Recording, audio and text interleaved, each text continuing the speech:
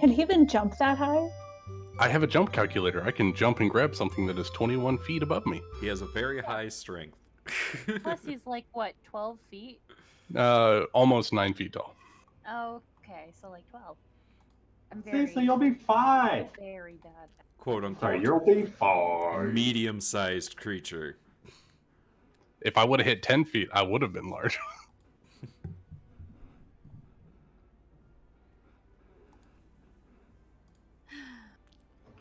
Man.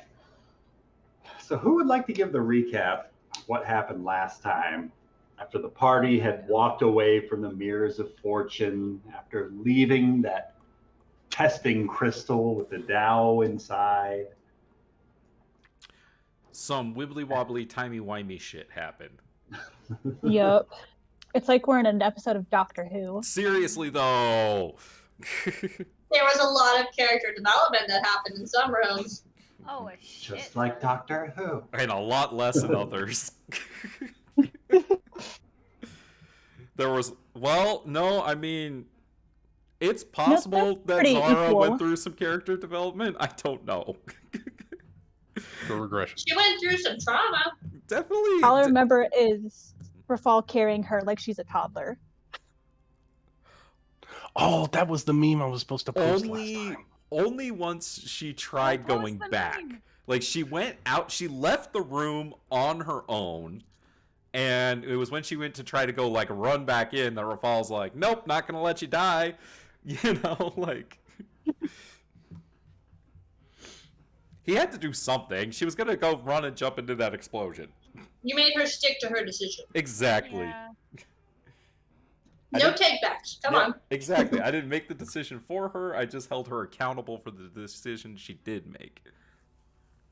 While they were debating going for a dip inside of the scrying pool, Callum was making friends, leading him elsewhere inside of this strange crystal palace,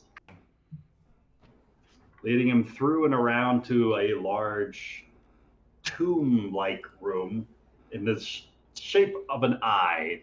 I believe I described a 90-foot pit inside of the middle of the room with a black obsidian-like sarcophagus down at the base, a lower level walkway, as well as a couple more of these canopic golems on the left and right hand side of the pit.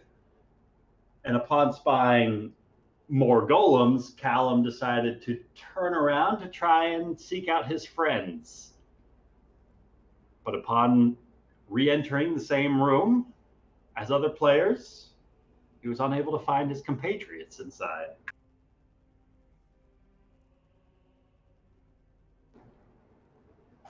But spied an old rapier at the bottom of the scrying pool.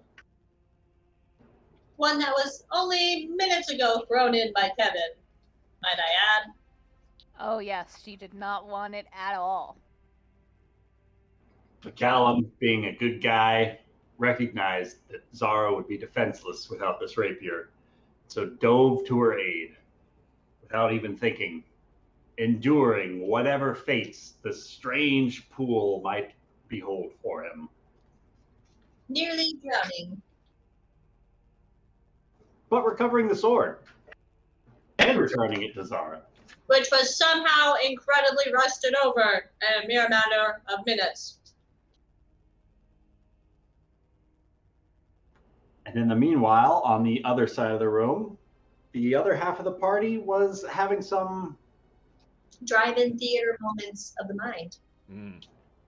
real flashbacks. So we got to see both sides of a conversation unfold for the first time for Thule, where the discussions of assassinating Nari as she was turned into a vampire and buried alive underneath the city of Misthaven. To And amends were be made. fair, we very much viewed it as assisted suicide, okay? And she was buried undead. Thank you very much. Buried re-dead. It was still hurt, Paul.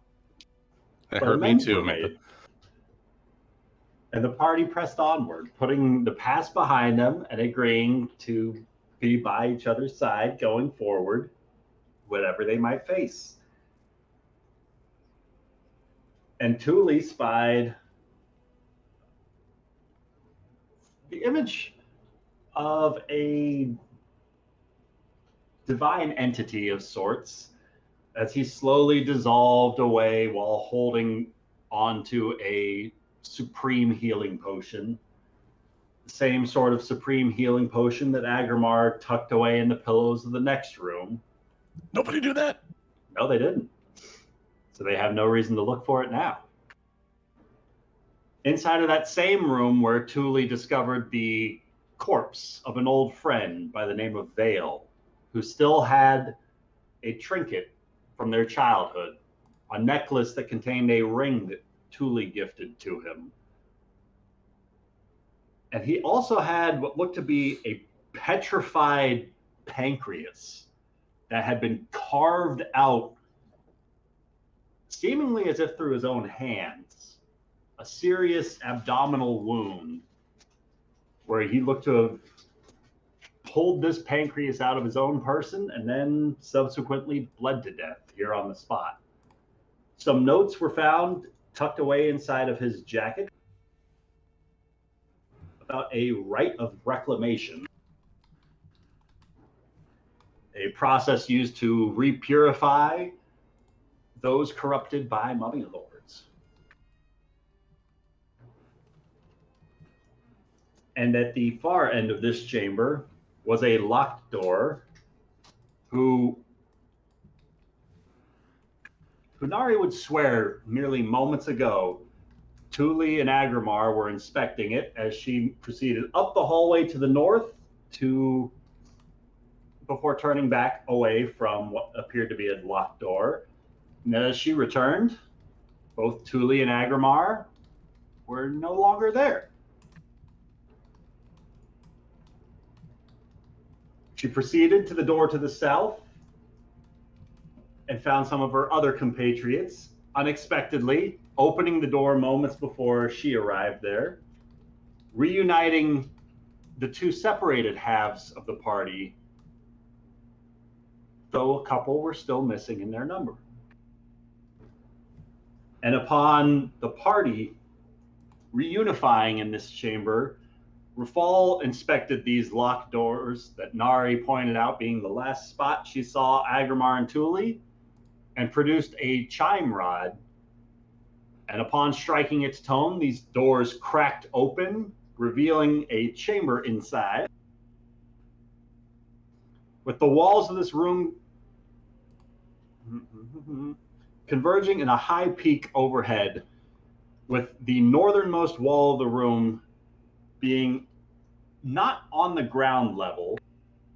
If you look at the map on the right-hand side of this map, it's sort of a bisected version of this room, this triangular room you guys are standing in, with this door about 20 feet off the ground along this angled wall. It's a closed door that you guys now find yourselves in this chamber. And ever so faintly, points of light are just glimmering, kind of like fireflies, sparkling for but a moment before fading away entirely. And much like the rest of this crystal chamber, this palace in its entirety, there are eyes carved into the walls every foot or so. And you guys find yourselves inside of this chamber with a door to your north and a double door to your south. So Rafal, Nari, Zara, and Callum, how would you guys like to proceed? I thought Rafal had opened this door with the chime. You did. You opened this, and then layer. Nari pushed it open, right? Yeah, go That over way. to the other side. Oh, Where, there we like, go. You see how we have two tokens? Oh, Dynamic no. lighting later. He, was still in he the put way. he The put the door block was- back in. The door was not open. Gotcha. Okay, I was just Way looking at the is other screen. shut. The way is shut. They are coming. Now, question for you. As we open this, can we see Thule and Aggramar? Looking in this next chamber, looking inside, you do not see your allies.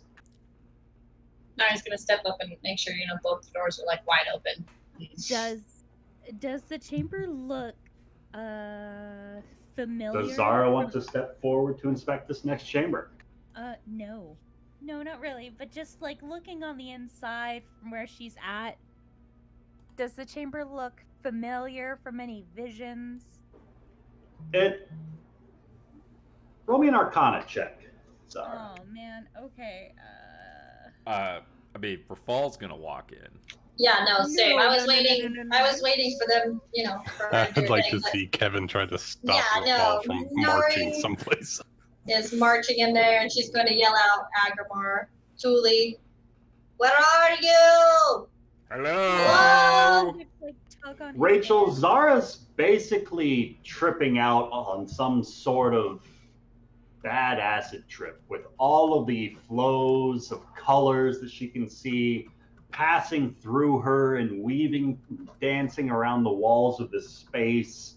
There is clearly a vast amount of arcane flowing through these crystal walls, floors, ceilings, these flashing motes of light, detecting with every flash a different color. It is truly awe-inspiring. Zara, are you alright? Yeah, no, I'm a bit nervous going forward because there's been a lot of visions and I saw Rafal basically die in front of me, I think, in one of those stupid visions. So I'm just trying to keep my eyes open for that, and I just need to talk to Rafal and tell him to stay away from spears. I think, I don't know. It's been a really, really, really bad day. I'm like one step ahead of you, right? Well, I'm sorry, Rafal. I did not see you. I thought you'd move. Well, this is a perfect segue. I Callum, kinda saw you. that next step you take, you stop hearing Zara's voice. Oh, so could I not hear what she just said? Well, you're conversing with Zara just fine. So confused, right? I think it's a close range. If you're base to base, you can talk to someone. If you're more than 5 feet, you can't talk. They are base to base. What the fuck is going on? So I can don't I know. see I'm her? confused. Callum, you turn around. Zara's still standing there. Do I hear her? Nara, you do not. I'm too distracted anyways. To You have notice, I'm yet sure. to hear Zara. Oh, good. Well, then I wouldn't notice she's not there. Callum, you Zara? step back a few feet, and you hear her as she's continuing to discuss to Rafal. And the sphere was just right in you, and blood was everywhere, and you just seemed more disappointed. Did Rachel just cut out for anyone else? She did, no. but I wasn't just- sure if she She did. cut out for Anyway. Callum specifically. That's what happened. So I'm just saying, just be careful Zara, about I'm sorry to interrupt. Just one moment. Can you do me a favor? yes. I want you to step into the room and just if you don't care, take one small step through. It's a perfectly safe room. It's fine. There's no stairs. Rafal, or you take one things. step to your north, and you stop hearing Callum giving this explanation to Zara.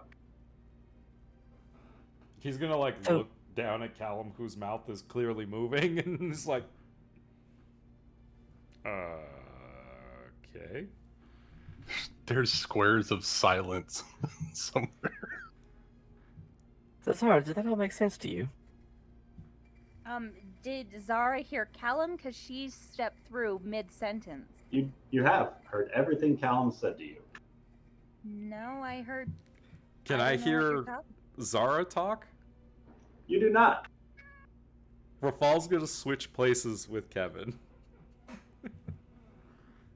Okay, do-si-do. Okay, so I guess if you just swap and stand where I was standing just a moment ago, then perhaps you might still not. Can I hear One of- Cal now? Zara hears the first half of that sentence. Rafal hears the second half of it.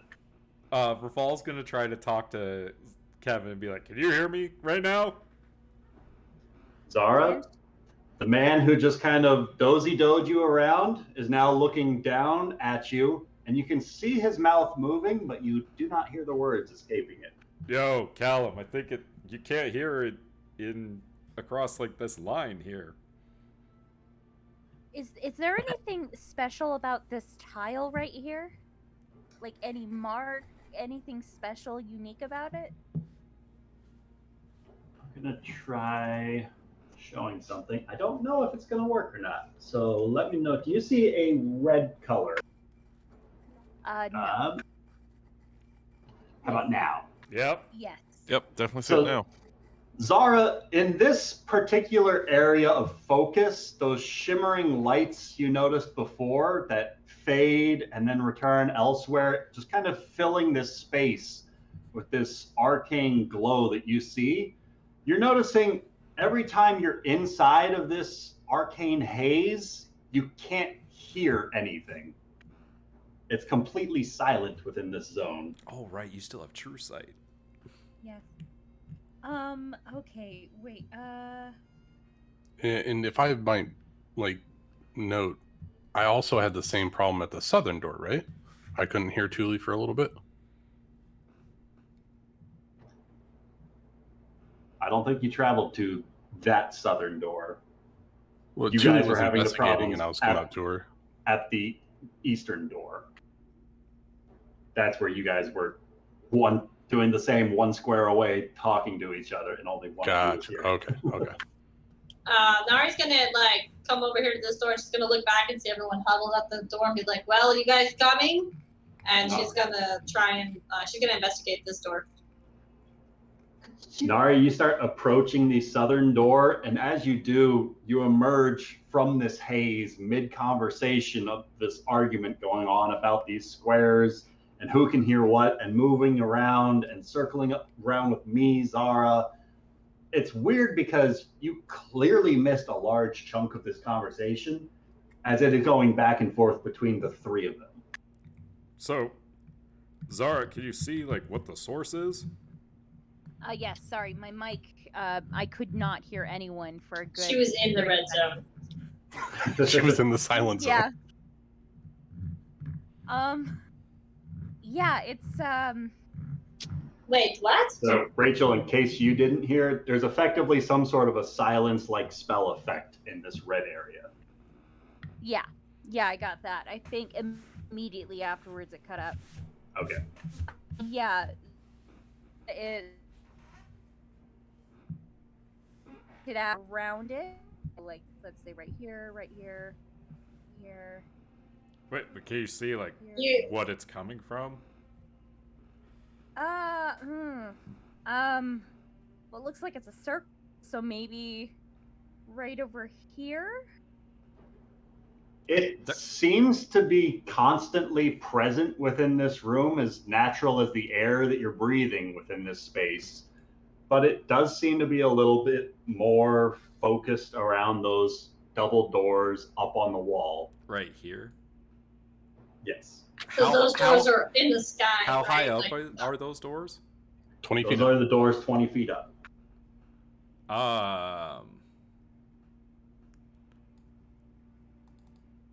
Hey, Kevin, And those doors are closed currently. can you use your wings and fly up there?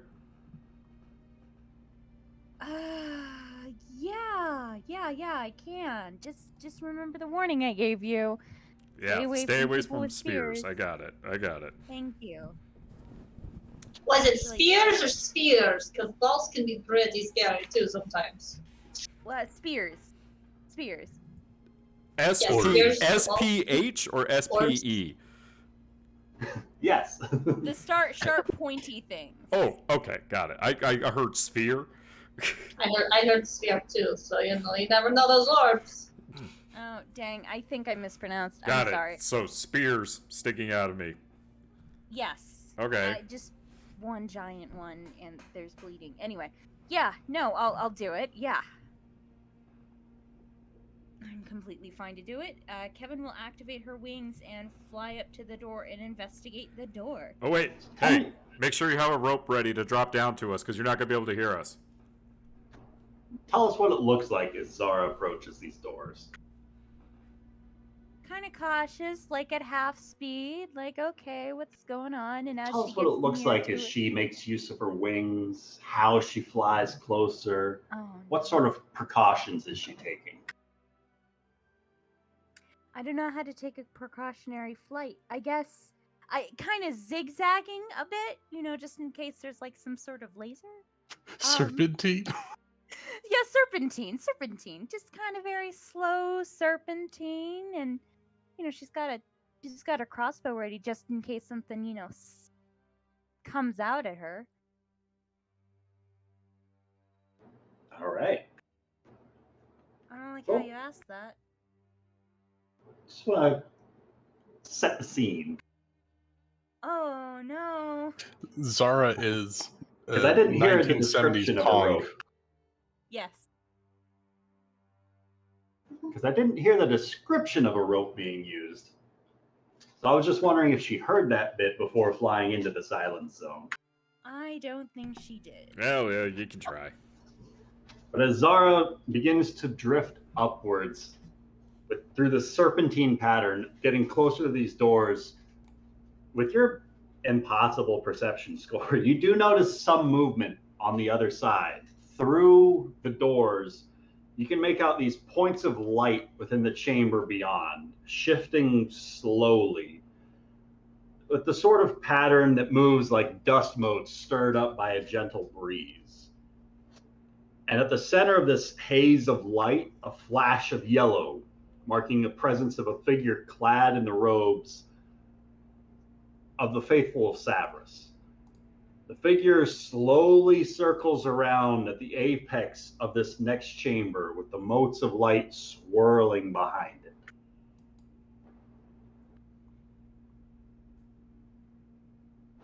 That creature that Zara can see looks a little bit like this.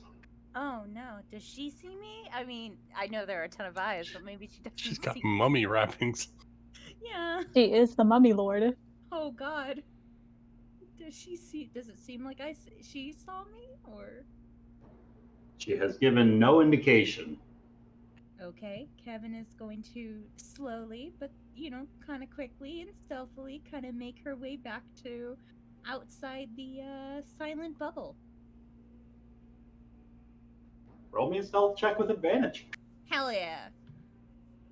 Hey Ben, how long does True Sight last? An hour.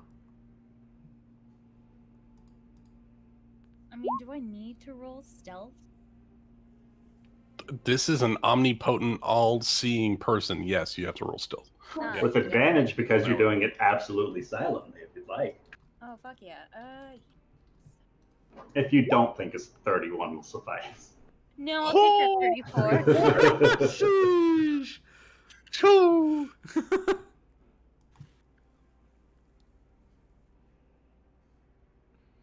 Soundlessly, you drift away from these doors.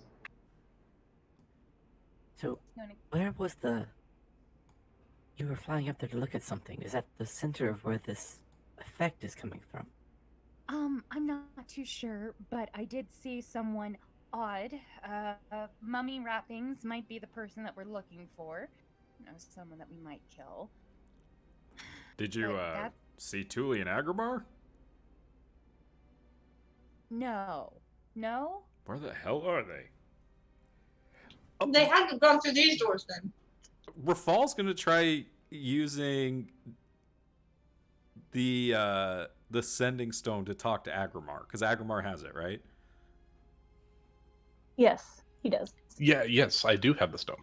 Rafal's gonna pull the stone out of his pack and be like, "Hey, is this thing on? Can you hear me?" Anything else you'd like to say into the stone? Aggramar, Thule, where are you?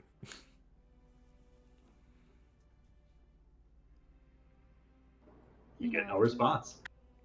I don't think they can hear us, wherever they are. That's not a good sign. Because he responded to me earlier. Planar travel. Because he did respond to me earlier when I used it, right? Yeah, we were in the mirror maze. Well, when we got out of it. Yeah. Something Are happened. those limited to once a day, or are they walkie-talkies? They're walkie-talkies. You can use them all day, every day. Well, I use them all the time. well, they could just be maybe they're in the same situation. Maybe they're in a silent spell thing that we're experiencing right now. So you think they're in that room? You said you didn't see them. No, I'm just saying, like, what if there's another room like this where they can't hear us, where Aggramar can't hear us? Well, I vote we start with this door because I don't see them actually being able to reach those doors super easily, and you said you didn't see them in the other room. And they came in this room, so not using my accent. Sorry, stuffing my face with burritos. So, the golem told us that Valen Sarnaster is the Oracle, right? So that's who you saw in that other room? I mean, I guess mummy wrappings seems very important. High and mighty, yeah. Well, I want to go pay them a visit. So, I don't really want to go in there without Thule and Aggramar. Well, what better way to find out where Thule and Aggramar are than from somebody who thinks they know everything? And personally, I'd rather not go near the Oracle. I don't know what might happen, you know. If there's a choice, don't know if I think it through. I mean, we're already here. Yeah, I know. It's just I don't know. I mean, I didn't expect it to be this hard.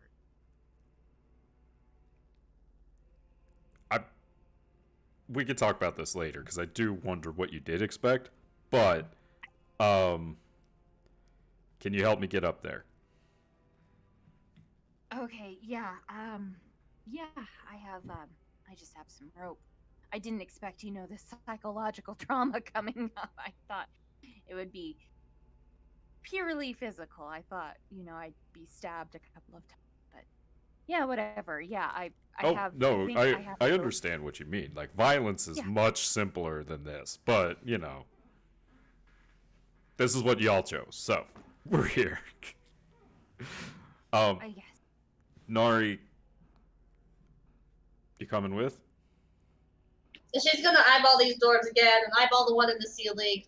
You said they weren't in there. I just don't see a point, and why don't we get everyone together first? Yeah, but the one you came to see is in there, so why not just go in?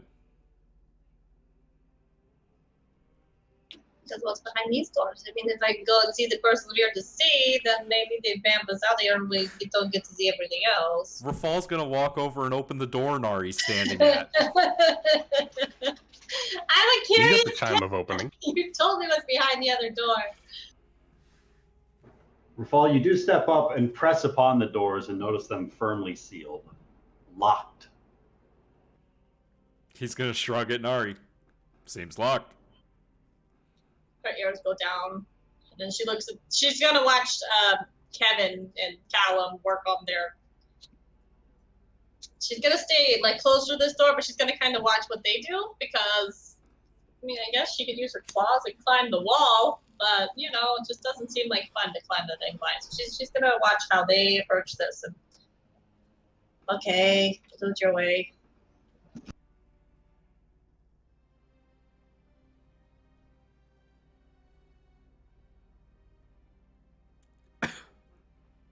Is there anything over here where Kevin can tie a rope so that way there's something hanging off and they can all climb up?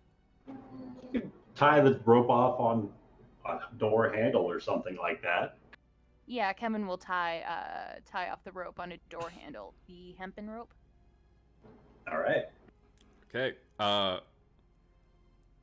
Rafal's gonna walk over and climb up that rope. All right, Rafal climbs the rope. So does that put him 20 feet up next to the door? If you want to climb up to 20 feet, Yeah, he's gonna Then yes, climb sir. all the way up and get up to the door. He's gonna open it and he's gonna step in because that's the only thing to do once you're up. how does There. Rafal wish to push these doors open? So like the way I picture Or it is, pull? How does he open these doors? so like the way I'm picturing it is that like he's got like both feet like planted on the wall and he's like climbing this rope up, right? And then he like gets to where the door is and he's like perpendicular to it. So he has to like kind of reach down and like open the door and then he's going to like swing down and kind of like straighten himself back up. And so he's only going to open like one door because he's hanging off of the other one. Rafal, as you start to push upon this door, you feel the strain in your hands lessened as you feel a sort of butterfly-like lightness within the depths of your stomach as your body starts to drift weightlessly.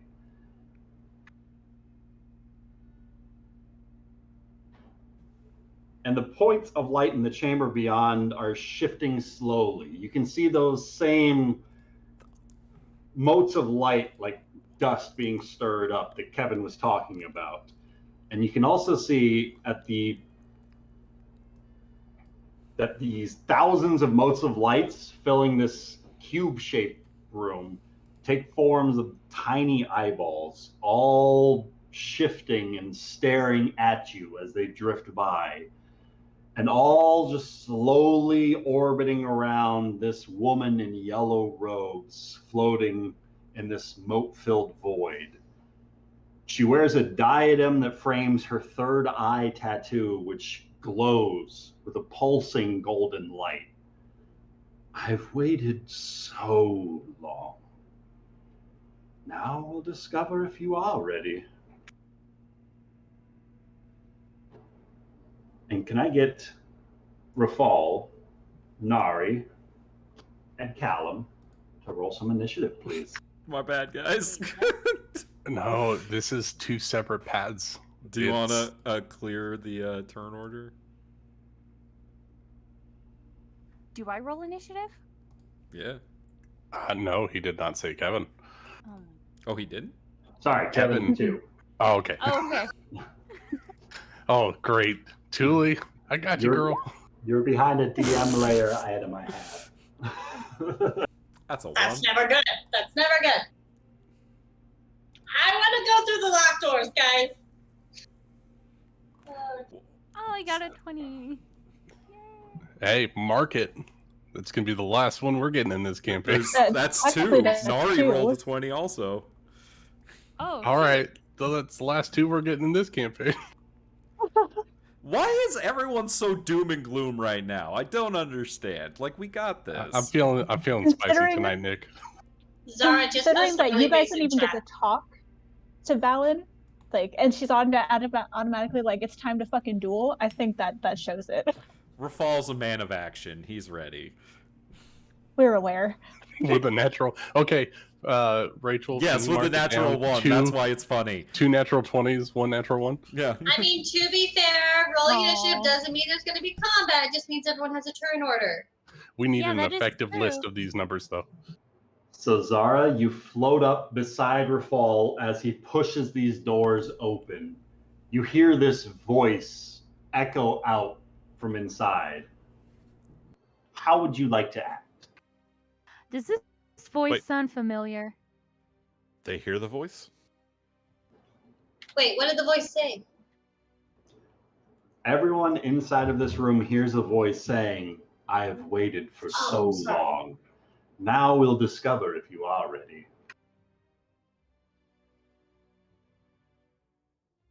Does the You voice guys are on sound the- Go ahead, Rachel. Does the voice sound familiar? You've heard this voice a few times while within this crystal palace. And this is the one that said, "Oh, you're not a hero" and everything. It is the one that was trying to push you towards that scrying pool. Kevin is going to fire at this person. No regrets. All right, Zara, as you focus within the next chamber, roll me an Arcana check.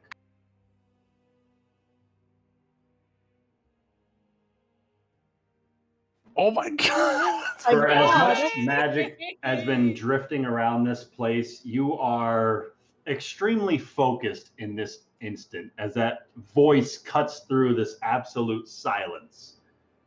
As you peek into the next room, you are able to pinpoint more of this evocation magic continues to drift up and around within this next chamber. Effectively, that red sphere of influence is also present within this next chamber. Effectively, the center of it seems to be about where those spikes are at. The spikes are not actually a part of the map. That's just what I have this red aura centered on so that you guys can see this area of effect. But in addition to that, Zara, you also are more than familiar with some of the effects that Virader had off of his own person. And after spending some time to study such illusory magic as disguise self, you are aware that Valen in front of you is garbed in all sorts of illusory magic that seems to be wafting out from that diadem around her head, seemingly seeping out from some of the seams of these cloth strips that are binding and all concealing of her body. You catch trace wafts of necrotic magic, these areas of pure black shadow leaking out their essence as they are contained within these wrappings. You can also make out every one of these eyeballs floating around within this cube chamber. Each has its own distinctive aura. I believe it's divination magic. Each has its own distinct aura of divination magic about it.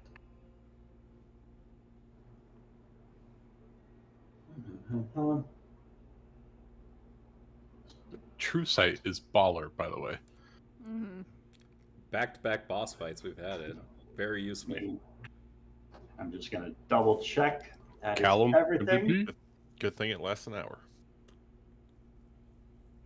I like that you automatically see through illusions. That's so cool.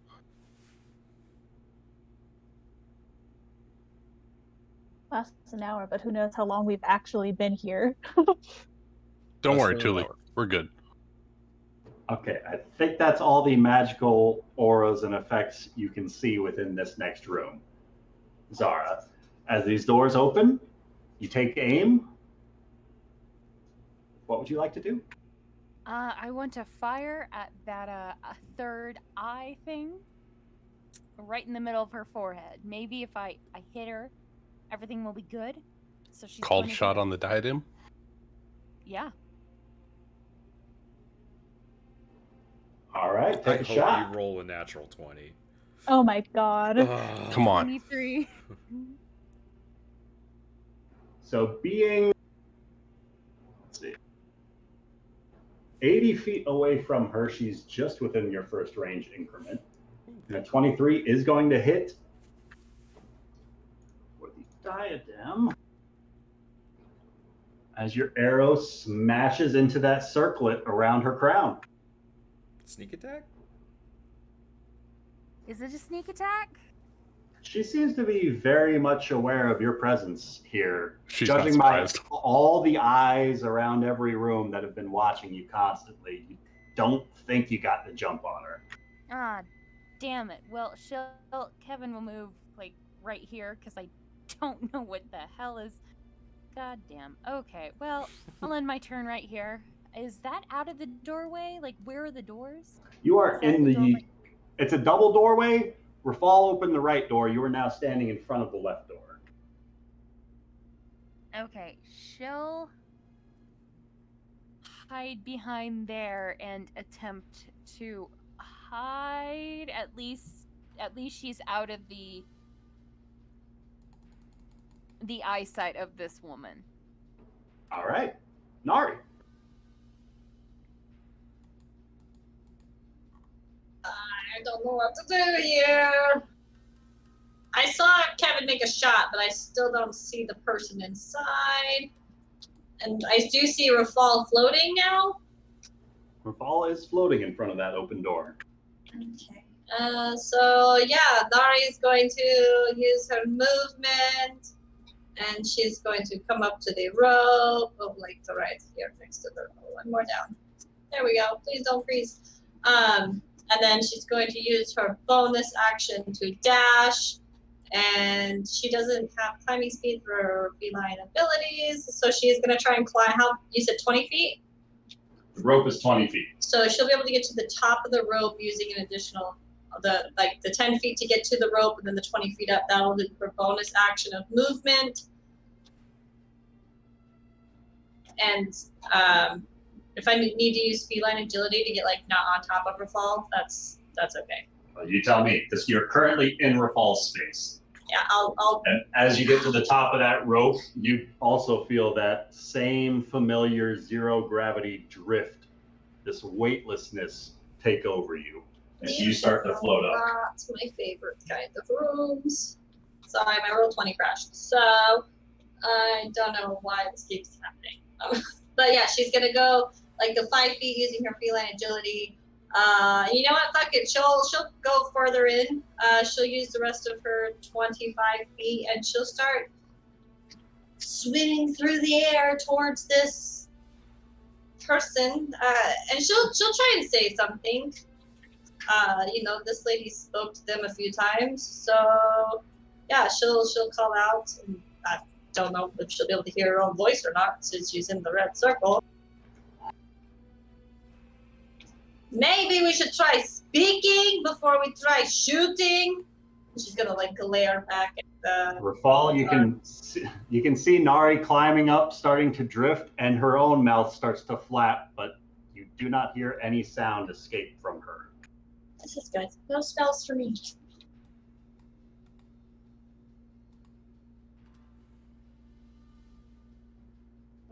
Nari, how far into the room would you like to drift? Sorry, yeah, I spent the 25 feet to go in. Sorry, I thought I moved it. Yeah, she'll go just straight ahead. You said there's no spikes, so that just happens to be the center of the origin. Yes. Okay. So yeah, she'll just kind of keep floating straight that way towards. What's their name? Nari starts floating into the chamber, going up or just in. Diagonally, because it's a diagonal, right? So she's going up towards wherever the person is. She's heading towards them. 30 feet. Straight up Yep, towards her? Yep. As far. Yep. Perfect. Sorry, I moved this one. So Nari is now about 50, 55 feet up in the air. And at the end of her turn, Valen's going to take a legendary action. Oh, good. I'm a meat shield, guys. It's fine. Oh, Here wait, comes the hold on. radiant damage. Maybe she's friendly, even though After you just shot her in her Yeah. third eye, maybe she's Maybe she's forgiven. maybe she's not. She saw this hostile coming. to me. It's not a joke. Your anxiety consumes you. And I need everybody except for Nari to roll me a Constitution saving throw. And Just these people in the current blasphemous initiative, right? words. Yes. Everyone These except blasphemous words rattle through these crystalline chambers, Well, filling you I could with not an roll unnatural sense of dread. How about a 26? I'd say a 26 is pretty good. I got a 31. So That's even 13 better. for Zara. Yeah. Okay, well, a 13, that's not too bad.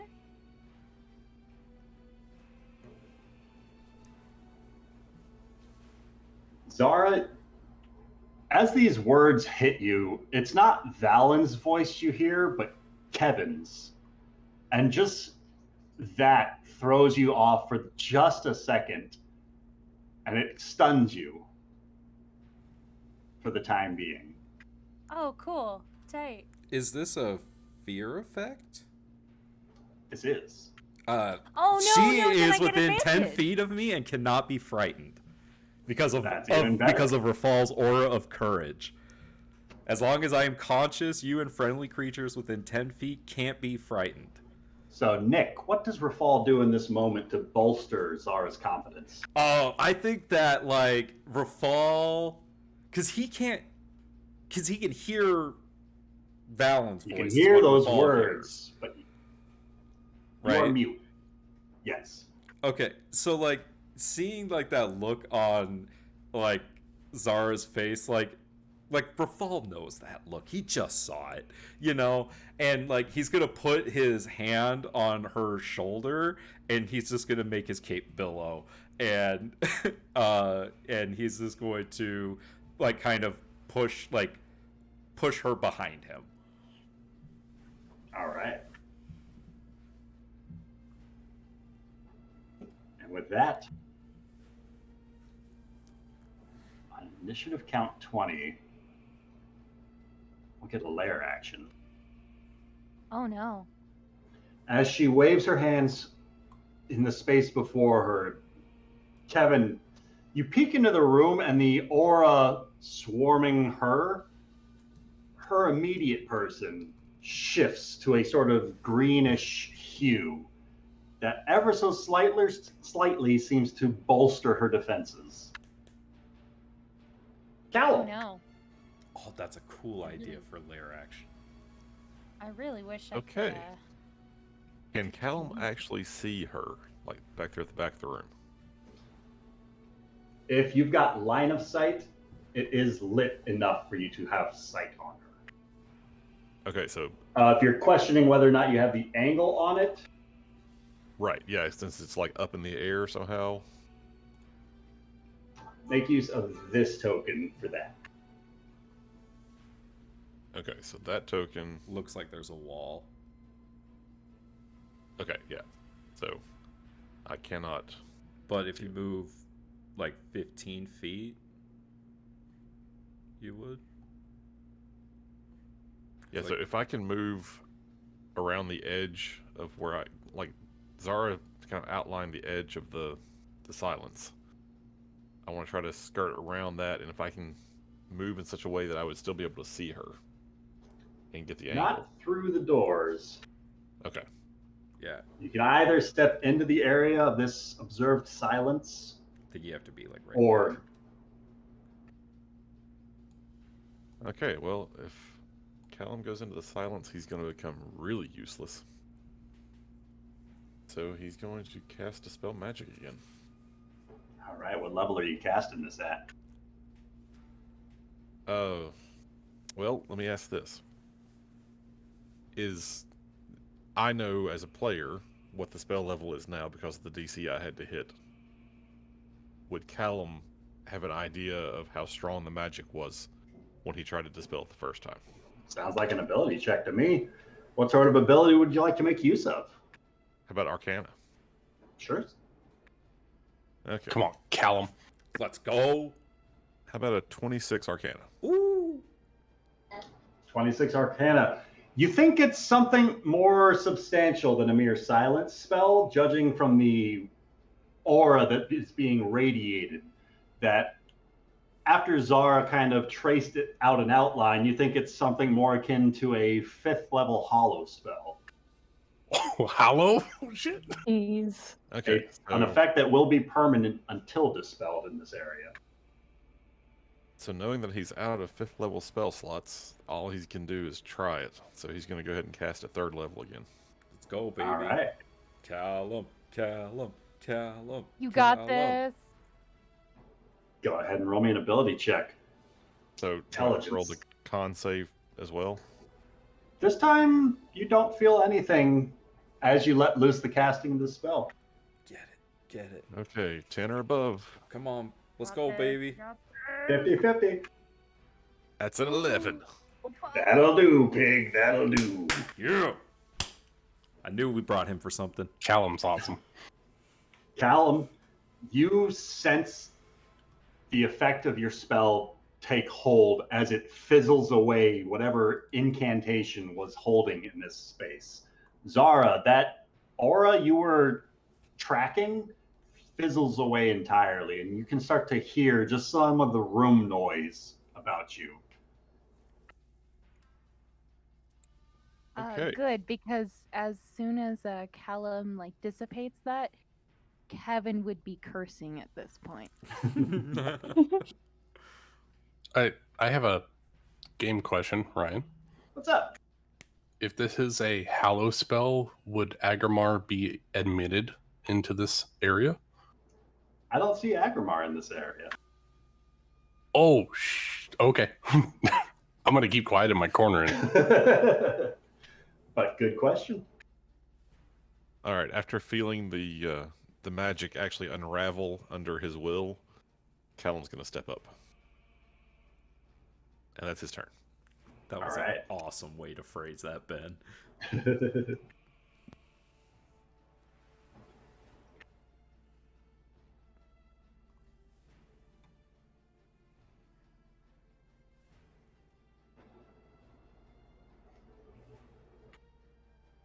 Is anybody Nari, else scared? Yes. as you are looking, sorry, Nari, as you are drifting closer, looking up at Valansar Naster, you see this golden eye on her forehead just shimmer for a moment. Can I have you roll me a wisdom saving throw, please?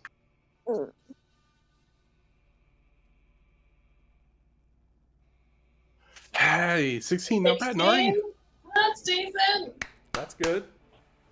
You Yeah. avoid becoming paralyzed for the duration of the spell. Oh my god! That's my least favorite thing to be. Amanda, more importantly, remind me that you are immune to the effect of this dreadful glare for the next 24 hours. Yay!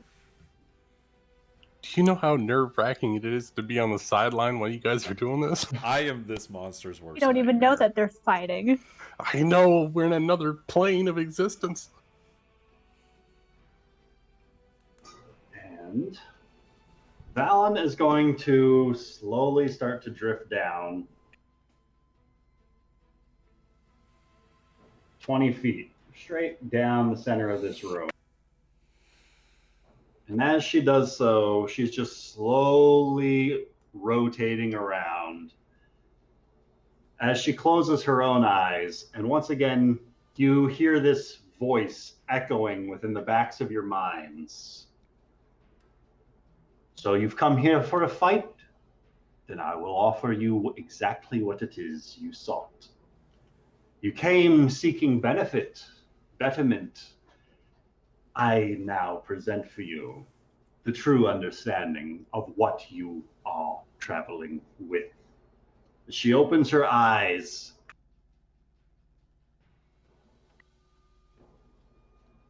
Rafal, can I get you to roll me a Constitution saving throw, please? Yeah, gotcha. She waves her hand forward, and some of that necrotic energy starts to seep out. I got a 20, not nat. All right. So this is going to be half damage. Oh. Rafal's fine. Oh my god. My God. 27? Half of 55. 27 points of necrotic damage to you, sir. Okay. Got it. Rafal, Yes, you're I'm resistant to Ray of radiant, right? green energy. Yeah, I'm resistant to radiant. Okay, not necrotic. Nah.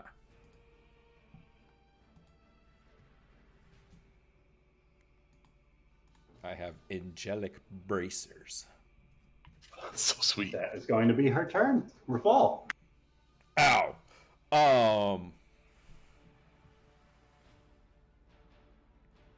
Well, I mean, there's no mincing words. That hurt. I think Nick knows what that was. Was that blight? It was not. Oh, cool. Just a wave of necrotic energy, my friend. Something much more harmful. Power word kill. Oh, I forgot about that. Disintegrate. No, I It think disintegrates pretty bad too. yeah, disintegrate would have looked different. I think. Okay, So they're 60 feet away from me, 55 feet I need to cover. Can't quite do that with one move. I have a... Yep. Rafal is going to cast haste on himself.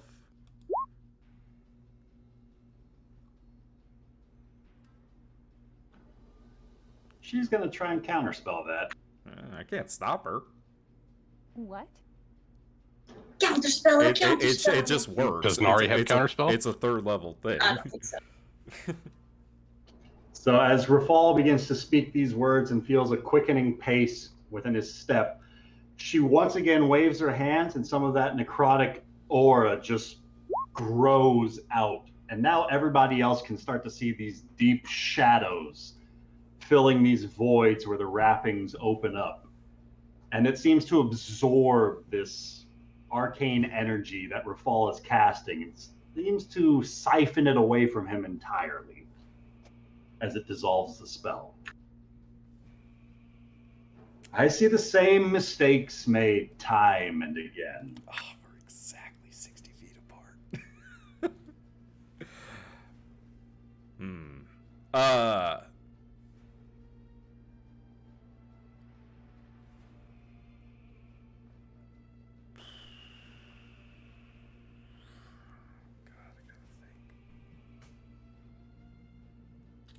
So, I'm still floating, right? I can still float and shit. You are still floating. And how high up is she now? She's 90 feet up. She's 90 feet up.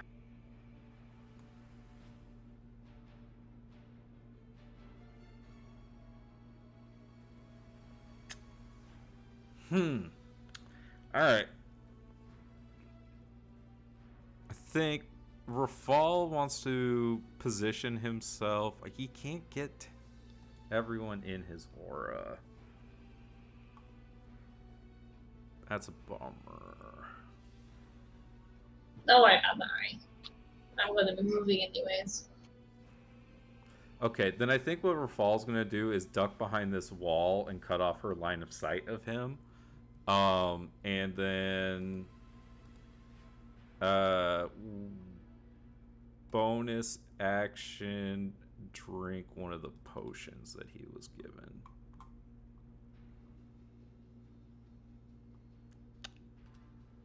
Yeah, I think that's the right call. So I'm gonna drink the greater healing potion.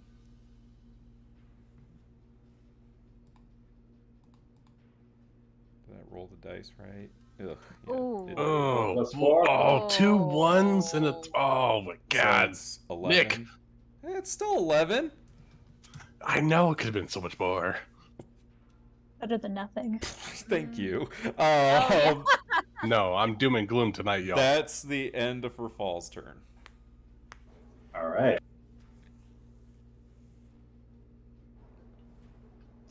Thule, you drifted upwards into the air, pushed open these doors, and inside witnessed this strange chamber beyond, with thousands of motes of floating eyes illuminating the space like stars in the sky, shifting their gaze to focus upon you as they circle around, as your eyes were drawn towards this oracle in the yellow robes, circling around the pinnacle of this chamber. And she's just said, "I've waited for so long. Now we'll discover if you are ready." Thule and Aggramar, roll me some initiative, please. Ooh, Shit. you got this. 23. 22 for Aggramar. Natural 19. See, you guys are fine. The dynamic duo is going to go face this person by ourselves. So, Thule, the initiative is yours. You push open these doors, spy this woman floating far above at the peak of this chamber, Aggramar, having just tossed you up from down below, the doors are now splayed open in front of you, and you are currently levitating.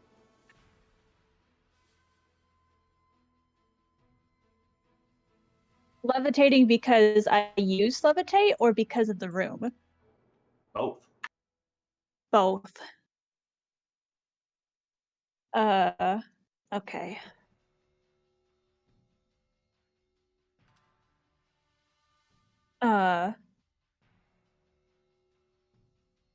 And Valen hasn't like taken any like aggressive action towards She's Julie at just all. spoken out towards you. No hostile action, nor has she revealed her intentions. Just Okay. a single sentence or two. Okay. It's a pleasure to finally meet you. I've read and heard a lot about you. How about a chat? Just ask what you came to ask. I mean, there's a lot I have to ask. Is there a limit on what I can ask? As she focuses on a small drifting orb to her right, one of these eyes blinks as the pupil just swells up larger and becomes this spherical void. And for a moment, there's just pitch blackness looking through this orb. And vision begins to solidify on the inside as shapes moving around. A winged figure looses a crossbow bolt as it flies through the sky, piercing up into a crown around Valen's skull. You can see a fight happening in this same chamber that you are standing in right now, effectively televised through one of these eyeballs. And she says, "I'm afraid your time is short. Cut even shorter by your own friends burning both wicks at the end." Your game. What do you seek to gain from all of this? I think that together we have what it takes to tear Savras away, to take control of fate for ourselves. I've seen it possible.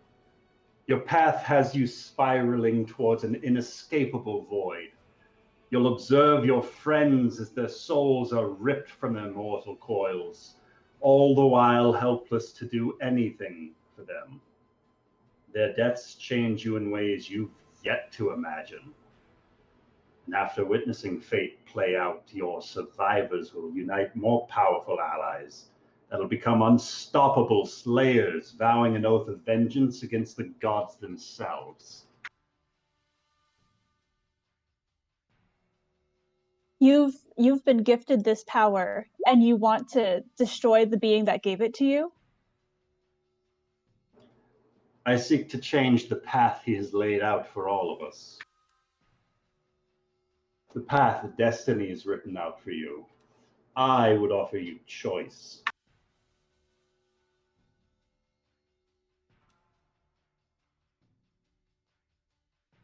Does Aggramar hear this? You hear all of this. Can I insight these just by voice? I can't see facial expressions. Roll me an insight check at disadvantage. I'll do that. All right, natural 19, natural 13 for a 21. You're hearing this voice, and it's cutting through as Aggramar has experienced a number of these feelings himself, and a lot of these ideas being expressed have lined up with some of your own intentions at some point or another. Yeah, so I don't sense deception in what she's saying. I'm sensing honesty. You're hearing her speaking her truth. That's all I can do. Yes, Nick. Roger's gonna die. What's so terrible about the destiny that he laid out for us?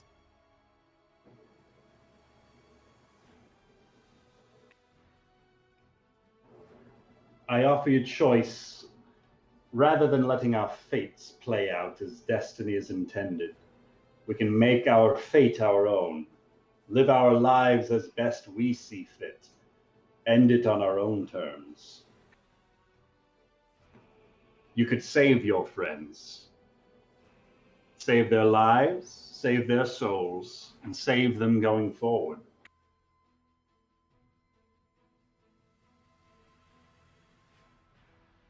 Ding. But what's the catch?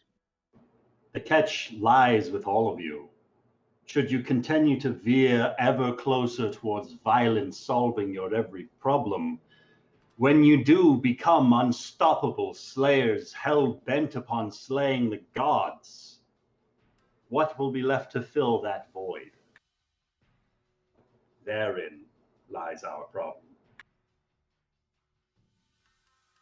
Every time a divinity is slain, that absence must be filled to maintain balance throughout the universe. I offer to arise to replace Cerberus as a new divinity of fate. I have seen many paths and their inevitable conclusions.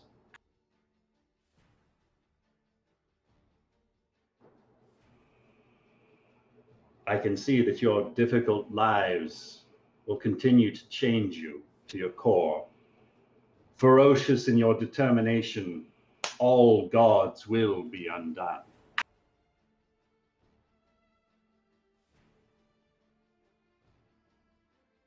What makes you think that's what we want? You say that you want to take it into your own hands, and yet you want to play with ours. I presented you with an opportunity to come here, to make your argument, to speak out on behalf of Cerberus, to speak true to the path that destiny is laying before you. Elsewise, I offer you to stand beside me, to change fate to our wills, to make it our own, to change our fate the way you've already changed yours. A little bump here and a twist there. We can stand together. And you won't kill them? That choice lies entirely with them. As she once again gestures back towards the sphere as Zara. What would you like to do?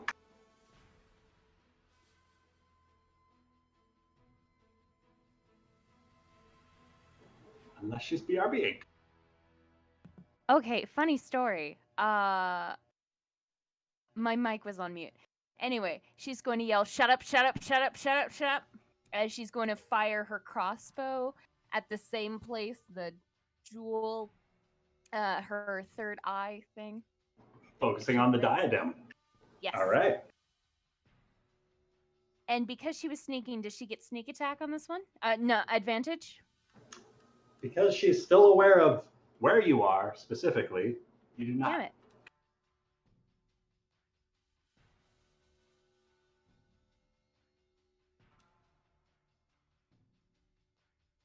$24. 24 is going to hit. And she's going to go fly over to here. And I guess hide again, even though it doesn't really help with anything.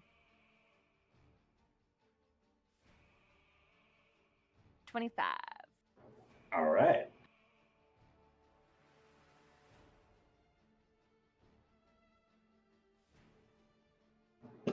Anything else you would like to do? No. All right. Nari. Okay, I'm gonna try something, and I don't know how well it's gonna work, if at all, but I'm gonna give it a go, because that is what I do. Nari's going to reach into her pack, and she's going to pull out her iron flask. She's going to point it towards her, and she's going to remove the stopper, and she's going to try and suck her inside. Nari, you pull out this iron flask, uncork the stopper, and hold it out, and it makes no sound. Anything you'd like to do for your bonus action? Wah, wah, wah. Well, I had a feeling nothing was going to happen good, so that's fine. She'll like do, you know, like that like kind of like act like she's dumping it out real quick, like, is this the wrong one? And she's going to look back up, and she'd like to look towards her, and I know spells have not been working so well, so I thought maybe item might work. She's going to attempt to cast Hex on her, even though spells have not been helpful at all. It's a bonus action, so I can attempt to. Go ahead and roll that out. And which ability of hers are you going to focus on? I guess we'll do strength, because that's what I always pick. I don't know what else. If I might interject a little like- bit, Amanda, Yeah. this seems to be a charisma-based person, and deception checks and persuasion checks might be good But it's- too. Oh, it's just ability. Okay, yeah. I don't That'll expect be- anybody to go and try to grapple this person or push them around, so I think maybe charisma. I feel like that's fair if you'll allow it, DM. If you want to make it charisma, speak now before the end of your turn. Yeah, I'll reduce her charisma. She'll have disadvantage on charisma ability checks. All right.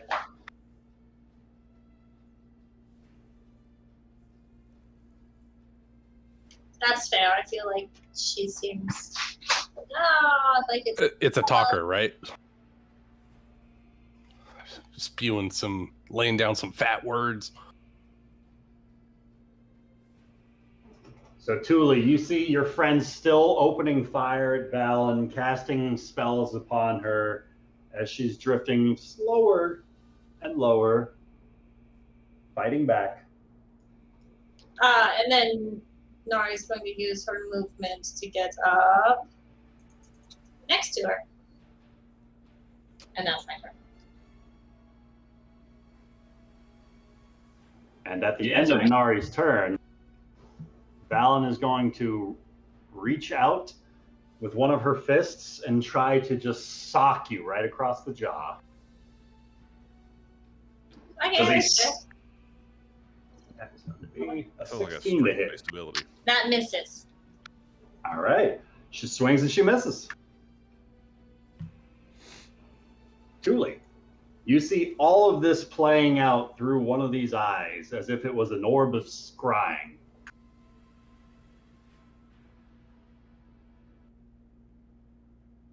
Anything you would like to do? I don't even fucking know. The doors behind her are still open, correct? And Aggramar is still in the room back there. The doors behind Thule are still open, yes. And Aggramar Aggramar is is still down there. still. Okay. He has not abandoned you yet. I haven't had a chance. You did. You never. You You incited. I don't know what the hell's going on. Who I didn't knows? know it Maybe was he my could've turn, disappeared so I like the could rest of move them. as well. Yep. Okay, Tuli's gonna move further into the room. Is Valen in the room that Tuli's in? Is she still up here? She's Or is she still at the also peak of moving that room. down? Okay. So yeah, Tuli's gonna move closer into the room. I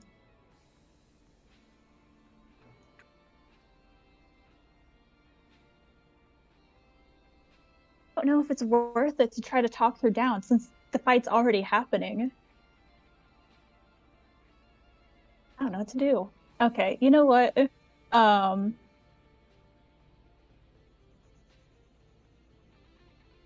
Okay. No more talking. Tuli's going to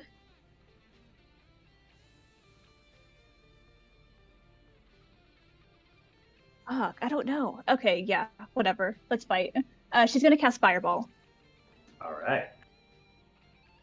at a 5th level. All right. And she needs to make a dex. Oh wait, I need to cast it first. She needs to make a dex save. She rolled a 17 total. Oh my god. Beats it, beats it. Still gonna be half damage. Yeah, still 17. half damage. 17. Is that right? Yeah.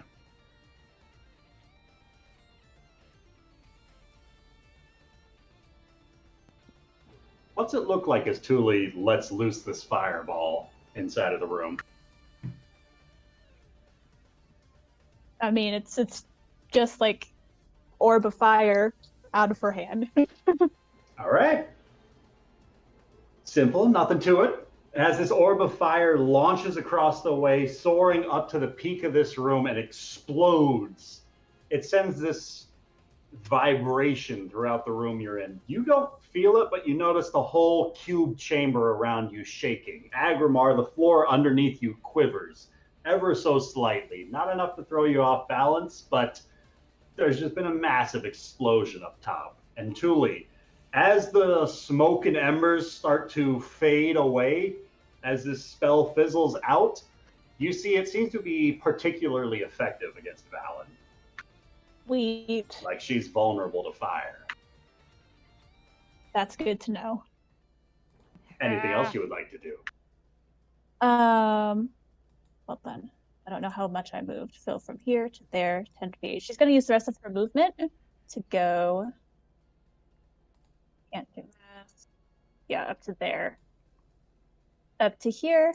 And then bonus action.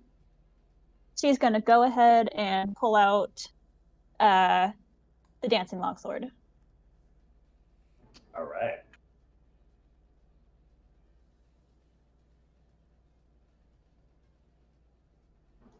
Just to have at the ready. Not tossing it out, but just getting it ready. Just getting it ready. Yeah, she's All way too far for me. Oh, I can move it 30 feet though, huh? You can throw it 30 feet for your bonus action. Yeah, okay, yeah. So I'll throw it 30 feet, so it'll be like right here. Next to metaphorical Nari. Where Nari would be. All right. Anything else you would like to do? You're Nope, with me in that's my turn. spirit. Does Nari see a sword appear next to her? You do not. You do see this mummy lord right next to you, though. Yeah, she tried to punch me in the face. I haven't technically done anything violent towards her. Trapping her in a bottle doesn't Not count. technically.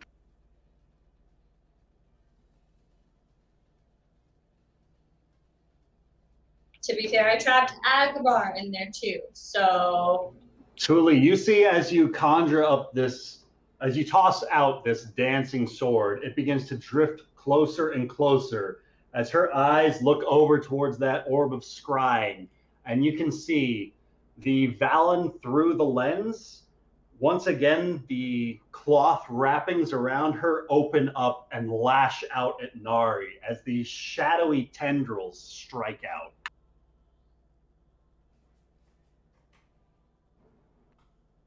Looking kind of like this. And Nari, this is going to be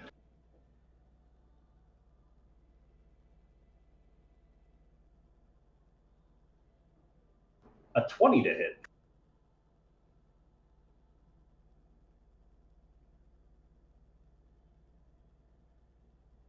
yeah, that's gonna, unless I have. Yeah, that's gonna hit. That is going to be 12 points of bludgeoning damage, 23 necrotic damage. Wait, I need a Constitution saving throw.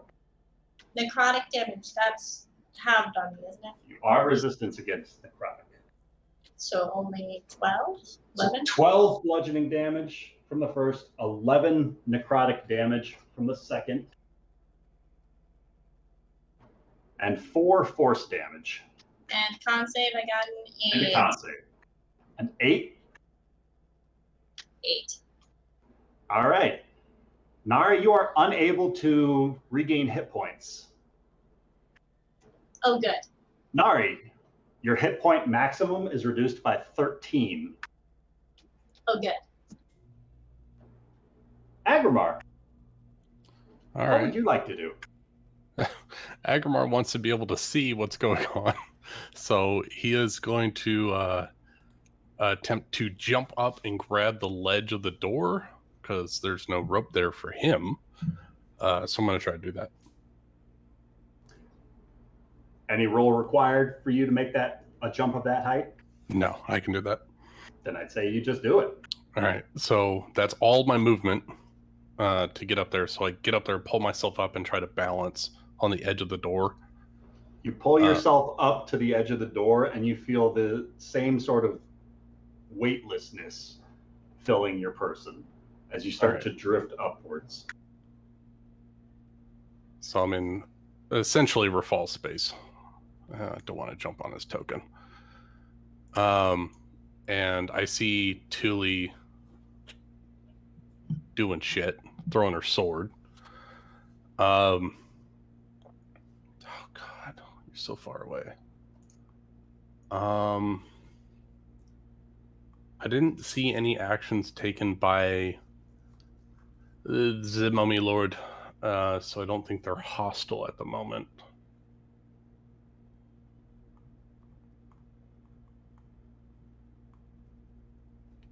All right, I am going. Thule take hostile actions with a fireball. Oh, I did. Okay, that's good to know. And then she chucked a sword at her 30 feet away. All right. In that case, I will use my bonus action to move closer to a hostile target, which is the Mummy Lord. So I will will myself next to Thule. And is the Orcish heritage feature only limited to ground movement, or just move closer? It just uses a bonus action to move closer to an enemy in combat. Awesome. So I'll move closer and I'll look, and with my passive insight of 19, I'm just gonna kind of get my bearings on this combat, and I'm gonna turn to Thule and say, Thule, I have your back. And I will touch her from the shoulders down to the small of her back, and I will cast a protection spell on her. At what level? 4th level. All right.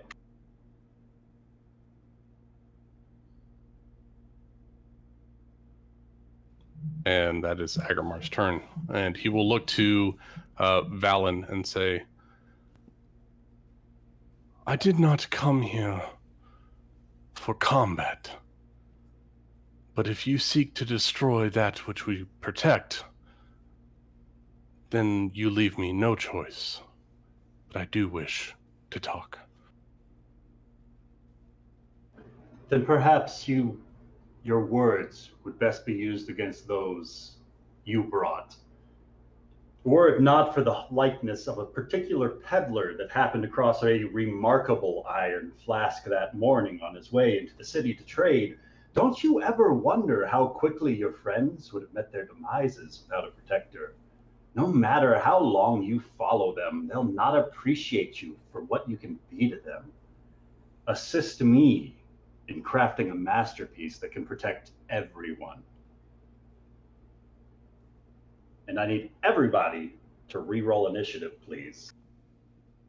Cool. On initiative count 20. What? That's cool. Natural 20 for Aggramar for a 23. I got 23 too. I got 18. Oops, 22. But I forgot to select my token. Same thing.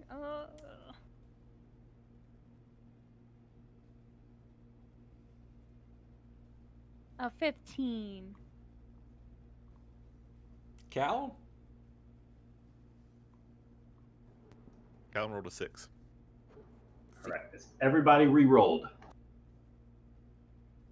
Yeah, I think we're in there. I forgot to select my token. I don't know how to change it manually. Click on the number on the initiative tracker and you can retype it in. Oh, sweet. Okay, there we go. Did not work. Oh, type it in and hit enter. I did. Oh, there it goes.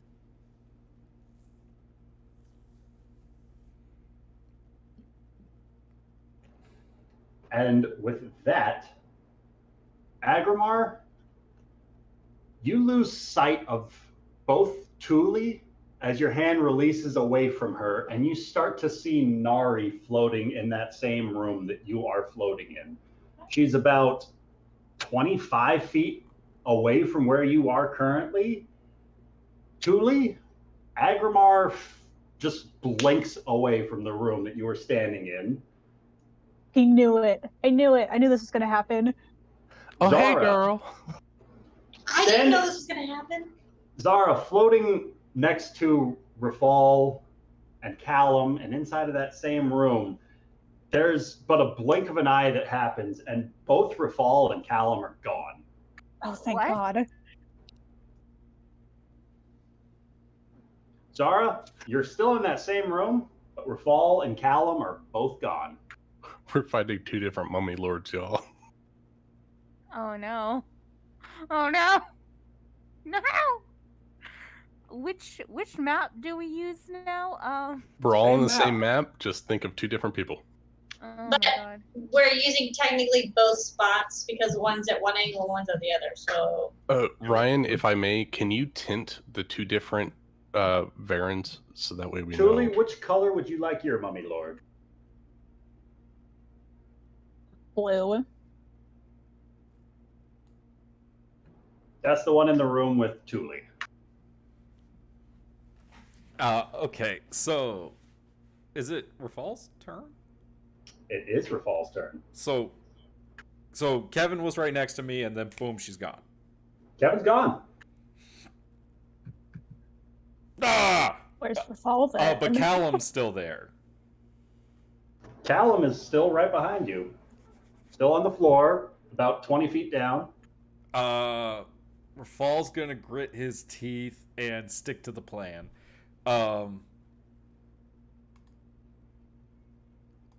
So the plan is to poke my head around the corner. You see Aggramar is now floating in that room. Aggramar! Okay. How far away from Valen am I? Is it this right here? 65 feet away, if you're in the doorway. 65 feet away.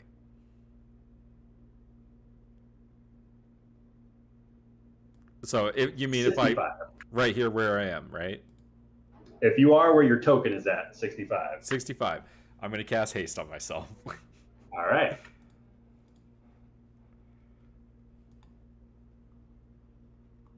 And that is my last 3rd level spell slot.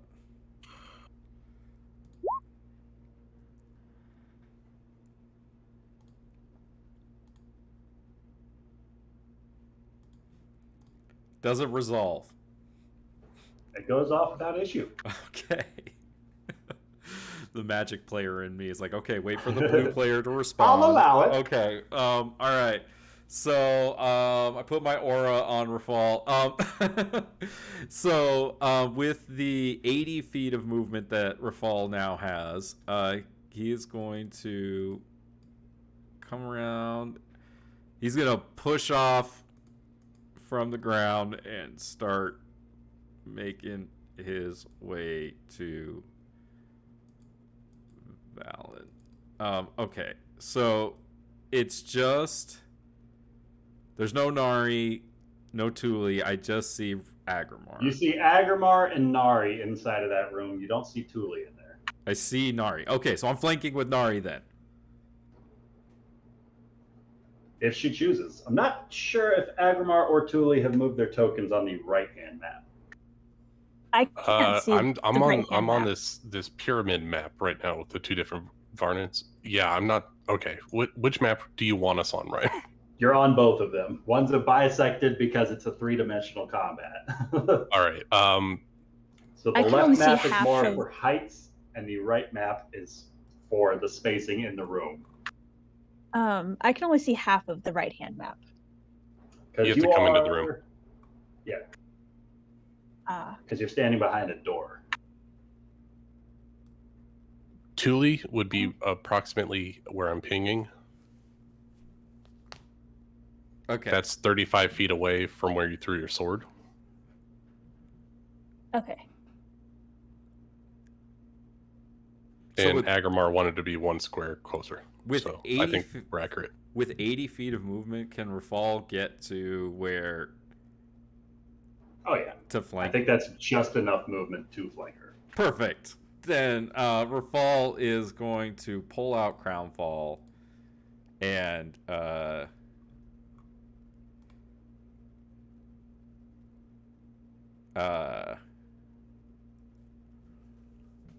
don't know. What was the last thing that she said to our group of people? If you want to fight, so be it. Yeah. Okay. And that I think all of us heard that. Yeah, because the rest of it she was just talking to Thule or Aggramar. But yeah, she was talking to Aggramar last. So that was the best. I don't think Rafal's gonna say much, but he's just gonna say, "I'm not gonna let you kill my friends." And so he's gonna swing with advantage for the flanking. What? That's pretty good. Hello, my name's Divine Rafal Smite. Edia, and I came to Holy party. Really find Dice. out. I would like to do a 4th level Divine Smite. All right. What's it look like? Oh my god.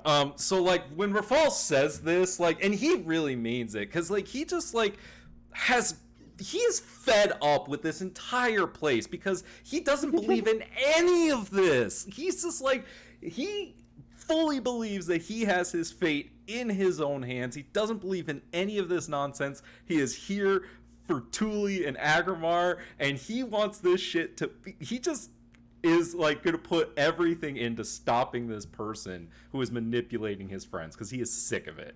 You know, he was seeing what like happened to like how they were fucking with Kevin and everything, and like what like Rafal's just had it, and so he takes Crownfall out and he just imbues every bit of heroism that he has into smiting down this evil fucking mummy lord.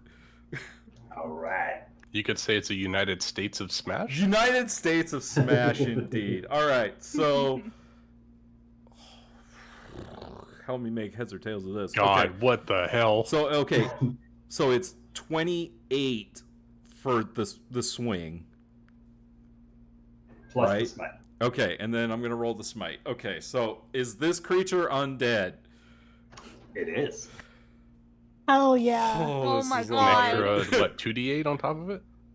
Okay, so I'm just gonna make sure I pull up Divine Smite here. Okay, so we got 2d8 Oh my god. plus an extra d8 for the undead. Yeah. It should be plus 2d8 because of the crit undead. Well, yeah. let's do the base I'm numbers going and to we'll double. double the dice in a second here. I am counting how much I'm doubling. Okay, so far, so that's 4th level should be 68, 3, right? and then 4th is 1. That's 2nd, 3rd. So that's 6. So 7. So it should be 14d8 radiant damage, right? If you want, I'll allow you to just roll 3d6. Why would I roll 3d6? You know, math is hard. Oh, got it. Okay, no. Okay, I'm thinking if I'm counting this up, it's 2 extra, and then 1, 2, 3. I think it's 6, so I think it should be 12. Well, hold on. For Divine Smite is what, 2d8 at level 1? Like standard, right? Yes. Right. standard so 2d8 plus 1 per plus- level, right? So Yeah, so that's going to it's- be So plus it's, 3, so 5, so 6, 12. Yeah. 6, 12. Yeah, I did it right. Come at me. I thought it was one more. Come at me. All right. 12d8 for the Divine Smite. Oh my god. 50 more Oh, radiant wow. damage. 3d6. Nice. All right. So Dude's not that a is good a proposal. total of 78 points of damage. Nice. Holy shit. That's pretty nice. As your blade rips a radiant hole through the back of her, just tearing through this yellow cloth robe. And also, Rafal, you're catching that what you're tearing into is more illusion than what you're actually seeing. As your blade rips through, it doesn't slice through the fabric as you see it, but it definitely hits something there in that space. Cool. Second attack. 1 second. Half of 54 plus, no, not plus the 28. She's not going to make that. But you. I love hearing you go, oh, she ain't gonna make that. That makes my That's heart 30 happy. plus for concentration. As Rafal's blade cleaves through the back half of Valen as she's floating around, the diadem around her forehead fades from that silvery color to more of a brass as the illusion around her fades away. And she comes a little bit more mummified in appearance. Oh, yeah. Super badass. And you see that her own hands are tightly coiled around her chest and constricted by some of these armored plates that are used to sort of this burial tradition. But it's these drifting hands that she's using to cast these spells. And now that the illusion's faded, you can see more of these shadowy tendrils just drifting off of her and just filling the void of the gaps of these wrappings everywhere they move and open up, as if these wrappings were moving and constricting around her, as if they had a mind of their own. That's cool. Too bad That was the first hit. Too bad I'm gonna have to end it. Yeah, so my second attack with advantage, 28. 28 is gonna hit. Cool. I'm gonna Divine Smite at the second level. So that's gonna be 4, 5 d8. 5d8. So that's 37 points of damage. That's pretty good. 37. Rips another large wound across her person. Hold up. I lied. I only get the one attack. I cast haste this turn. So I only get the one attack. 34. Yeah, take that back. Sorry, 37. Take it back. Nick's gonna be honest. He just remembered that he cast haste this turn. He got excited. Hey, but you got a crit on that one. I did get the crit on that one. The ball sliced into the oracle and perhaps caught a glimpse of the future. Change of fate, maybe. Maybe. So let me think for a second. I have a bonus action. Wasn't your attack your bonus? No. It's my haste. Extra That was my hasted action.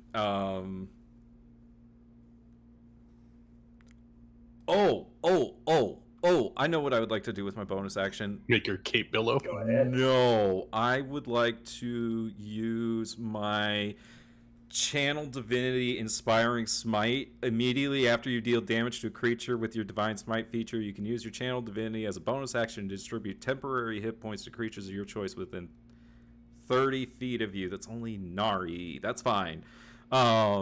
So the total number of temporary hit points equals 2d8 plus your level in this class. So let me roll. 2d8 plus 13. 2d8. So 19 temporary hit points. How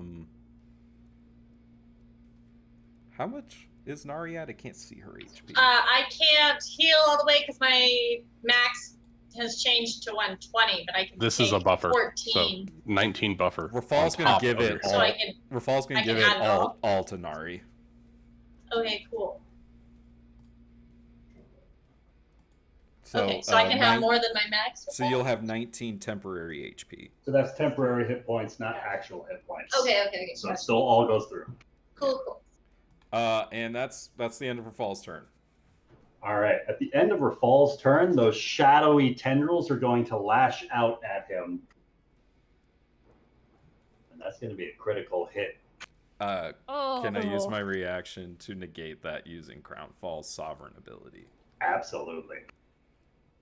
So just a regular hit Yeah. or a reroll? It's just a regular hit. Okay. So that is going to be 13 bludgeoning damage, 25 necrotic damage, Fuck. and 20 force damage. Fuck. Oh, that was a lot of damage. And I need you to Yeah. roll me a Constitution saving throw. Yeah. Seriously. As though. you watch this shadowy tendril lash out at Rafal and siphon some of his life force back into Valen, as a number Oh. of the torn wounds across these bindings seem to seal themselves back shut, That as was if through some sort of a mending spell. 58 points of damage. Damn. You succeed on your con save. Yeah. No additional effects. And I maintain haste, right? You tell me. Oh, is it not the same save? Okay, fine. That was not a concentration check. That was something else. 21. Nope, that drops haste. That sucks. So you're instead immobilized for a round. Yeah. Zara. Well, unless do I make one for each damage type, or is it the total attack? That I would assume the total. Because the total was, what did I just say?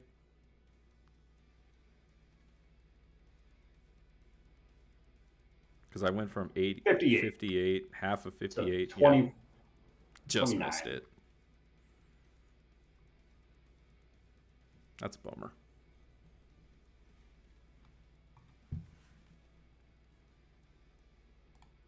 All right, Zara. So You find yourself in an empty room. Still right beside that door that's 20 feet up on the wall, but your two comrades are just gone in the blink of an eye. Kevin Zara is going to rush up to this spot. Does she see anyone here? You see Thule adrift in the room Oh, yeah. about 30 feet away. That's great. And up towards the peak of this Yay. chamber is Valen, just circling around.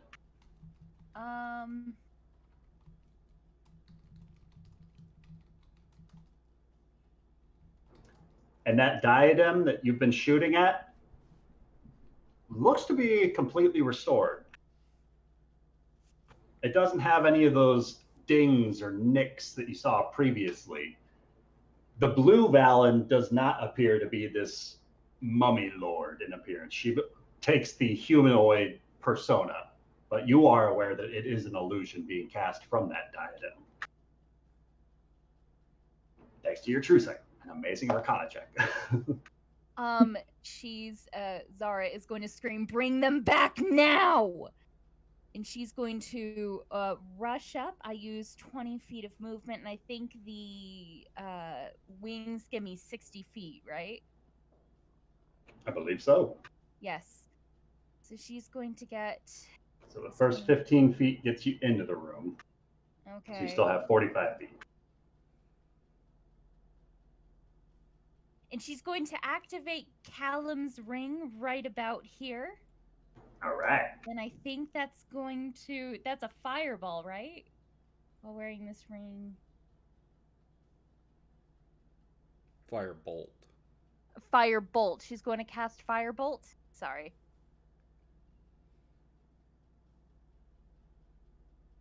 And that's 2d10? Move yourself on the left map.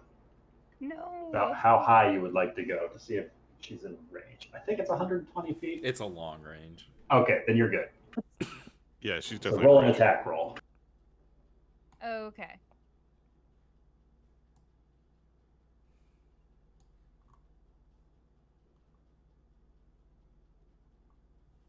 Ten plus... That's intelligence. 10 plus your intelligence modifier plus your proficiency. That's 12, 17. It goes flying upwards and just clips one of these ribbons of cloth that is drifting around. Roll damage. Hell yeah. And that's 2d10 D10.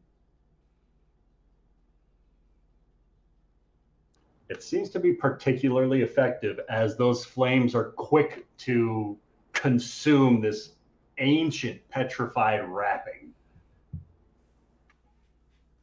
It seems as though she's vulnerable to flame. Oh, she ran into the wrong person then. Yes. Well, I don't have anything else to do. You do see Thule, right? You do. Yeah, I she do. sees Tuli. I do, but I mean, okay, I guess. Petty Zara. After I'm going to end my turn, but Zara is going to scream again, "Bring them back now!" And I end my turn. They never went anywhere. You did. As the woman you just shot a firebolt at gestures at this open orb where you can see this portal, kind of like the scrying pool that you were looking through moments earlier. And through this void, you can see the other members of your party in this same room fighting this mummy lord. And that Valen turns around behind her to the individual who just struck her with his blade. Says, Rafal, no matter the blade nor which the armor, you're too preoccupied chasing your own ambitions to ever sit upon any throne. On your last day, you'll understand you were the problem. You'll realize how your actions were directly responsible for the deaths of those you cared for, brainwashing them with your idealistic words of moral fantasy. Your name will wither away. The people who never yours, whom you wasted your life for, will continue knowing no different. They'll live, die, and your city will continue on without you. As befell those whose failures you accessorize with, they'll never heal the tale of King Edia the Forgotten. And as she's speaking these words, you can see these shadowy tendrils start to billow up behind her as she's going to lash at you with another one. Well, this might be the end of Rafal Lydia. This is a 26 to hit Rafal. Yeah, I already used my reaction.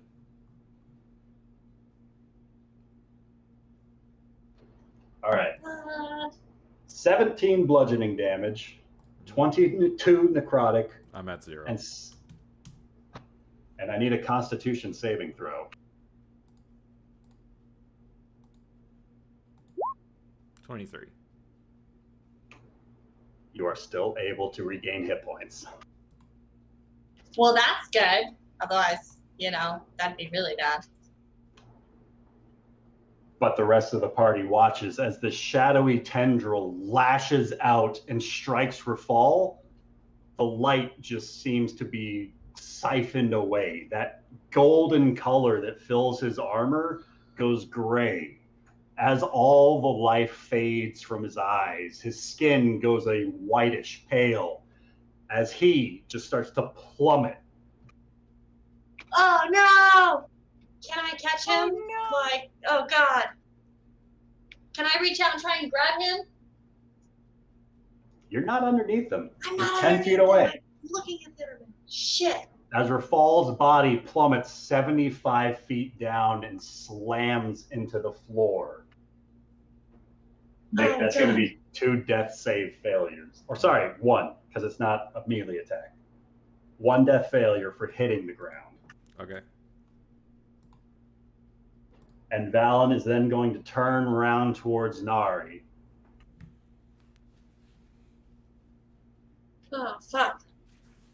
Faithless incarnate, where do your loyalties lie? Callum. Hey. So Callum is still down here on the floor. He can see her though. And he's not got a whole lot of things he can do. So he's going to, how bad does she look? Can I get a read on? Difficult to say because of the illusions and the wrappings that are concealing her physical features. but it looks as though Rafal's last strike tore through a majority of her defenses. She's slowing in her movements, a little bit longer between each attack. Her retorts aren't coming as quick. She's looking hurt. Okay.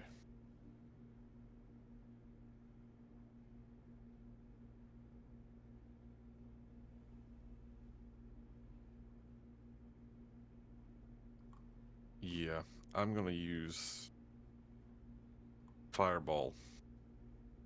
I'm gonna cast it since Rafal has now fallen. I'm gonna cast it behind her so that it only gets her and doesn't get Nari. All right.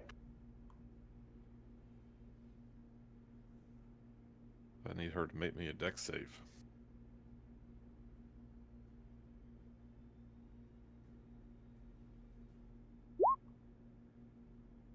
That is going to be an 8. That's definitely a fail.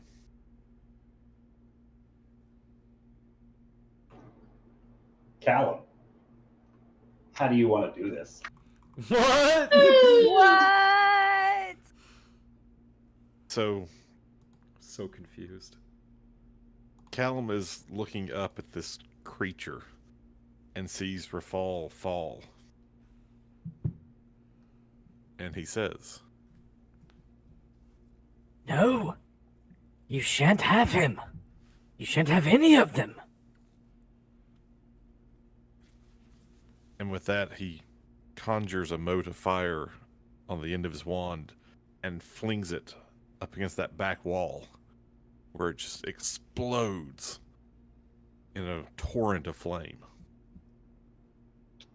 As a reaction, can I steal her soul? She takes 66 points of fire damage from the fireball. As the flames consume her person, she's not a humanoid anymore. She's undead. Does she have a soul? And as the flames fade away from the space, the three of you are left inside of this chamber with Rafal bleeding out, sliding along that incline. Still no sign of Thule and no sign of Zara anywhere. Callum, is there anything else you would like to do? Callum still has his spider climb boots or shoes on, so he's going to attempt to just walk up the wall. There's no way he's going to climb that rope.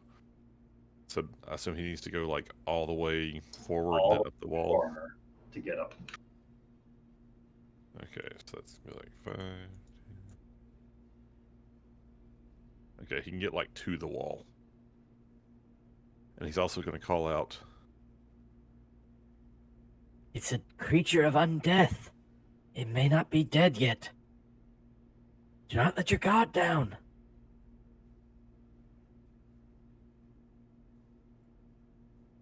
and that's his turn. All right, Nari.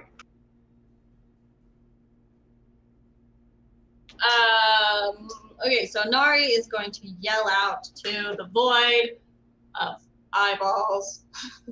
She's going to say, "Stupid Oracle, you claim to see all, yet you see nothing sitting in front of you. Nothing of what sits in front of you." And she's going to hopefully not crash her roll 20. She's going to use action, or her movement and her feline agility to get down to crash my roll 20. Down to her fall. If I talk too much, it's like, no, you can't do that. She's going to use her movement and her feline agility. She's going to get down to her fall. She's going to use her action to pull out a healing potion and pour it down his throat. Ordinary healing potion. I don't have any more graders, so I'll take an action to dig out his. So yeah, just a healing potion for now. I already used And mine. if only you had a supreme healing potion to use. I don't have that right now. I gave those away. But yeah, so refreshing my roll 20. Amanda, when you roll 20 is back, feel free to roll 2d4 plus 2.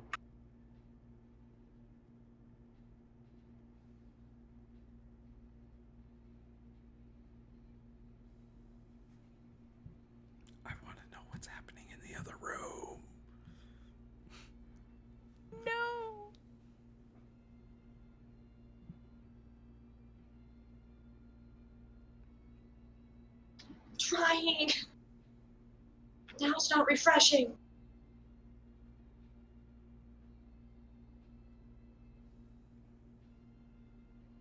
I'm dying here. Literally. Well, not anymore. Okay, can someone else roll 2d4 plus 2? Because mine Nick, you rolled want to 20. roll Sure. D4 plus 2? Oh, my internet just... 5. He's alive! Nari, was there anything else you wanted to do? That was, my action to feed it to him, right?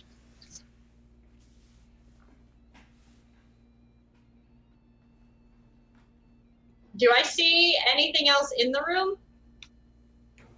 Where are you looking? Like back up towards to where they were? Looking around the room, you don't see anyone, except all of those eyes orbiting the room all remain with their gazes affixed to you, as if watching. Additionally, your hex spell remains focused. Okay, you were reading my mind on that. Awesome. That's fine. That's all. Let me double check one more thing. While you're double checking that, Aggramar.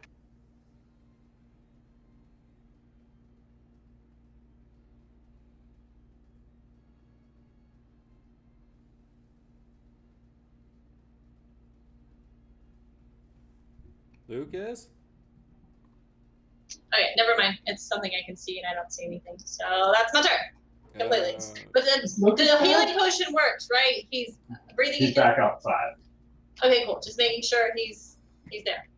Making sure that worked. Lucas did say BRB when I was making those con Yeah. saves. So, Thule, you witness through this scrying eye as Valen kills Rafal and he plummets out from the sky. And a split second later, Nari is diving down to save him as she turns back to look to you, saying, "It's a shame, you know. You all showed such promise to become unrelenting, inescapable, and unstoppable. Just not yet. You twisted fate just like I did, a bump here and a twist there. And after all these cycles that again and again, we still stand together. When you picked up that crystal tome, you altered your destiny yet again, bringing them all here, now, before you were ready." Thule, is there anything you would like to do? Yeah, okay. So the difference between the left room is for height and the right room is for The right room is like a top-down view of the room, and the left map is a bisected version of it, so you can see how high up everyone is floating. Okay, so where exactly would this Valen be in the right room? Towards the center of the room, all the way up, So she'd be like, about there. okay, but very high up. 105 feet off the ground. Making me do a lot of math, Ryan. You're welcome. 55. You can just roll 3d6 if you want.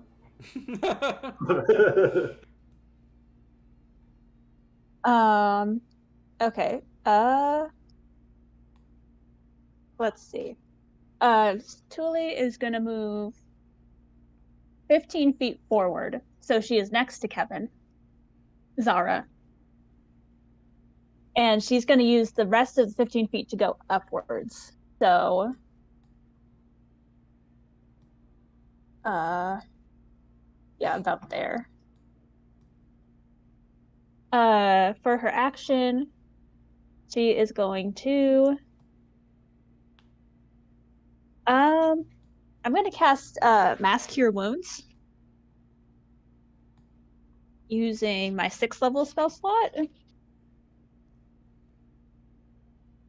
So for me, and real quick, Rachel, are you where Zara's at on the left map or where Zara's at on the right map? In terms of distance away from the mummy, from Valen, that's how far away I am. With How high off the height, ground are you? I would Dallon's say- 105 feet up. Thule's about 65 to 70 feet up. I would say like 65, so 50 feet up. All right. Cool. So she's still within range. All right. So yeah, I'm gonna cast Mass Cure Wounds, so it'll get both me and Zara. Make go ahead and roll that. We get 23 hit points. Nice. Really need it. Every hit point counts. Every hit point counts, yeah. So 36. Oh, wait, oof. Bonus action. Okay.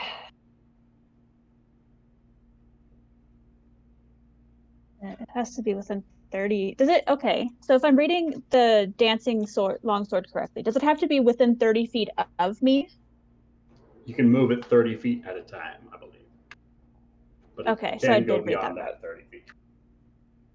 Oh yeah, okay, yeah. So I'm gonna move that right up. Oh shoot. So upwards the 30 feet. So then it's still technically at her, correct? So 25 feet gets it up to where she's at. All right, yeah, I'm gonna Underneath swing her. at her. All right. So let's see if it hits. I don't think a 16 hits. 16's going to miss. All right, it was worth a shot. That's Thule. All right. It's a shame. We could have done something together, changed everything, made destiny our own. And Thule, can I get you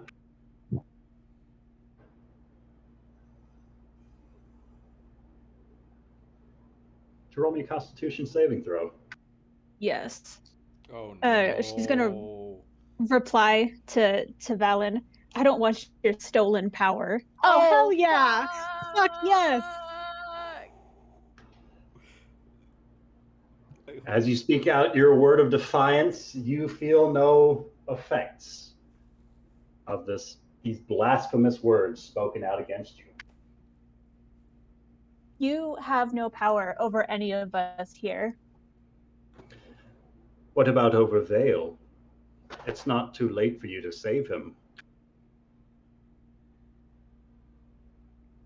Oh, that desperate. That desperate. Oh. I don't need you. I already know about what the fuck was it? I already know about the right of reclamation. I just need you to die. I don't And you need know you to it's bring him not too back. late I for can him. do it myself. You saw the future, what holds in store for him. Tell me, if you witness the same fate befall your comrades, 10 years from now, is that enough to change your mind? As she gestures back towards the orb, Aggramar, what are you doing with your turn? My God, I have no idea. We're people are still attacking this person. Oh, she's dead for She's you down. guys. He did. In our timeline, One she's of them dead. is dead. Yeah. Falls back at 5 hit points. How the hell did that happen? He Because was Nari killed. rushed down and force fed me a potion after Callum blasted the mummy with a fucking fireball. I see. Okay. Right. So I did the work, Callum finished her off, and then Nari flew down, fed me a potion, and it's your turn. Are we all in the same timeline now? No, it's Thule and Zara are not. yeah. Nope. Mm-hmm. Their mummy lord's still up. Gotcha. All right. Aggramar will himself 30 feet closer to Rafal. He is more than 30 feet away from you. He's. I guess. He was 30 feet on my map. You're Yeah, 60 you feet. were- you were You're 40 60 feet feet away up. vertically. You have to look at both maps at the same time because you're in the air and he's on the ground. So yeah, I mean you're So like that hovering puts above you- him now. That puts you 30 feet away from me. The left map is your Y coordinates. The right map is your X and Z coordinates. So complicated. All right. It's just You 3 guys brought dimensions. flight It's to the not that game. complicated. I love it. I think it's absolutely amazing. No, I'm trying to focus on one map, and the things are changing. No, Stop just focusing. Zoom out. zoom out and have both of them. See the bigger picture. It's also very bad for the stream. Okay. All right. Right. Okay. There's not an enemy, so I can't use my bonus action for movement at the moment. I don't know. Nari's still right there. Enemies We've for another reconciled that, time. Ryan. No, I will. You know what? I will use a bonus action to recover a 3rd level spell slot using my channel divinity. Should have given myself the temporary HP. Shit. And I will pump a 3rd level healing word since I can't get close enough. So I'll get as close as I can to Rafal. Either way, both directions, because I think I'm on both maps now appropriately. I will pump a healing word into Rafal. What word? Heal! Live, god damn it! I'm alive. Not too bad. Not too bad. So that is let's see. That is 18 points of healing. Oh, I'm gonna say Nice. that, Well, you could. but I won't.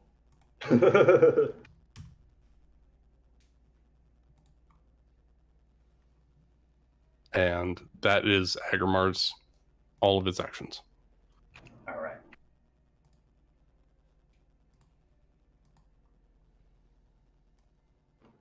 Then Thule healed herself and Kevin, swung with a dancing longsword, and resisted some sort of an effect. Rafal. Rafal's going to is this my round of lethargy? I think it is. Oh, did you drop haste? I got hit hard enough to drop it. Yeah. Aggramar, you send out Rafal's this. just like laying there next to Nari, and he's just gonna look up and say, "I'm just gonna lay here a sec." That is fair. Yeah, it was.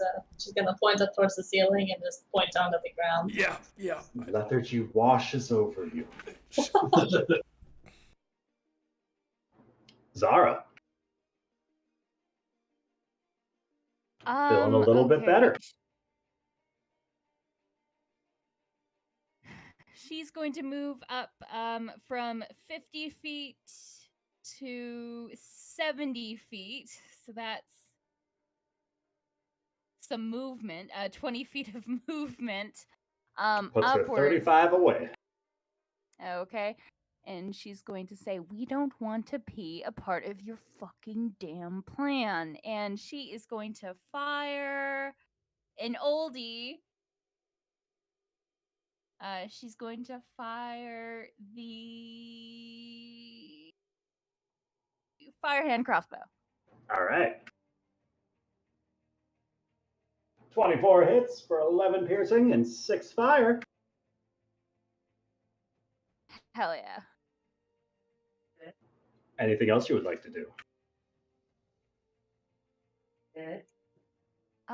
No, there's nothing Does she really. get I can't. sneak attack from the dancing longsword? That is true. Can I get sneak attack from the dancing longsword? That is an ally. His name is Dick. I have no idea. It gives flanking, so the thought just occurred to me that it could maybe give sneak attack. It does give flanking. It does not give Yeah, sneak grants attack. advantage does not get it. Damn it. But if it grants it, Sounds like It a does not- D100 roll. if it 51 or if it above. grants it, why would it not grant sneak attack? If it grants flanking and other things.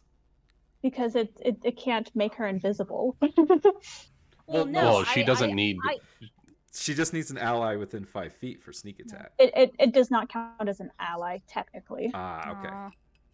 Then that It only says that on the grants sword. it flanking. It doesn't have hit points. It doesn't count. Aw. it's up to Ryan. I said How demon hunter is roll. the sword worded? Is it when you make a melee spell attack or when it makes the attack? If it's you Let's see. making the attack, she gets the sneak attack bonus. If it's the sword making the attack, she does not. Come on. I come on. caused the sword to attack. So she It's does like get it's the sneak basically attack. giving it a Let's command. go! Let's go! 20 Hell more. yeah. Oh, So we really want this person dead, right? Yes. you tell me. This person almost I murdered don't- the I- shit I'm out of so Rafal. confused. Oh, I guess I'll mean, move let me put it 5 to feet you. that Let way. me put it to you this way. I took 58 points of damage off of a not critical. That should have been a critical. That sounds appropriate for someone attacking Rafal. Yeah, so that's like hundreds of damage on a crit. So yeah, we need this person dead.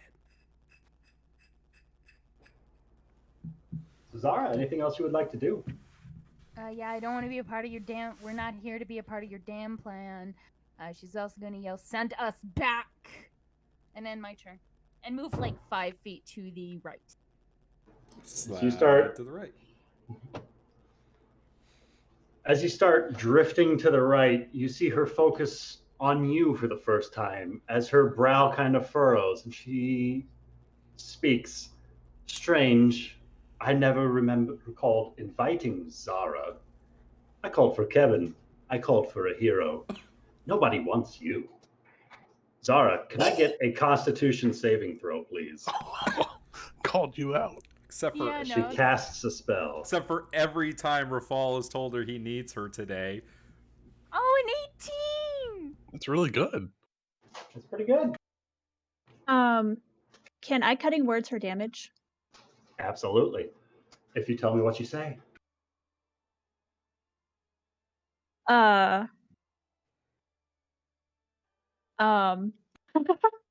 She's my Kevin.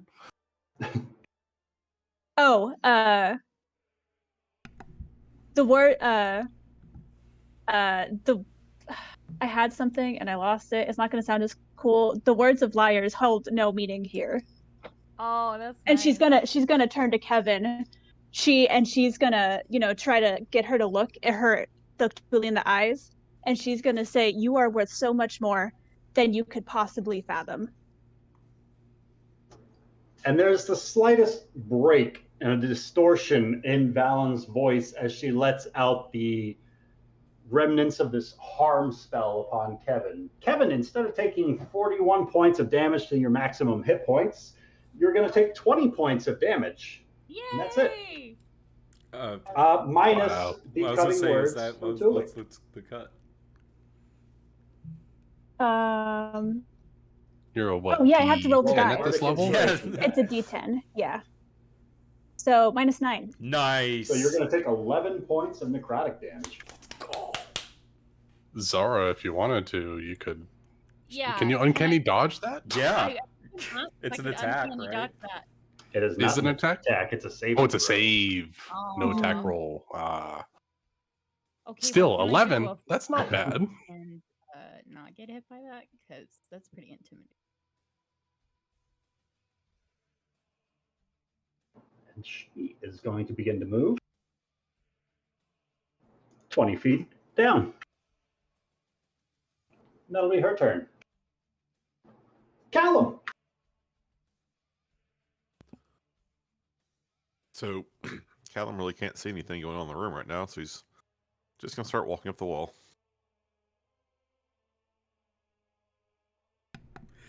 Once he gets there, can he actually see anything? Once you get to the doorway itself, you feel this sort of zero gravity weightlessness about yourself. And if you choose to release your boots from the wall, you can float.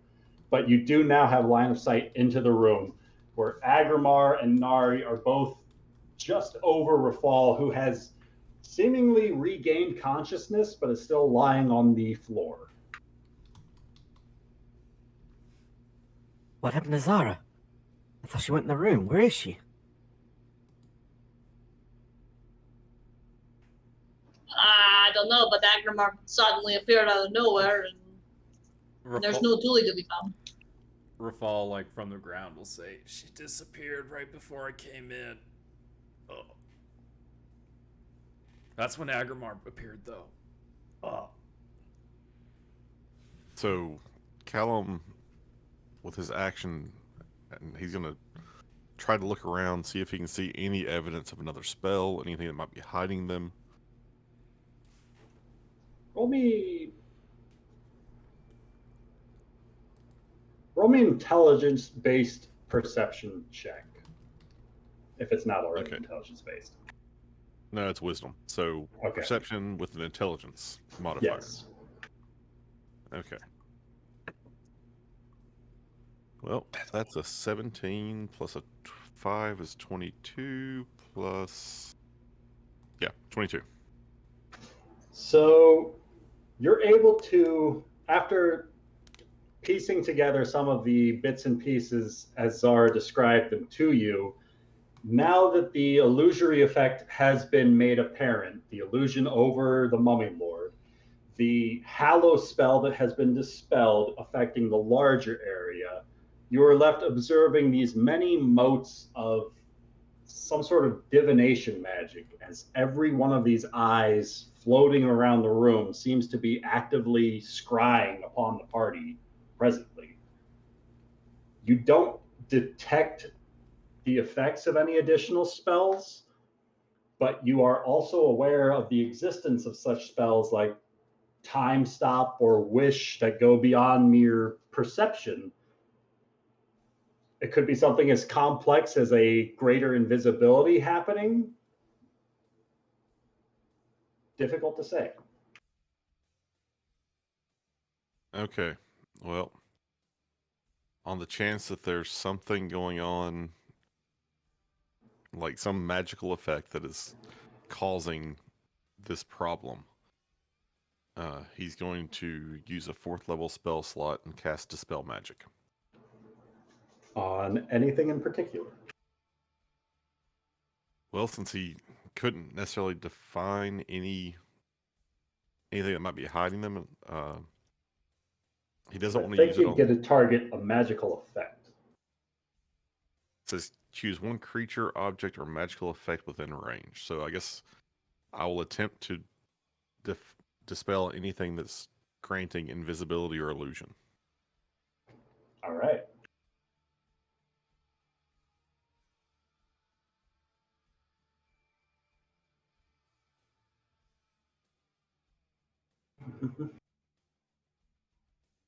Oh,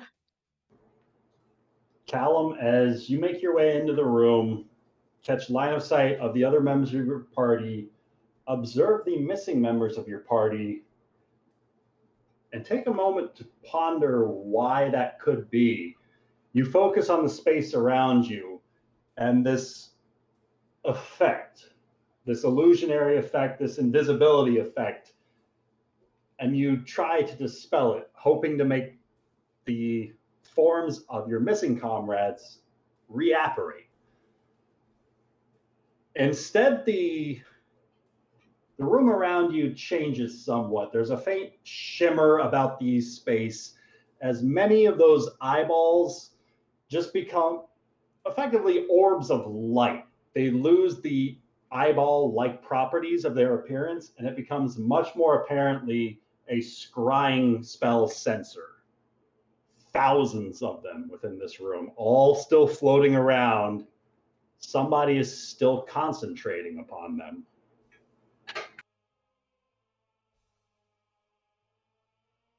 Okay, well, it's his turn. That we enter the 4th round. Round the 4th. Howdy! I'll be right back. I don't know what to do. Well, there's no more wibbly wobbly timey wimey shit happening. Are we We all on still the don't same? see Thule or Yeah. Zara. Yeah, that's what We I mean. still don't see the. That means there's That's- still that's- timely that's wimely. still wibbly wobbly, timey But I wimey mean, shit. there's no Yeah. more. There's no more shifting going on. Not Yet. Not yet. There's still something going on. Rafal, Unless lay you your can't head do it down. unless she's concentrated.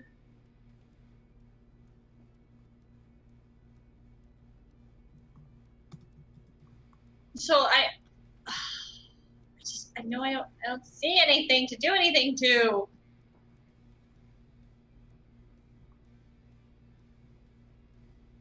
So I know my hex is still active on something. He did say that. And yeah, okay, cool. Whoa. That's something. I kind of don't like how everything's setting up. It's just, ugh. Okay, so then I am going to. I'm going to summon a fiend. What? With no Yeah. target? There's still something here. Not necessarily there. It allows for an What would Nari like to do?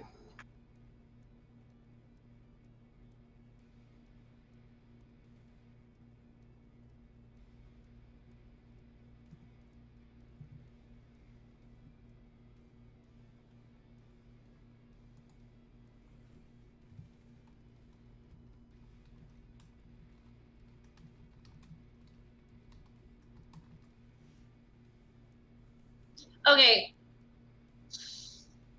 I want to cast protection from evil and good on Rafal.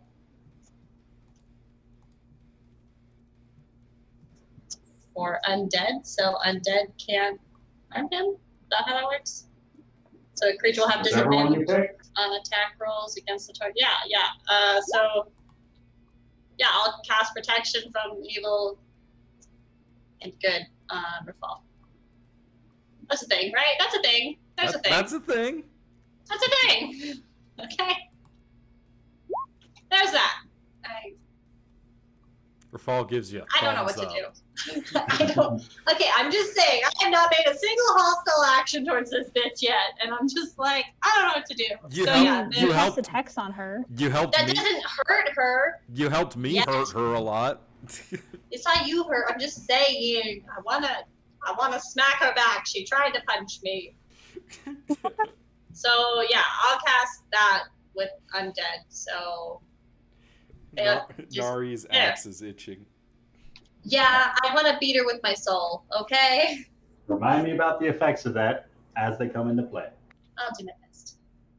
Anything That's- else? I still don't see anything, but I can't even do my bonus. Yeah, that's it. Aggramar. All right. Aggramar's going to try a Hail Mary play here. Divine intervention? Divine intervention. Oh shit. What are you asking? So he's imagining the golden chains that Atriox had once used to Ooh. travel through planes. And he's going to say, by the power that Atriox wields, and the god of trickery, Hurlbert. And he focuses on the ring that Thule wears. And he says, I will bind these two dimensions. And he's going to attempt to pull whatever this alternate dimension is using the ring as an anchor into our dimension. Feel free to roll a D100. All right. I will roll it and send you a picture. Oh god.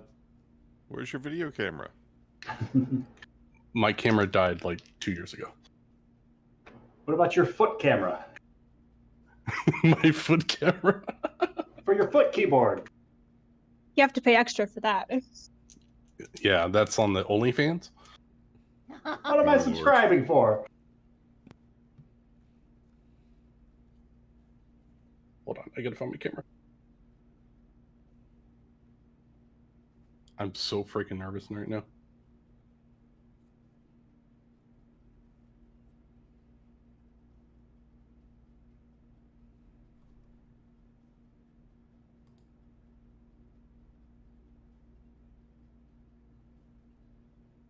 Dear sweet baby Jesus. All right, DM did 2 your round. Oh, you're not gonna show the rest of us? Ah, it's a DM's interpretation.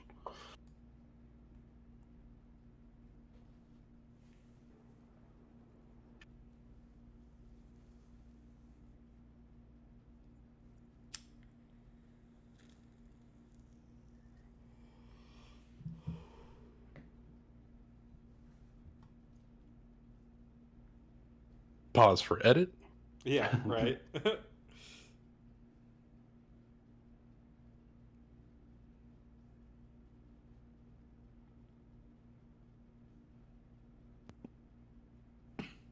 In the Discord, you will see your holding picture. Holding a picture, waiting on a response. To clarify, No, that's a 00. So that but should there's be not a a 5. 0 on a D10. That's a good question. The 5 should be the ones place, and the 0 should be the double 0. I think that's 5. 00 and a 5. Yeah, that's a 5. That's a 5. All right. So you guys watch as Aggramar, you focus on those platinum bands that you handed out to everybody within the party. And it's strange. As soon as Callum casts this Dispel Magic effect, there's a particular mote of scrying energy that draws your attention in your lonesome. And as you look at what this eye was, as the illusion of the eye fades away, you swear for just a split second, you could see Thule's eyes staring back at you through that void. And you focus there, and you feel this thread. As Thule and Zara both watch golden chains emerge from that portaled void and begin to coil around the both of you. Thule, you've experienced this before, but Zara, this is the first time you've felt these chains shoot out from the portal, wrap around and constrict you, and then tightly pull you away from where you are floating and hovering through this void. And Kevin, you... How does this get described with true sight? She probably sees the chain going directly into Aggramar through the portal. Zara, the void of the space all around you, the rainbow aura all around this crystalline palace, as you are pulled through this portal, you notice an absence of this void. The crystalline palace you were pulled into has just blackness on the other side of those glass-like walls. You are pulled through the void and are once again face to face with the other members of your party. Oh my god. The two of you now find yourselves in the same room as Aggramar, Rafal, Nari, Callum, Thule, and Zara. Everybody is once again in the same chamber.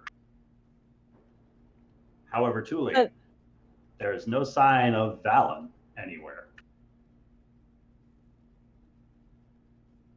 Aggramar, is there anything else you would like to do? Yeah, he's gonna fall fatigued after doing that interdimensional pull, and he's just exhausted. That's it for him. He lies there just drained. Thule. So now we have Rafal laying on the ground and Aggramar laying on the ground. Are we still floating in space? You tell me. You're not. You're laying on the ground. No. I wasn't sure if that got dispelled. Are we still able to float? So long as you choose. Yeah, he's still staying floating above Nari and Rafal. He's just seems exhausted. Weak. It's almost like he merged two realities or something. Almost like he changed fate.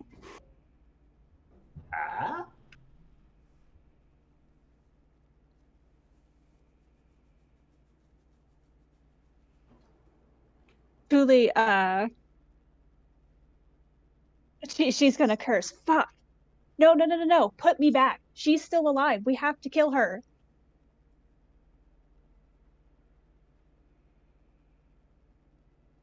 I don't know if that's how it works. And she's gonna like point to Aggramar laying in the air. I don't think that's so simple as that. Well, we have to go back. As long as she's still alive, we are stuck here.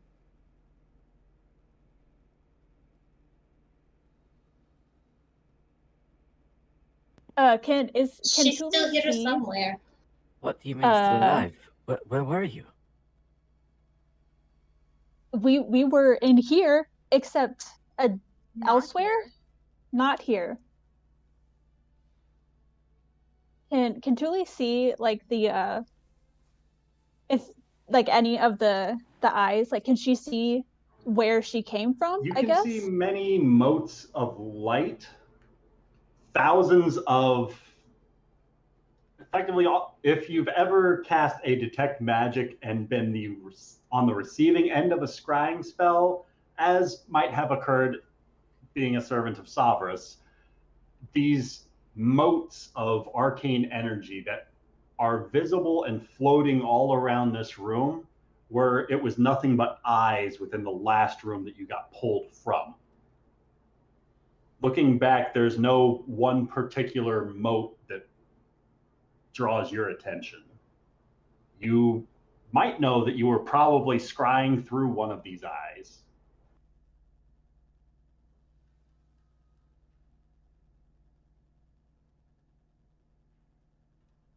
And We're effectively out of combat with you guys all in the same place right now. Does Kevin see anything like different anyway?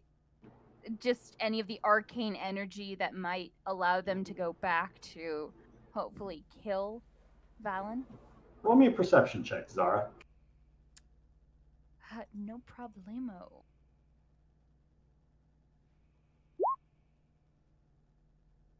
$22.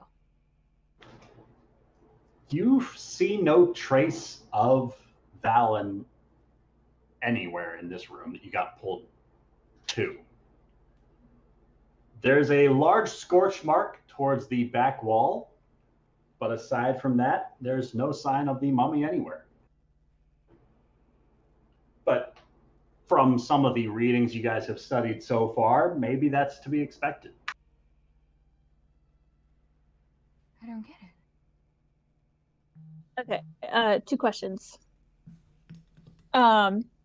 Did Julie lose the dancing longsword then? It's in the other reality.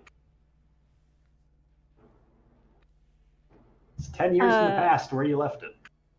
10 I'm years sorry, in the 10 past? years? 10 years in the past. So then won't it notice still or be is it here just because we're in the meditating? same room? Unless anything happened to it within the 10 years you left it with Vile and Sarnaster. She could have fucking destroyed it. So wait. In the pool room, essentially, like, Kevin threw that 10 years in the past, then Callum came in to the present, found the sword has been resting for 10 years, brought it back, but how did he somehow time travel? Why He is went my through nose dimension bleeding? door. Fuck. Yeah, but no, wait, remember? God. What the fuck? Oh, wait, 10 years in the, oh my god. Oh no, this is really That's confusing. the last Holy thing that shit. Valen told you guys.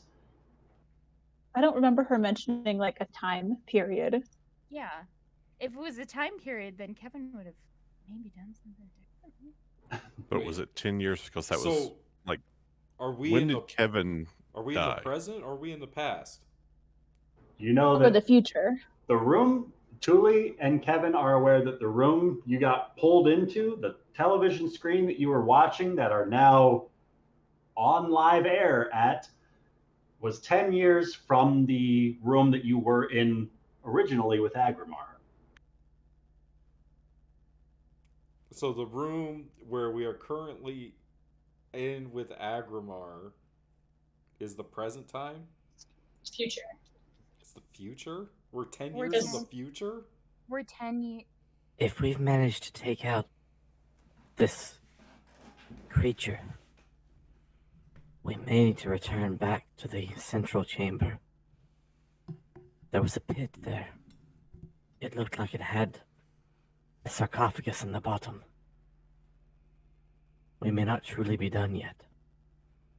Well, we're not done yet because my hex is still concentrated on something. She's gonna like usher around to the empty room. Kevin is going to land and start yelling to the empty air. So you didn't call me a hero? Yeah, so what? At least I'm not some sort of coward that hides behind some stupid time or magic. Come on out.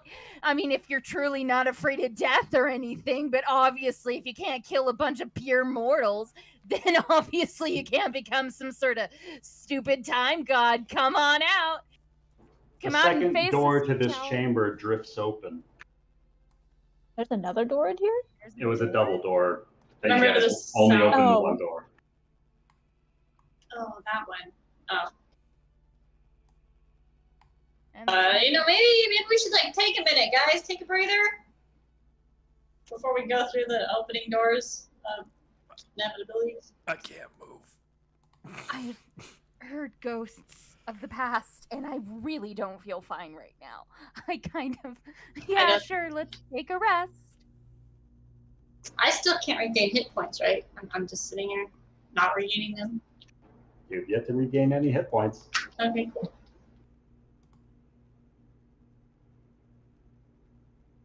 So the door opens. Does anything come through it? And it opened up right next to where Callum was at. I don't like that. I think Callum walked through the door. Oh, okay. Okay, so Callum opened the door? Callum did not touch the door. I guess Kevin It opened would by fly o- itself. I guess Kevin would go Someone over might and want to come out here, just in case whatever opened that door is in this room. Kevin will I- go outside, I guess.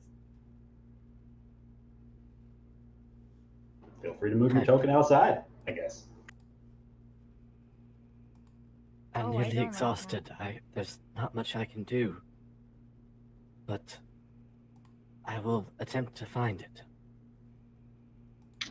Wait, before we go switching rooms again, maybe we should stick together, yeah? This is what fucked us up last time. Maybe, we do this whole group thing as a group thing. While Nari's yelling about that, I'm doing investigation / perception checks in the other room. Can Kevin Looking assist? for anything in particular? Any signs of movement? Any sense of the air moving? One of you roll me an investigation, the other roll me a perception check. I'll roll perception. Nari's I'll gonna roll help investigation. Rafal stand up and slowly help him over to the doors if he chooses to. Yeah, Rafal's gonna cast Cure Wounds on himself. The Hey, 20 for investigation. 11. 20. Zara and Callum are inspecting this room again, even more thoroughly than the first time you went through. The rope is still dangling from the door handle where it was tied off.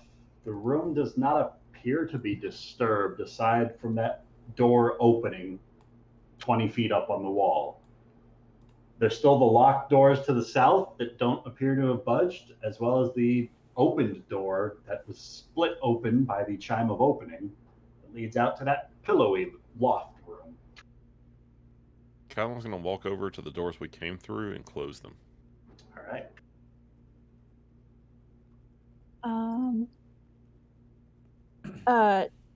Tuli she's gonna, float herself down to the ground in front of the door, and she's gonna use divine sense.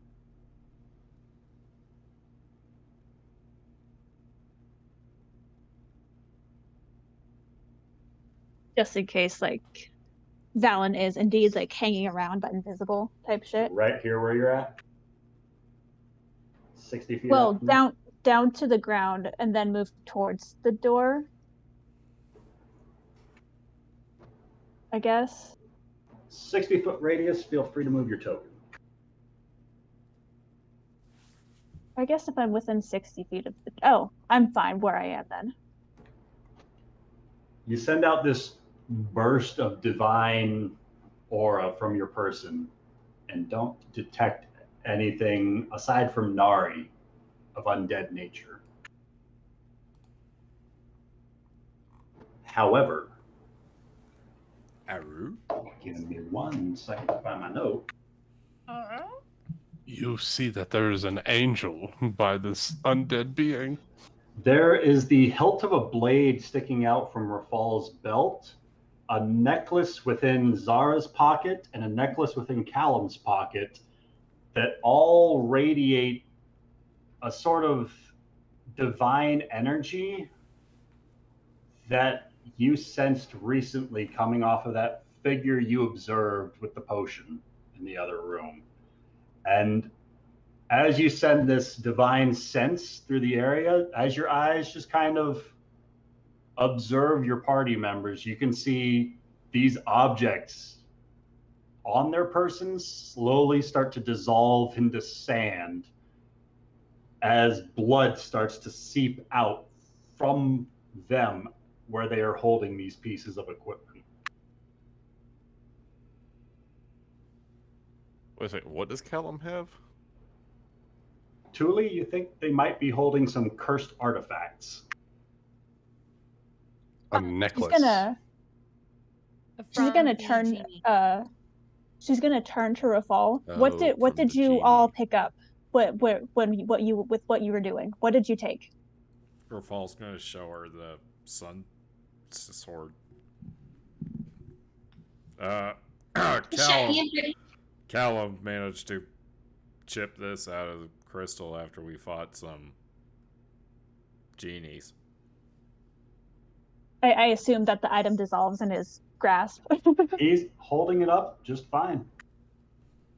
You need to get rid of that. Rafal throws it on the ground.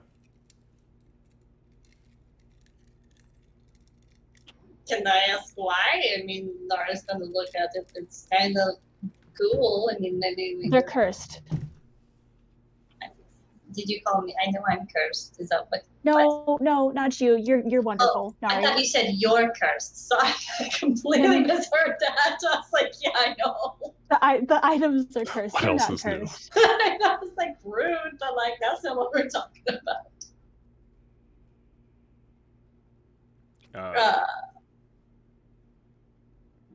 But Can Aggramar roll an Arcana check on Nari to see what's keeping her from healing? You could attempt a medicine check. would you I'll do notice I'm not healing? Because I only barely got hit. I'm basically at full health. I'm very perceptive about these things, Nari. It is at disadvantage. And then 17 and an 18. You said medicine? 21. Medicine check. There seems to be some sort of mummy rot affecting Nari. I can't have you being affected by two terrible beings. Speaking of curses. She's going. Aggramar, you're aware that she's going to continue to lose 3d6 from her maximum hit points so long every day that this curse elapses. I see this, and I look Concludes to with her Nari. own body turning to dust. I look to Nari. You have far too much going on for you to turn to dust now. And he gives her a hug and casts Greater Restoration to end the mummy rot curse. I don't plan on turning to dust. Well, I like hugs, so I'll hug him back. This is nice. So I'll cast a 5th level Greater Restoration to try to remove the curse.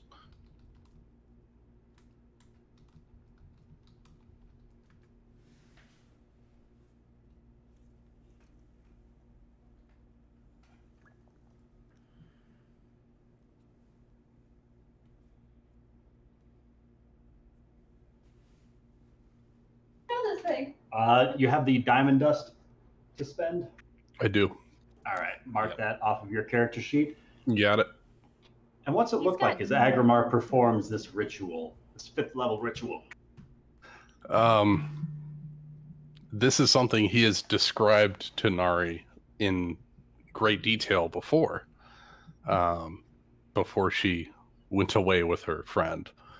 As he embraces her, the white star on his chest begins to emanate through his armor, and like a warming embrace, it just starts to wrap around her, and once it makes connection in the back, it kind of shatters, and then you see this gold dust begin to just start pouring over her body, and for a briefest moment there's a gold shimmer from head to toe. And as that shimmer starts to fade and the Nari becomes observable once again, there's a faint bit of color restored to her fur, and that sense that Aggramar, after close inspection of some of her wounds, you see within a few seconds they start to seep themselves shut once again. Nari, you are able to heal again. Do I still have a lower AC? Or You still have a reduced hit point maximum. out of character, is that going to be a permanent thing? Because then I'll change it, or should I keep in mind what my original one was? Keep your original in mind. Okay, I'll D&D 1 should have a thing that can only affect your maximum hit points without changing your normal maximum. Yeah, I think it'll stick around until you get like a long rest. Doesn't Greater Restoration modifier? Doesn't Greater Restoration end one effect, reducing the target's maximum hit points? It does, but you wanted to choose the effect that was preventing her from healing. One effect. Gotcha. One effect. You want to cast it again? Lord knows I wanna. No, I can't at this moment. But while I'm holding Nari, I'll whisper in her ear, "You can't leave me yet."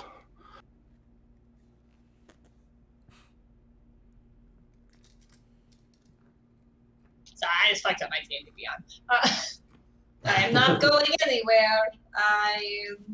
We'll all seem to be stuck here. Try to be more careful. So, Thule and Aggramar, how did finding true understanding go for you? I didn't get a chance to ask any questions. Valen wanted us to take down the gods, to kill the gods and take their place. She doesn't think that they're doing a fit job. No, she attended it for all of us. She wanted to take Salbrus's place. She wanted us to take the other's place. Oh, I thought she said, like, if you don't help me, you're going to wind up taking down all the gods. That was it. But I thought... Yeah, she wanted to take over fate. And she was like, if you guys don't help me, you're going to wind up killing all the other gods. Yeah, but us siding with her would ensure that we would take those gods' places. She would help us do it. Become god slayers. Am I understanding that correctly, Ryan? Correct. Yes. Okay. Effectively, you guys are on a path because of the death and violence that's lying out before you on the path destiny's written for you, that you're going to suffer a lot. And that suffering is going to change you. And through that change, you're going to swear vengeance against the gods, and you're going to become an unstoppable force. And so she called you here now before you became this unstoppable force in order to negotiate, to either deal with you now before you're unstoppable, or team up effectively to take on all the gods. But your future, according to Valen, leads to the destruction of the gods. Okay, I don't care about any of that. I know. But so are you guys all right? Honestly, Rafael, you should be asking yourself that. I mean, physically I'm hurt, but like You two look exhausted. I'm fine. A lot happened. We've been through the ringer. What happened? I Do you saw. want the long or the short version? Well, that depends. Do we need to do anything like right away? Maybe take a minute. You guys look like shit. Look, I think I look great. Well, you You're always beautiful. look great. You know, that's, but she's gonna like usher to all the blood and gore on everyone. The of you. red actually You know, accentuates your lovely complexion. I just don't think red is your color Wait, exactly. You know, like where you did- like. Hey, Wait, I'm red. where, But like not you. I'm talking to Cooley. Jesus, you all just need a bath. where are Kevin and Zara? Or Zara and Callum. I told them to stick together. She's gonna turn around and notice they are both out of the room. God damn it. Swear, if you guys got yourself drugged into a different dimension, I'm going to come and find you and murder you both. And she's gonna go towards the doorway if I don't crash my roll 20. Does Thule have line of sight of like either of them through the doorway? I think you have line of sight to Zara. Oh yeah. I'm still looking for any signs of anything trying to like move around this room. Sorry. As Zara and Callum are inspecting this chamber, you don't sense any movement here inside of the room, but Callum, you pick up on those heavy footsteps that you know to be the canopic golems on the other side of those double doors that Zara's closer to. You hear them moving around.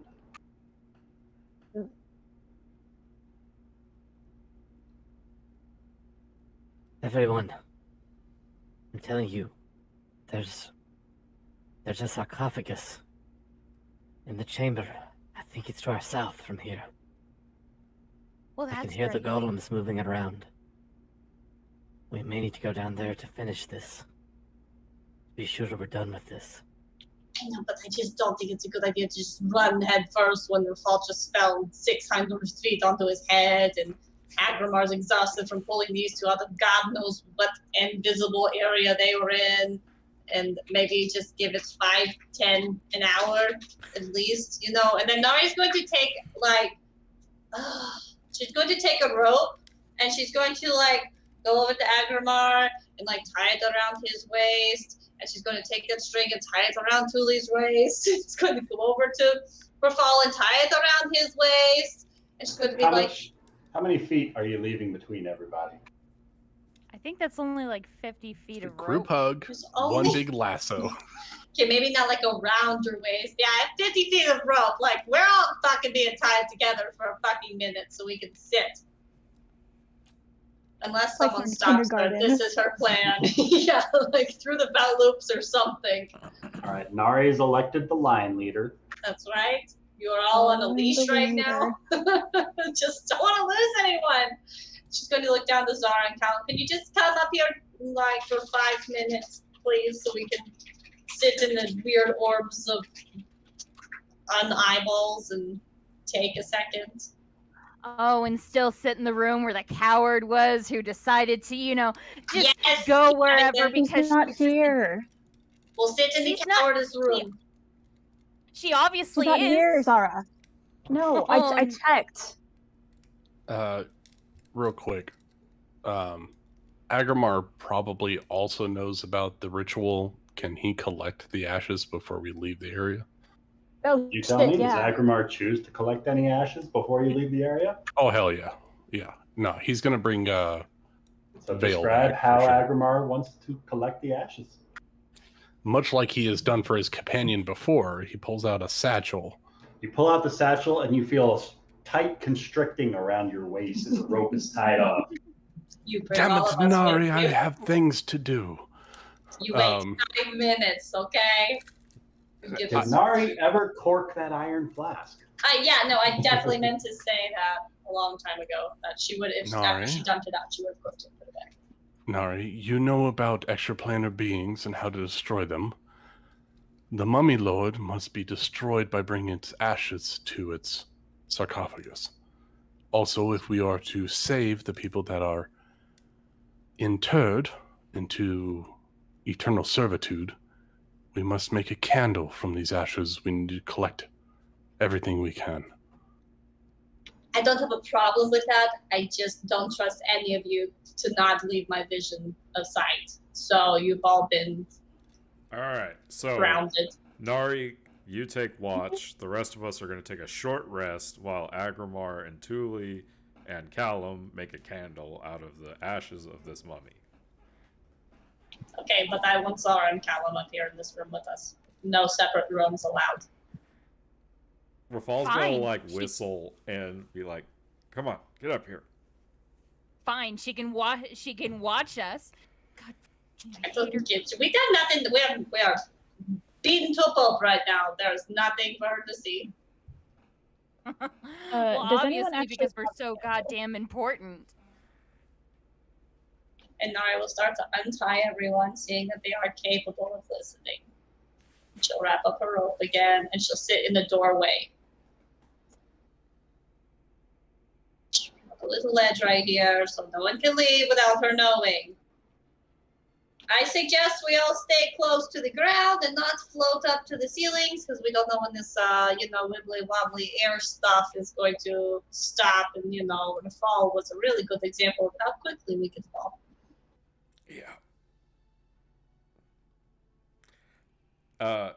Rafal can cast ceremony, which might help with the candle. I don't know.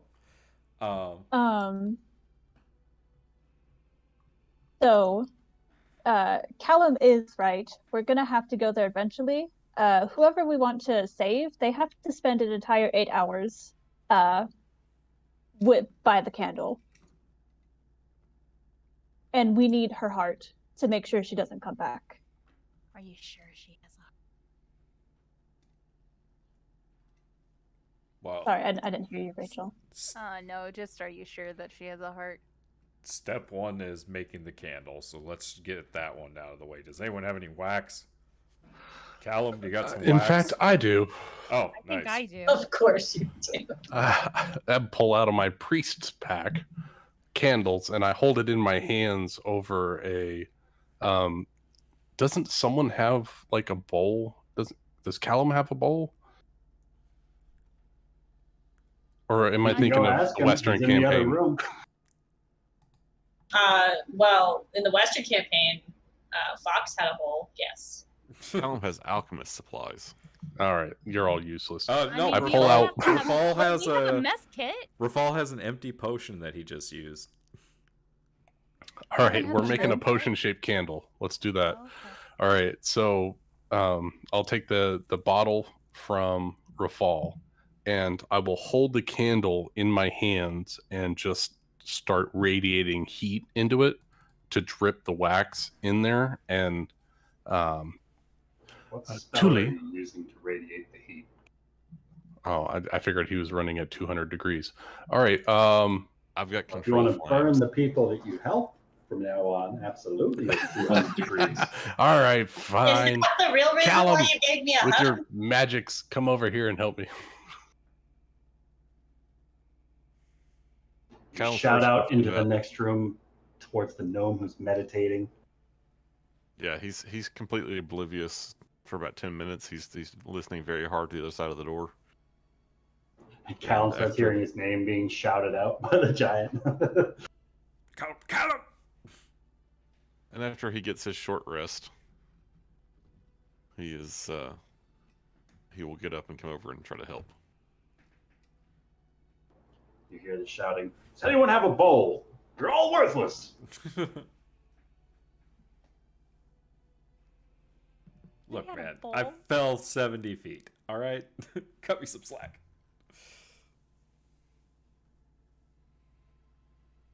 Good thing you didn't have the potion before the fall. So we'll use a combination of the whatever tools we have and sprinkle in the dust. Make Feel it free to giggle. describe the process for me. Let's do some role play. How do you want to create this Mummy Lord candle? Oh shit. Okay, so hold How on. does the Does party wish to anybody? perform this rite? So like I picture it like Aggremar's like holding his candles in his hands, and then like Callum's like heating them because like the fire doesn't affect you really, right? No. And so like and then that's like dripping down into that like potion bottle. And I would imagine that Thule would be mixing in the mummy's ashes with it, like as it's like dripping down, right? And then like Rafal could be like blessing it or something. He's doing the ceremony Yeah, he while would do the the rest of us are ceremony. doing the component Yeah. pieces of it. Well, as of right now, we only need the candle because I don't think any of us have holy water or the body that we need to I have revive. holy water. Rafal can make holy water with ceremony. I have some I mean, of it. if we're doing this right now, one of us has to go get Vale's body. Rafal could go do that. Well, we can make the Rafal candle knows- and then get the body. I mean, Rafal knows where it is. I lied. They gave me holy water to someone else. Yeah, I think we're just making the candle. We're not actually burning it yet. Yeah, we're just forming the mummy candle, and then we can grab the body and we can get the heart and then go to the sarcophagus. So, yeah, I think that's like, yeah, like Rafal's like performing the ceremony while like the three of you are like making the candle. So who's leading this process? Oh. Who would like to make the check? Well, What check do Callum you will- need? Well, who's making the roll? I think the most complex thing here would probably be controlling the fire. So, Since Callum, we're would basically you just like to melting give me an wax. Arcana check? Yeah. See if you can avoid melting the hot candle wax onto Aggramar as he's trying to hold this bottle in place as Thule mixes in the ashes with the drips of wax. Wait, forgot to turn my camera on. With advantage because they are assisting you. Oh, with advantage? Okay, well, there's a 25 to start with. That's not a bad start. We'll take a 25. Yeah, we'll take a 25. You sure you don't want that too? It takes a solid 30 minutes of the three of you working together. And Rafal, are there any additional effects from the ritual spell? The ceremony spell? Yeah, like ceremony. It's got like 8 effects you can choose. Yeah, like I can use bless water, which you touch one vial of water and cause it to become holy water. I could do dedication. Want to do a wedding ceremony? There's funeral. Ha! You secretly married them to one another. There's funeral rite. You touch one corpse, and for the next 7 days, that corpse can't become undead by any means short of a wish spell. That's pretty fitting for a mummy lord. Yeah, Candle. I like that. It's already undead. Well, I think that is fitting. It's like you're just overbearing the ashes, right? With For a rite of radiant reclamation, energy, it's not celestial affecting energy. the mummy lord. It's affecting the person you're trying to save. You're trying to Yeah. remove Oh, that I like that. undead Yeah. from them. Positive energy all the way. Let's go. Yeah, exactly.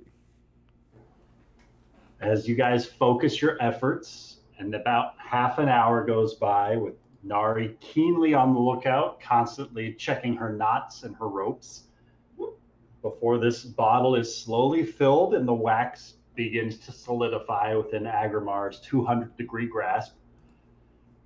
And you guys have a Mummy Lord candle. Who would like to put that in their inventory? I mean, Thule. Sure. And you can leave it behind. Julie. She deserves this. Really? Oh. So Yeah, Thule will Aggramar take takes it. it and makes sure it's cool, and he hands it to Thule and says, "If anyone is going to save Vale, it should be you." Aw. She's gonna put it into her bag of holding. Very, very gently. Like she's being so careful with it. She's like, we're gonna make this happen.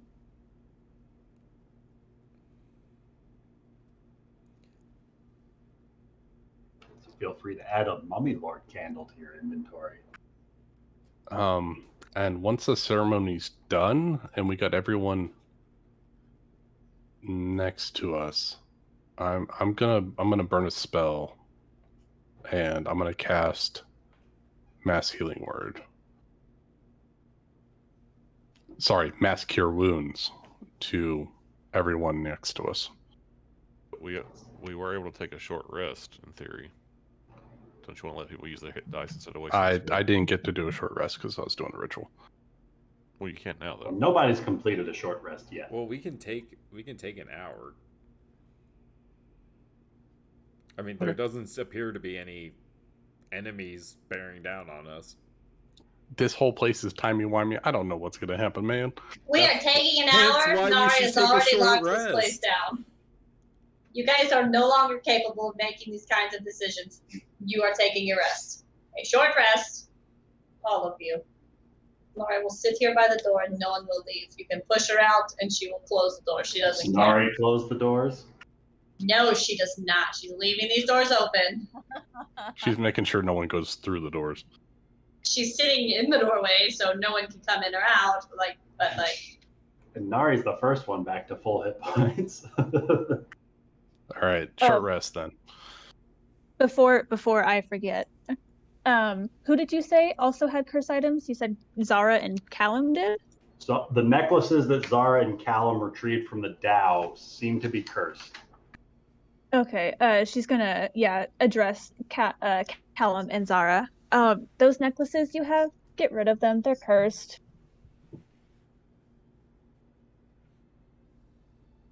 Look, Really? Well, Look, do you want it? Can we just cleanse the curse? These are quite fine necklaces. Mm-hmm. Or you can take it, really. I mean, if you want the stupid curse. I mean, as a matter of fact, here's a gift. She is Kevin will fully throw- ignoring Zara. Kevin will then Zara will throw it at Thule.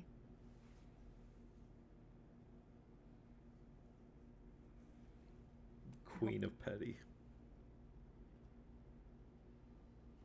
Does it hit her? Try and roll. Are you throwing You're it at trying to her? hurt her with it? so Roll an attack roll if you're trying to hit her with it. That's really good. Fucking misses. That's Get without good. her modifier, though. Oh shit, What yeah. is it? I add my dex and Dexterity. Dex and your Ooh. proficiency. Unless she's that is not a proficient 20. with necklaces. That's a 22. Does the 22 hit Thule? Not if she cutting words it. Do you cutting words it? Do you really want to Yeah. waste cutting words on a stupid? That doesn't Do you come know how back. many points of bardic inspiration I have? And I get them Says back the on guy a who short threw rest. the fastball. I get my bardic inspiration slots on a short rest, so. Oh yeah, I forgot. Wait, I can't add my proficiency bonus to this. Are you sure I don't because of my If you throwing? spent some time, if you have some sort of throwing expertise or like a thief ability or something that you want to add, I'm more than welcome Do to you hear it. really want to do damage to her?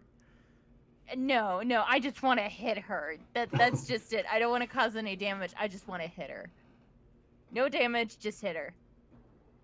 Well, does Zara want to do a flip for it? Yes. absolutely. I mean, can Tuli do a flip back? Sounds like a straight roll off. If I can have each of you roll a d20, we'll see who is successful in this check. Okay. 17. Yes. Damn it. Yes. The necklace comes soaring a bit more swift than you were expecting before you're able to get off those cutting words. You take 1 point of slashing damage as the necklace hits you across the way. That's a gift for leading us here, Tuli. And getting us mixed up in your business. What's your Ugh. business do, Kevin? Not according to the Oracle.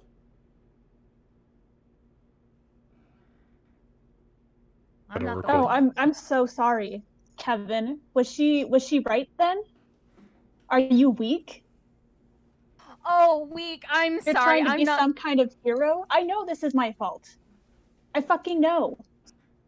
So sorry I didn't let you die in hell. Maybe I should have. You Oh, well, every obviously fucking minute deserve with it. you is hell. She doesn't mean that. No, I do. I do. Every minute with you has been hell. This entire place is hell. Facing the Foporites was hell. Oh, but the little slice of heaven I got was making sure that my arrows got hit directly on you. That has been the only minute of heaven I've had since me knowing you. I would like to disagree with you politely. Well, no, you don't. You don't get that. I have No, enjoyed my time it's fine. thoroughly. Let her have her tantrum. She obviously deserves it. Tantrum? Tantrum? No, I am speaking the truth right now. You have gotten us into a lot of fucking trouble that we did not ask for. To be fair, I have got us in the equal amount of trouble that no one has asked for. Well, at least you've apologized for it. At least you've tried to make the world better around you. Thule hasn't. She said some half-assed apology. Said, oh, but I saved you from hell. That is not an apology. You have ruined all trust. You have dragged us into your messes. I am tired of having to clean up whatever shit you have gotten this party into, okay? I am just done with what you've done. And I don't know what spell you've put under Aggramar or the rest of the party, but I am not falling for it. I would just like to interject one last time and say we've been through a lot here, but in comparison to hell, I would much rather the shit show we are in now. Hell is far worse. In literally 9 different levels. And then she's going to do the zipper over her mouth and start twiddling with her knots on her rope. Amanda, take a point of inspiration. That was a good D&D joke.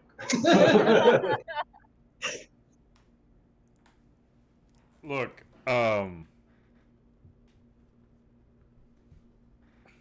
Zara, look. It's not Thule's fault that you saw what you saw. Alright? You made a decision, right? You left that room. And here we are, right?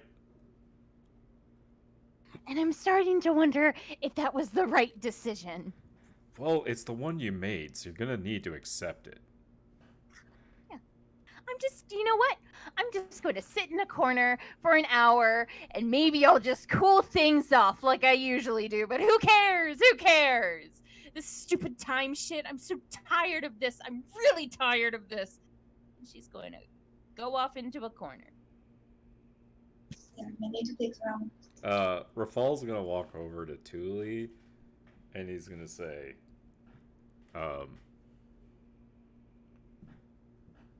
I'm gonna say sorry for her because she's never gonna say it, but I just want you to know that I don't blame you for any of this necessarily. His name's in there too. But I'm happy that we found you in that bar. And hey, I'm happy that I'm here to help you take care of this.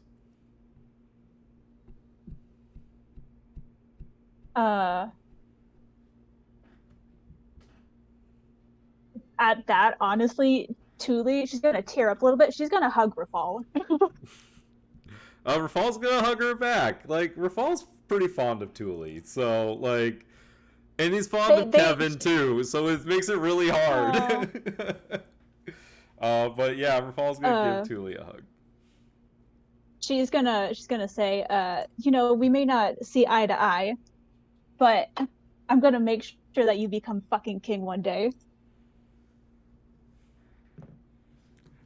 And he's gonna whisper in her ear so Aggramar can't hear, and he's gonna say, I think you're really great for him. I Aww. think she's gonna whisper back to him. He's pretty great for me too. Oh. You know we're all tied by a rope by Nari, right? Yeah, you Nari can't. untied You us. can't hear me. I did untie everyone before we started the Okay. candle making. I stepped away.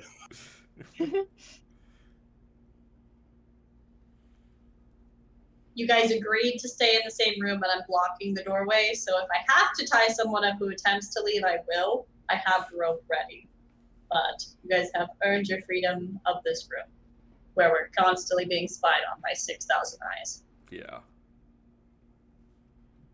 Just hashing out some dramatic things on live television. My liege, if I might a word, Yeah? What's up? I trust the spittle befoulings escaping the mouth of that monster fell upon deaf ears, but just in case I would wish it known that I truly do see a bright future for our city of Misthaven when held in your hands. I believe you to be a more than capable warrior, and I believe you to be one who makes the right choice more often than not. Yeah, I didn't pay it too much mind. To me, it honestly seemed a little desperate because it really shows a fundamental misunderstanding of why I do what I do. And it's not for myself or my own glory necessarily. It's for the city. It's for saving those people and making their lives easier. And I don't know if that means that I fade into oblivion. So be it. As long as the people continue to be able to live on with good lives, then whether my name is there or not doesn't matter. What will matter is the Requisitors not being there and things like that. So this Oracle doesn't know what they're talking about. I'm glad that you see things this way, and I hope you can continue to shine light upon this path to a brighter future by your lead. Thank you. If there's anything I might do to be of further assistance to you, need but ask, and I am your humble servant. Yeah, like Thule said, we're gonna get there. Callum, everything all right over there?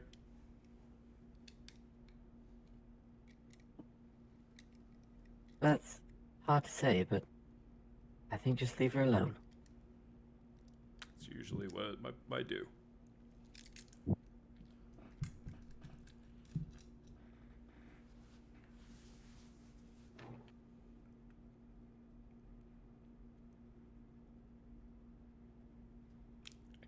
Sorry, reading up on what I missed in the chat log.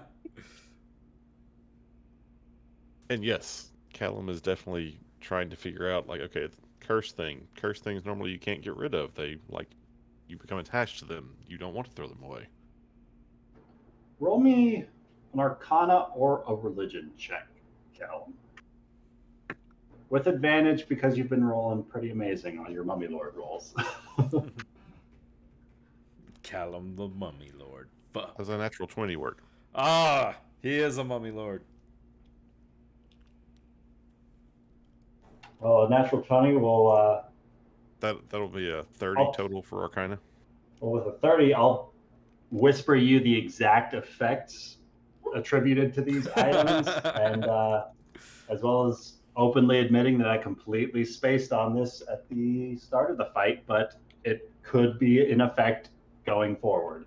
I was supposed to have disadvantage on everything when not using that blade, wasn't I? Yup. Yup. Nope. No? Even worse. We're Yeah. supposed to be dead. Vulnerability to all damage because you're not Okay. using that blade. Who knows? Callum. All right. Callum, fill us in, please. For once, Callum needs to fill us in. We don't have to fill him in.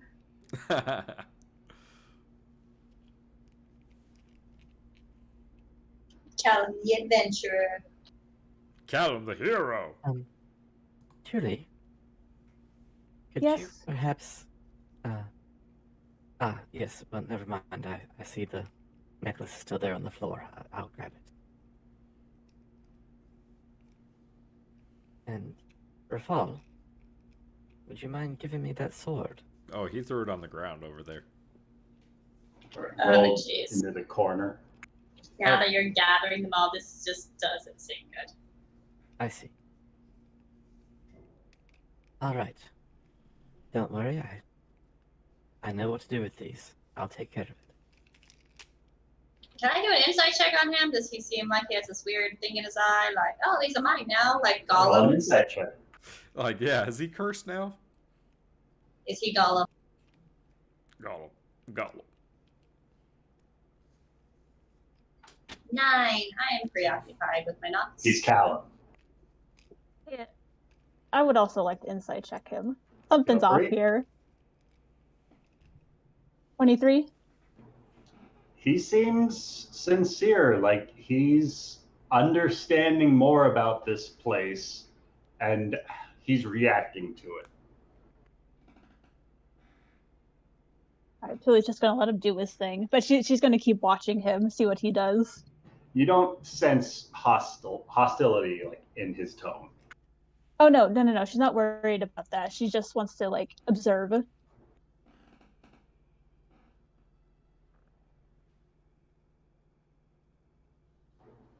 Callum gathers up Zara's necklace, his necklace, and the lightsaber.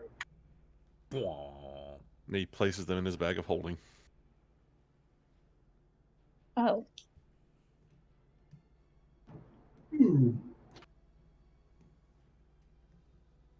Perhaps we should rest now. That's what I've been saying. You guys look like you've seen very many better days than this. Well, then let's get to it. Anybody want to be on watch? Nari is on watch. Tully's gonna sit in the doorway next to Nari. Nick's gonna go See. use the bathroom. Seeing Julie walk up, Nari's going to be like, no, you stay in the room. You don't leave the room. Just let me sit for a second, please. Oh, no, that's fine. Just you stay in here. You don't. Callum's going to place himself between the group and Zara. Sorry. That's so fun to say. Callum destroyed a wall. Now Callum is the wall. Actually, to give Nari a better peace of mind, Tully's gonna move to sit against the wall next to her. Oh, good. No, that's much better.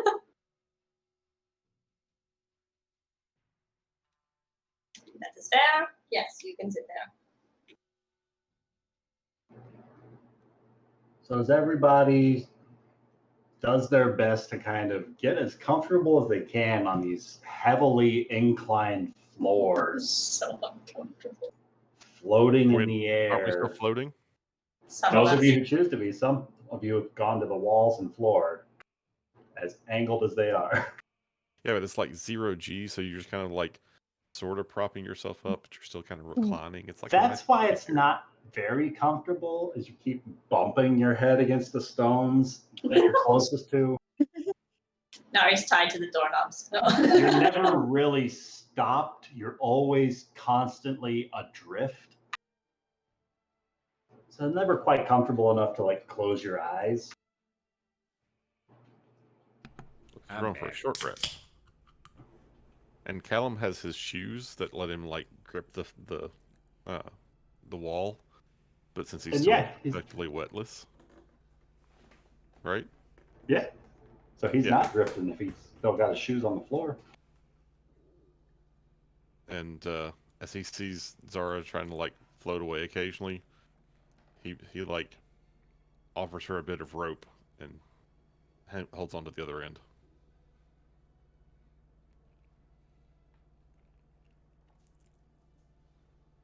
We just roping it up in here.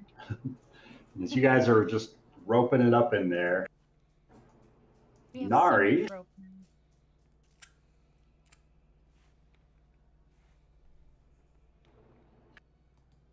The the single door that Callum closed, the way that which you guys entered this chamber, you hear the door begin to move open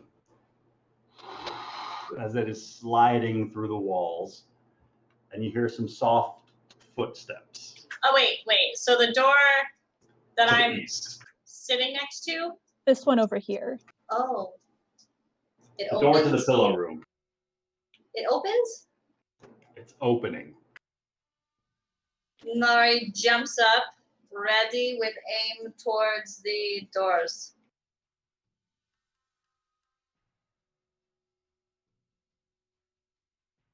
As you ready your aim towards the door, a familiar face is seen stepping in, silently holding a tray with what looks to be fresh bread, dried meats, and a flask of clear water, several varieties of fruit, sweet cakes, and a couple of other baked goods.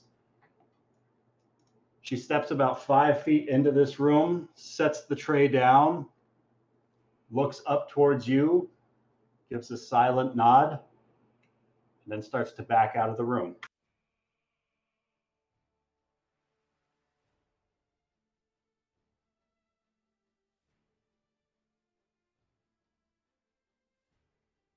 Okay.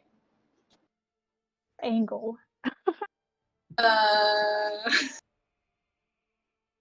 These doors are wide open, right? The doors where you're at, 20 feet up, are currently as wide open as you've left them. And the door that she just entered in, stepped 5 feet in, set a tray down, stepped out, are now closing as she's closing them behind her. And once again, you are left inside of this chamber with your party, silence, and a newly delivered tray of foodstuffs. I'm gonna wait till the end of the hour, and then I'll let everyone rest this hour. I'm not going to attempt to leave this room. I don't trust leaving rooms anymore. And then after this hour's up, I'll go grab the food and bring it back up to everyone if I'm able to. As time passes,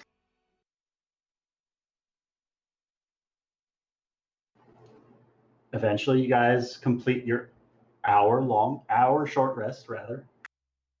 Roll your hit die. Feel free to spend as many hit dice as you would like. All of them preferably. All of them. And as that concludes, Nara's gonna climb down and investigate the food. Like make sure it looks legit. And glancing up often at the doorway to make sure she can still see them. Nari, do you have proficiency with the poisoner's kit? No. Let me phrase it like this. How does Nari want to check to see if the food's safe? Well, seeing that she's vampire and has excellent taste buds, she's going to like pick up the water and like smell it, see if she smells any like I don't know, any kind of herbs or like anything in the water, maybe like kind of smell it. She has a cat nose, you know. Roll me a nature check. 20.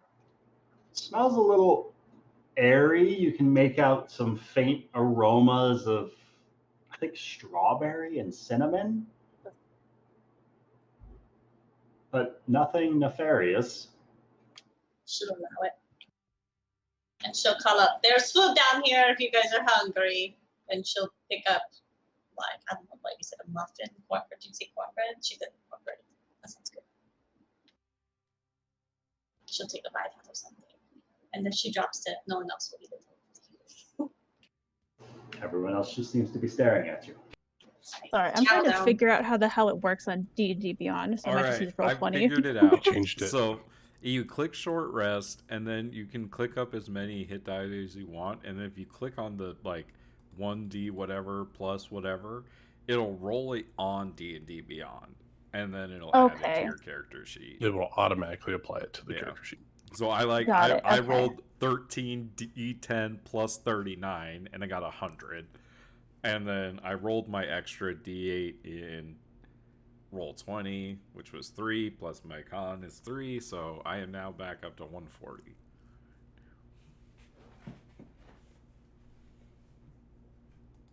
we go. So also no more temporary hit points because those fade on a short rest. Yeah, but And Zara, your true seeing fades away as well. Yes, and I have to roll for the wings, right? mhm. Yes. No. And Aggramar, which protective spell did you cast on Thule? The 8-hour fade. one. She's good. Okay. How long does protection from good and evil last? I think it's an I hour. think it was just an hour. Okay. And concentration on that got rid of Hex. Yeah, Hex is gone. Right. No, Hex can last up to 24 hours. You can't concentrate on 2 different spells, though. Oh, when I did the protection. Damn it. No, the Hex is only 1 hour. Which one is up to 24 hours? It's Hex. Hex at 5th level is 24 Oh, hours. okay, yeah. I was thinking, I read that somewhere just a minute ago. Okay, yeah. I'm not.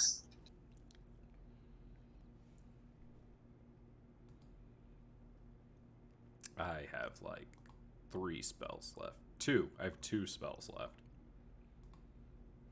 Oh, tight. I have just enough to make sure people don't die outright. Yes, same. I have 5 left. The mercy kill feat. I was able to regenerate 7 spell levels. Nice. Must be nice, wizard.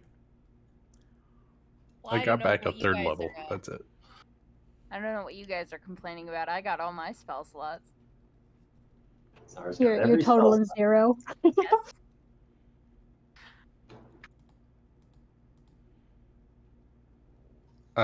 I think Aggramar is going to talk to Thule sometime over the short rest. The floor is yours. Thule, do you ever project a false happiness for others' happiness? Elaborate. Well, I think that I might do that myself occasionally. I do it so that way others don't peer beyond the thin veil of confidence that I put up to cover over the maelstrom of uncertainty about how I feel about my own feelings. Then yes, all the time.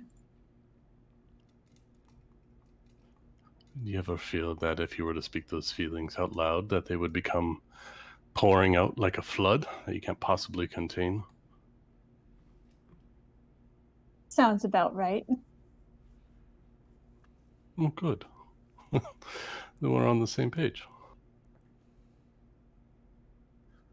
I don't know how you feel about how everything's going, but it just reaffirms how I feel about certain feelings.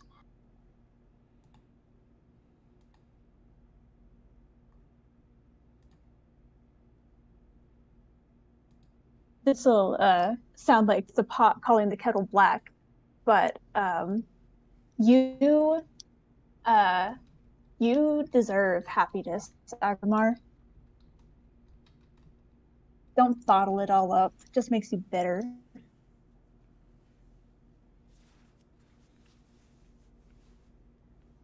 Aggramar will reach down and grab Thule's hand and pat it with his other hand and say, I don't plan to, as long as you're around.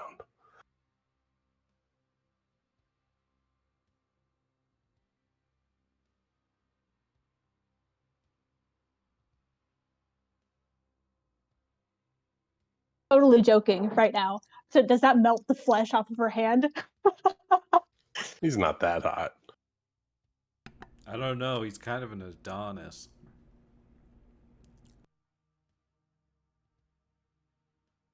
Nari just sitting there as they like start making out again right next to her. She's just twiddling with her No. hands. No, not anything corporate. Don't worry. By the way, this whole time, Thule absolutely, like before the short rest started, she like grabbed onto like any kind of loose No. clothing You son of a that bitch, that don't Nari do it. has, just to kind of keep herself anchored. She didn't let go. You didn't realize it, but you're actually grabbing Nari's fur. No.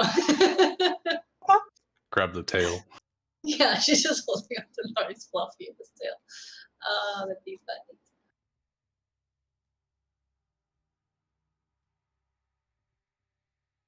yeah, Nari's down. Like, I was gonna bring the tray up, but I realized I have to climb the rope, and I can't carry a tray and climb a rope at the same time. So that's why she's like, "Hey guys, there's food down here."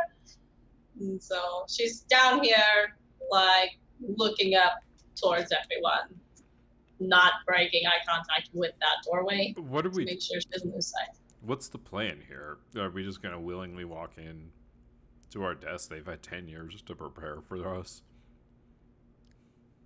I mean, what else can we do? Stay here until we die? I can get us all home whenever we need to. That's an idea.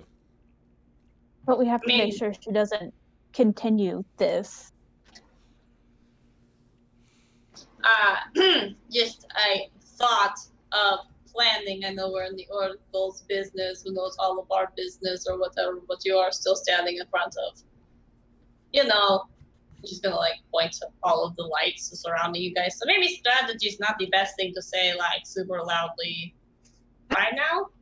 I'm talking Julie's gonna about gesture to the eyes literally on the walls. She can see us anyways. I was just, Yes. suggesting survival.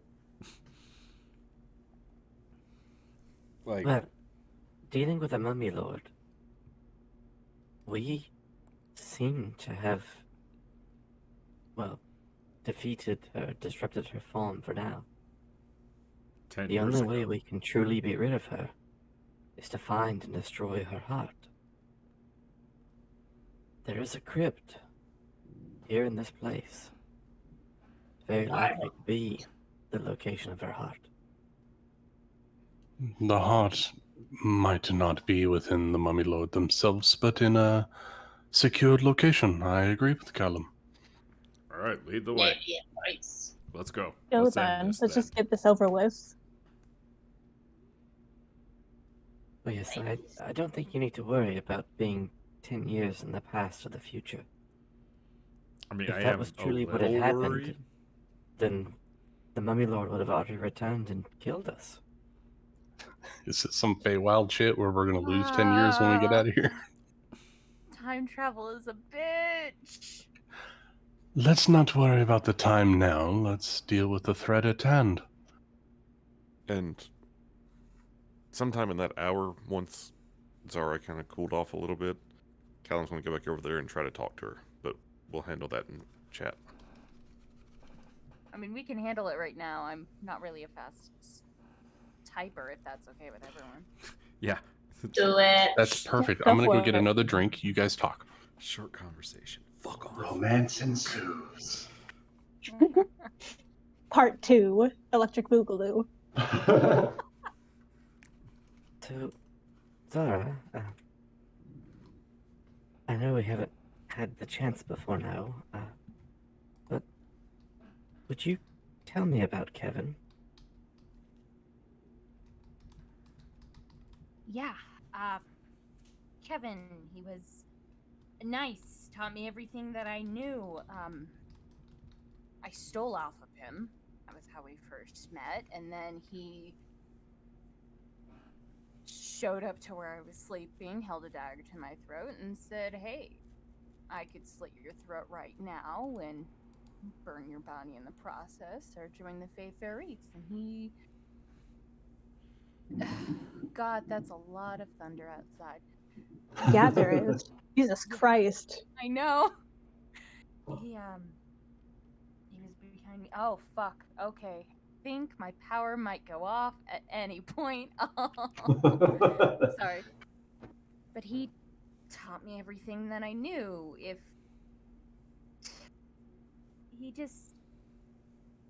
there was ever anything that required a majority of the Fae Fairies, he was there. So he was a friend. He was great. What the fuck? Never mind, he wasn't a friend. I'm sorry.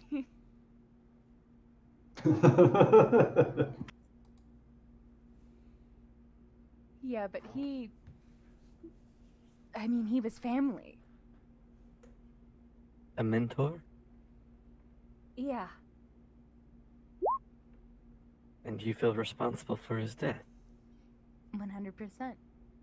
I should have been the one who was blown up, not him. I was alone. Have you ever asked yourself this question? Yeah. All the time. Why Would was Kevin why have me? given himself up for you? I don't know. I don't know. I really don't know.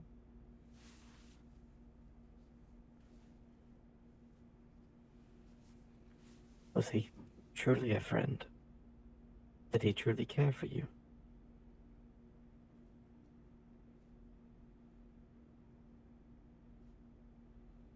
I don't know.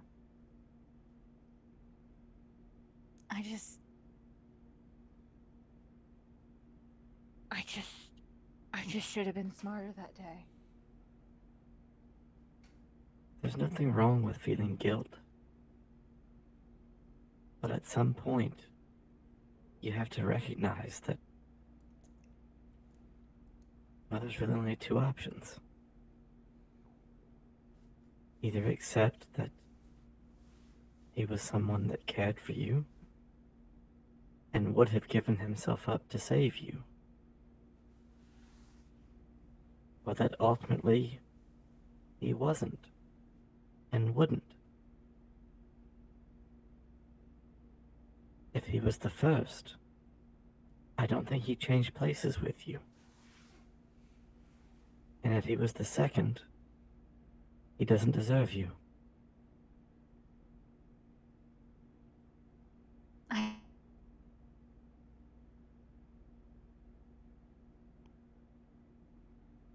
I'm sorry. Really. Oh no, you cut out at the start of whatever your response was. Okay. Yeah, no, I think I just saw someone strike something. Holy crap. Sparks are flying. I'm back. I missed something great, didn't I? Well, there's a lightning storm. When Harry met Sally.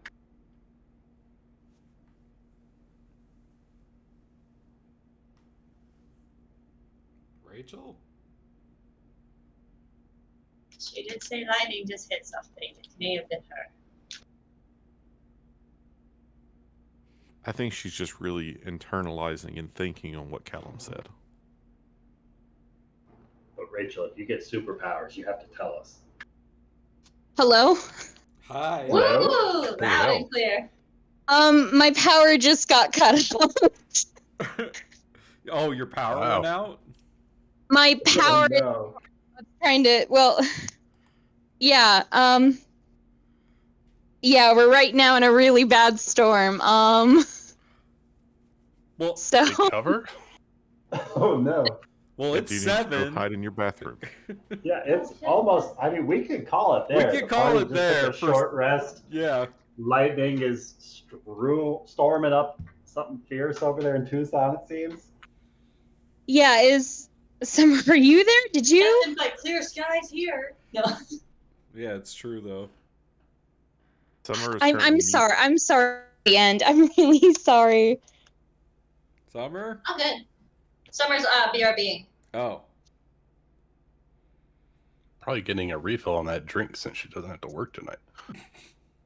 Well, Honestly, at this point, like, oh my god. oh. She back. She back.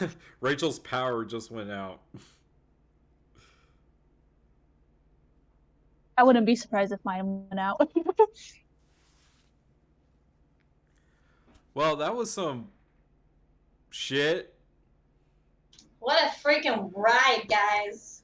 What a wild Seriously. ride.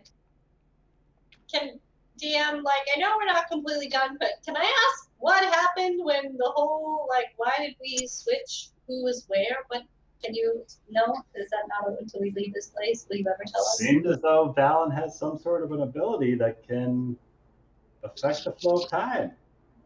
So we're not really done yet. We haven't actually killed her. I know. That's why as I was asking, I realized I wasn't going to get an answer, so. Like a layer action of some sort. Oh, yeah, it was cool, but It was really cool. oh, that divine intervention was cool too. Right? And no kidding. I feel like I ruined something that could have been good, though.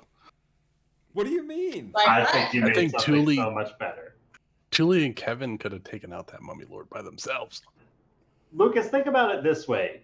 Hypothetically, they successfully crit the mummy lord their next turn. Valen is dead. They're still 10 years apart from the rest of the party. Okay, I'll take that one. Yeah. I mean, technically, That's a win. That is absolutely 1000% a win. Yeah. What would we With do without neither of Kevin them- and Julie? They hated each other. They would have murdered each other. They absolutely would have killed each other. Tell you this right now, Roger can't roll to hit for shit, but my diviner interventions have been on point. It's true. Every time. He's a miracle worker, that's for damn sure. Hey, Aggramar the maker, I make the way, baby. Let's go. Just need to get to the point where, your rolls have to be low to be successful. There really is something Is to there a building a system temple that has to low yourself. rolls? Yeah. High modifiers. I think Paranoia, that- right? Paranoia's low rolls rule. No, I was going to say, I'm pretty sure that Delta Green is low. You got to roll underneath your ability. So, I get don't know. Delta Green, Call of Cthulhu, all those style of things. Yeah, Roger would fit in perfectly with those sittings. Maybe Roger's just not, his role isn't combat focused, I chose the wrong class for that. I'm excited for Roger. I'm ready to get into it. Ready to kick some ass? No, I'm ready to RP the shit out of an old man traveling with a bunch of youngsters. I can't wait for his next backflip. I'm never doing a backflip again. Oh, my back! I threw out my back! I'm too old for this shit. Yeah, he's definitely going to be Samuel L. Jackson going into the future. Riggs! That's not Samuel L. Jackson. Samuel L. Jackson?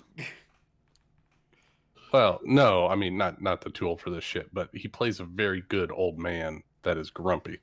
Tired of these Black snakes on snake my moan. plains. Black snake moan. You mean when he plays Samuel L. Jackson? Exactly. I'm too old for this shit. I'm really trying. Which movie is that from? Lethal Weapon. Lethal Weapon. Oh God, yeah. Danny Glover. Yeah, Lethal Weapon 1 or 2 or 3. It's been a 4. very long time since All I've of seen them. these movies.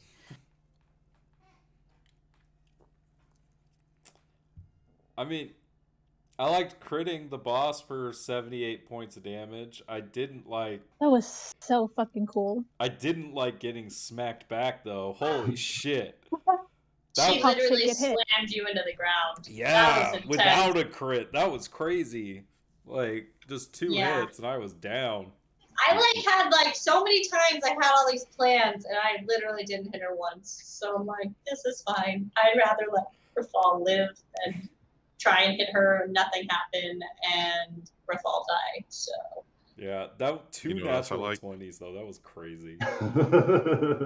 That I was like one destiny. level 3 fireball doing nearly as much damage as for fall. Yeah, because of the vulnerability. Yeah, because you didn't even roll that high for fireball. No, 33 points of damage wasn't crazy high. It was No. just Average. With advantage on her saves, she rolled a 6 and an 8. I like Oh. that Yes. Aggramar did the not so Aggramar thing. He didn't rush into combat. He was just trying to help people. One other thing, Ben, when Callum dispelled magic, the hollow spell, it was also an effect for fire resistance in that same area. So by dispelling the hallow spell, you took out the silence and fire resistance that was present for her. I mean, by far the main thing was the silence. Like, I wasn't going to be worth anything in there otherwise. Yeah. Aggramar too. oh, I could still beat her with my stick. I could still All right. beat her with a sword. Call it a night, guys. Night, Night, Ben. Have a Ben. good night, Good Ben. night, Ben. So Ryan, should I have been affected by that Hallow spell earlier? You could still enter it. It was Oh, designed. because It was designed to let you in. It's a trap. This whole thing is a trap. Okay, because so she specific excluded creatures Celestials. can be excluded from that list. Gotcha. That Yeah. would have been a very telling sign if I couldn't get to the door and Tuli went in there by herself. Oh my god. Well, you wouldn't have tossed her up. She would have had to levitate all by herself. Oh, it's the same radius as this. Okay, gotcha. That was the red circle. Yeah. Aura. Gotcha. But Callum's a After- badass. Yeah, he is. After seeing the damage that Valen did to Rafal, I'm so happy she wasn't able to get a hit on him. Oh hit yeah. on. Dude, Tuli? for real. Tuli lasted with those 13 hit points like a boss. She would have been fine. She would not have been fine. I mean, would've I don't been think If Zara she- would have. wasn't If she fine. got crit, it's very possible she could have gotten killed outright. She would have been fine. Well, we know you would have resurrected her, but we're saying she's I still cast would've died. Death Ward on her. She wouldn't have died. She'd Oh, have been fine. But something like a harm spell wouldn't have killed her anyways. Nothing dropped her down would have 14 killed her D6. outright. She would have had 1 hit point and Aggramar would have drained everything he could to save Tuli. She was fine. Until you were vamped into a different I didn't run into dimension. combat. Would- That's Would a harm spell negate a death ward? Would they effectively cancel each other out? the Death Ward stops anything that would kill a character outright. And harm, if the target fails the saving throw, can't be reduced like- below 1. Yeah, it stops like Finger of Death. So I think or any it of would that. drop them to 1 hit point and negate the death ward in one fell swoop. Well, no, because if she would have done harm, drop into 1 hit point, Death Ward would still be active, and the second hit would drop her below 0. So Death Ward is below 0, not 1. Gotcha. So she would have been fine, at least for 2 rounds. what One was more. the what was the spell that you cast on Rafal? That That was the harm spell. it was just harm. Oh, okay. So you still took half of 14d6 necrotic damage, but your maximum hit point wasn't reduced by it. Yeah, she picked the wrong dude to fight with Rafal a little bit. Everyone is the wrong dude But to the- fight Rafal. The cursed effect on the items would have given disadvantage for all saves. Oh, So that could have made it. So straight rolls for Rafal for a lot of those things. I was doing straight rolls. I just have a plus 12 to my con save. Redonkulous. Speaking of con saves, I suck at those, but that nat 20, Oh, my so God. clutch! Clutch, Julie. So clutch! Yes. You would have been dead, I think. Was that would have been? oh, absolutely. She would have been all right. We know, but she still She's would have been at returned. 0. That's what we mean.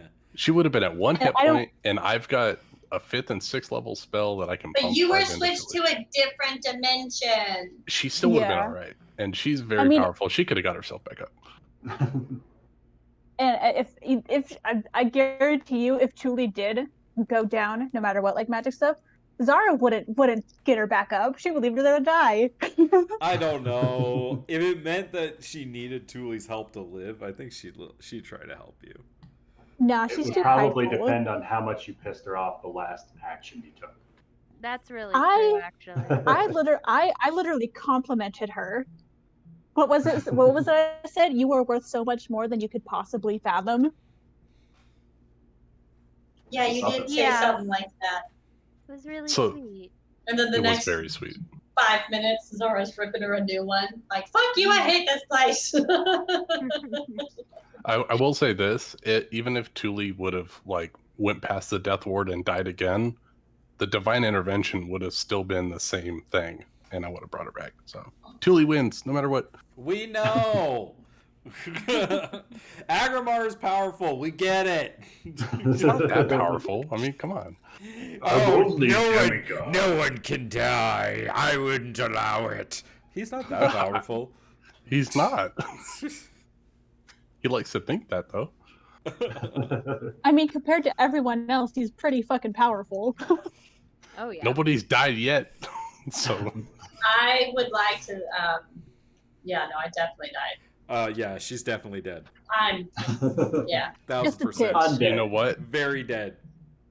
Aggramar couldn't have saved it. I'm your one failure. Exactly. That's why you've been trying to fix it this last That's two why and a you half keep years. me around to keep yourself humble. No, I fucked up once. Right there. Over there. She's... I fucked up twice, and one of them was Nari, and I'm going to fix that at some point. Wait, what was your other fuck up? You saw it. It was the child. Aw. Well, you know. To be fair, he saved that child, but it was a fuck up in the end. I mean, I still expected that whole thing to be much worse than it actually was. I the whole know, child like that thing. really wasn't Yeah. bad. Like I feel like He- he gave the mom what she wanted. Like the baby wasn't gonna survive. Like I mean, I feel like Situation. when you say you baby snatched, it kind of made it seem like you murdered a baby, but like you didn't. Like Yeah. the baby was dead. That dude was dead. Okay. But 60 years in purgatory? I mean, that's pretty bad, right? what? What? That baby has been in purgatory for 60 years, or however long Aggramar's been alive. Wait. You can So it's still like from in- purgatory? Wait, so That's still not that bad, though. Let's be real. Like, I guess it depends what purgatory is like. yeah. So it's like basically still in the womb. Like Ryan, Well, shall I describe it's this, or like- shall we save it for later? It's like basically being locked in a box without oxygen, constantly suffocating for all of your existence, but because of spells cast upon said box, you're unable to decompose and you're unable to die. You keep dropping back to 1 hit point, so you keep suffocating inside of that box for 60 years. that sounds like Oh, so torture. okay, well That's that's, the way significance worse. of the box. Aggramar did a really fucked up thing, all right? Well, you didn't tell us that the baby's stuck suffocating to death every day. Every Yeah, minute. Aggramar doesn't know that. changes everything now. Now you're The watching. Aggramar you know doesn't know the full effects of that particular item. That's how supervillains are created. I mean, I guess Yeah, right? that's why Aggramar saw it in the mirrors. He saw the child after 60 years. Yeah, it's pretty fucked up. He wants I to guess kill him. the child's name is Pandora, right? Or Deadpool. Technically, the child's name is Aggramar. Yeah. Yeah. Jesus Christ. So wanna that's the save big a daddy city? guy. You guys thought Nari's fucked up? Jesus. Why do you think Aggramar has been hell bent to save everyone as much I as don't need possible? saving. I'm Speaking from fine. experience. I'm Speaking fine. from experience, you think you've been through hell? Imagine what I put a child The through. people's souls that I eat, I'm fine. I'm a good person. Okay. Oh, I'm sorry to Speaking of think, which, compared I'm to running this, really well. the sewers look pretty nice right about now. Oh. Too late! Thank you. Too fucking late, huh? Who said that before we got here? Oh yeah. I did. I agreed to go into the sewers. Yeah. At I least in the volunteered. sewers, It's You just guys are full physical of shit. damage. No one wanted to go to the stairs with me. Truly being up. But No, still. no, Amanda. Everyone agreed to go into the sewers. I volunteered to not participate, to not affect Rafal's relationship And with then, the sewer folk. and then it was, No, oh we no, took we the shouldn't poll. split the party. We did the poll in fucking Discord and everyone voted for this Oracle Yes, bullshit. What are you talking I about? didn't I couldn't vote. vote for sewers because Aggramar can't go into the sewers. But Lucas could vote for sewers. I know better next time. I was in character. I'm sorry. After this, we should go to the sewers. Let's wait for hell just a little bit. Yeah. Let's just go kill some rats. Aggramar, mean- you said you could get us out of Who here. We're knows? going to the fucking sewers. We No. could be 10 years in the fucking future. There's no telling what happened. Oh, do you think Miss Haven is like? oh, I really don't bugged out? know. Yeah, Yes. I was just about to say that. Wait. If the time change is really weird in this, give me 7 days. I might be able to divine intervention it. Oh. So what? That we could go back to Misthaven the exact time that we left? Is Maybe. that any better? Maybe we should go like Who knows? before Divine we left. intervention. I could take us back. What is the time frame for the Titan? 200 years ago. Let's go. Save the original Misthaven of the Akaish people. Ryan, do you James roll? O'Meara before all the bullshit happened. Ryan, do you roll GCP rules for D100 rolls? Depending on the roll, I would say a 69 is a success. All right, That's all what right. you're talking about. Nice. But 69, the 86. 86 is the worst possible outcome. Yeah, let's do it. Do He's gonna roll what? an 86. Yeah, what are All you right. even rolling for? All right, for those that don't listen to the Glass Cannon podcast, they have a rule for Pathfinder. They have a lot of D100 rolls for like teleportation and stuff like that. If you roll a 69, it's like an automatic success and it's the best possible result. If you roll an 86, it means it's the worst possible result, like worse than a 1.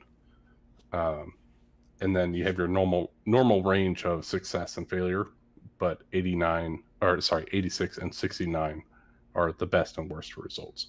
Well, I got that, but what would you be rolling for? Yeah, what are you trying to do? Yeah. Okay, so Yeah, theoretically, D100 divine roll. intervention using all the divine energy he has to get us possibly back if this is like a Feywild situation where time flows differently. You know, if he rolls an 86, we could be back when the Titans rampaging the That's if the you want to countryside. hang around here for what, a week or 2 weeks? 7 days. 7 days. Divine intervention can be very bad if you add those extra rules into it. What's the worst that could happen, right? We completely are alter the flow of Titans times that where we don't destroyed the actually world. exist. She was right. We became the gods, then destroyed everything. We were the Titans. So I mean, that's what's Yeah. If I'm being honest, like who cares if the gods die or whatever, you know? Like they'll just be new gods. Right. So I've been wondering about that. Rafal is not like a paladin of the gods. He's a paladin of the city, right? Yeah. Okay, so I've been curious about this because I thought that Rafal and Aggramar were on the same point as far as what the 3 gods were. Well, I but mean, Rafal, that's what he was raised on because that's what is the religion in Misthaven. So, like, Rafal believes in the 3, but he's not like a devout paladin of the 3. His oath is to the city. Okay, I'm all alone in this. Like, 3 yeah, the worship gods then. are there Okay, and good. you can talk to them, but he's like, nah.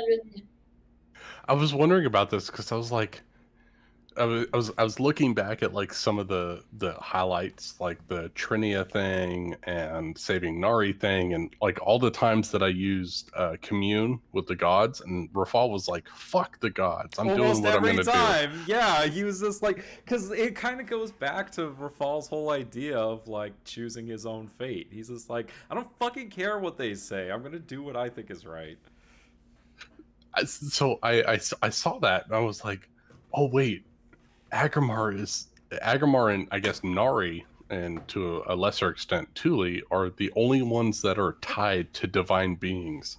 And I was like, "Oh, I've been fighting for this with Rafal for the longest time, and Rafal's like, I don't care." And I'm like, "Oh shit, I'm the only one that cares." You're about like, what the yeah, gods say." yeah. Like Yeah. Rafal's always just like, dude.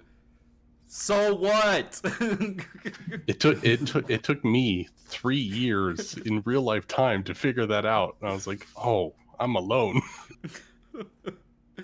Yeah, Rafal's always just like, you know, what's the right thing to do, huh? It makes it very difficult for a cleric to do clericy things when nobody else cares about what the gods think. I mean, Thule, to an extent, cares about the gods, but not to like the point where it like directly affects her.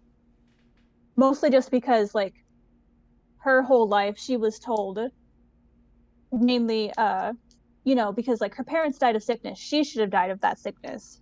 But she was told, "Oh no, you were meant for more. The gods saved you," type thing. So it's like, okay, so who A am lot I of to pressure doubt to the put on the gods? kid. Oh yeah. Yeah, that's so much pressure on me.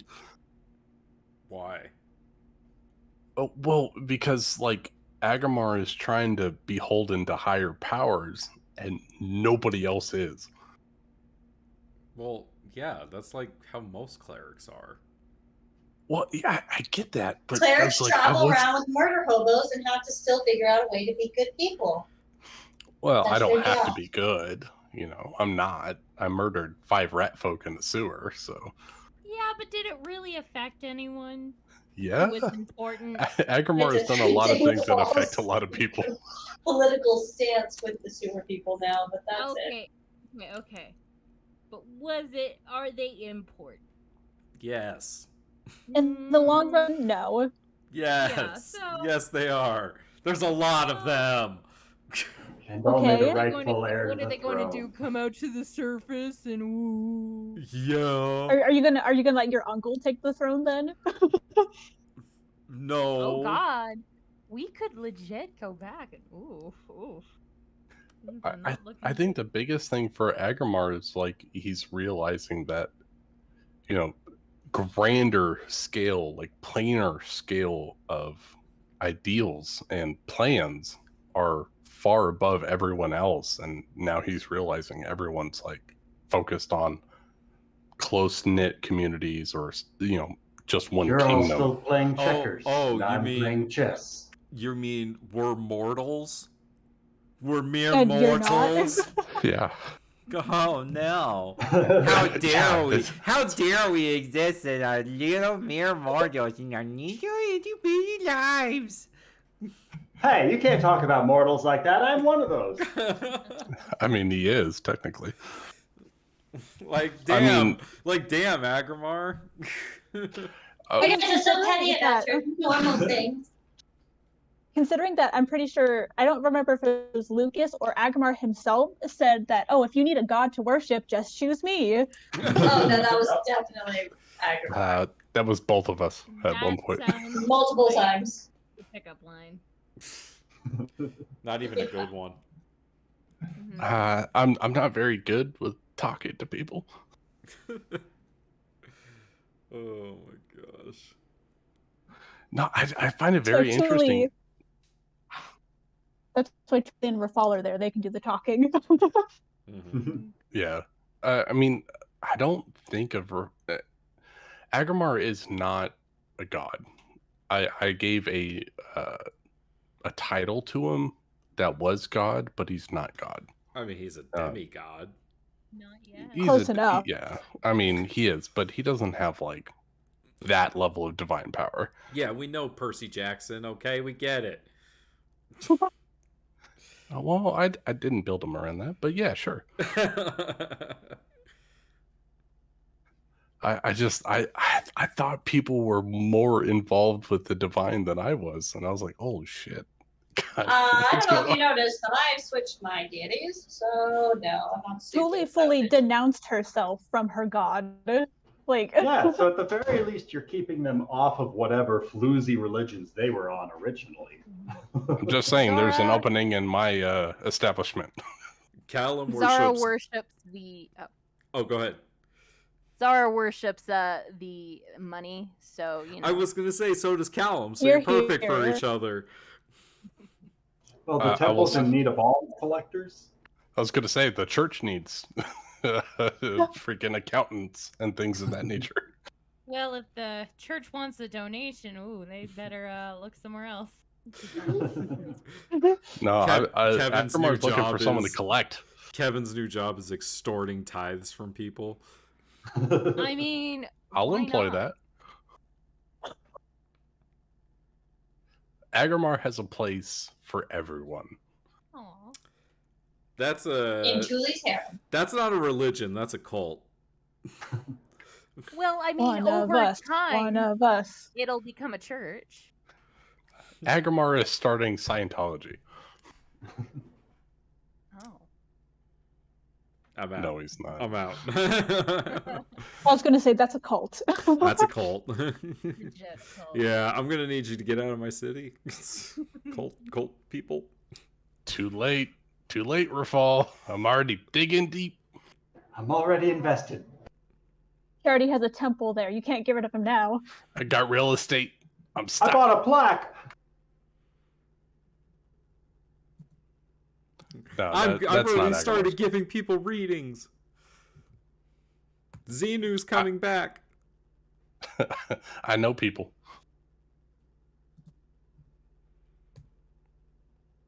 God, I'm scared for the rest of this place now. Me too, man. Like, yeah. it's I just like assume that we're gonna have to fight those fucking golems, that's what I'm scared of the most. and they're just kind of hiding out over here. There's a lot of them too. You guys will be fine. Aggramar see, absolutely the- thinks everyone's fine.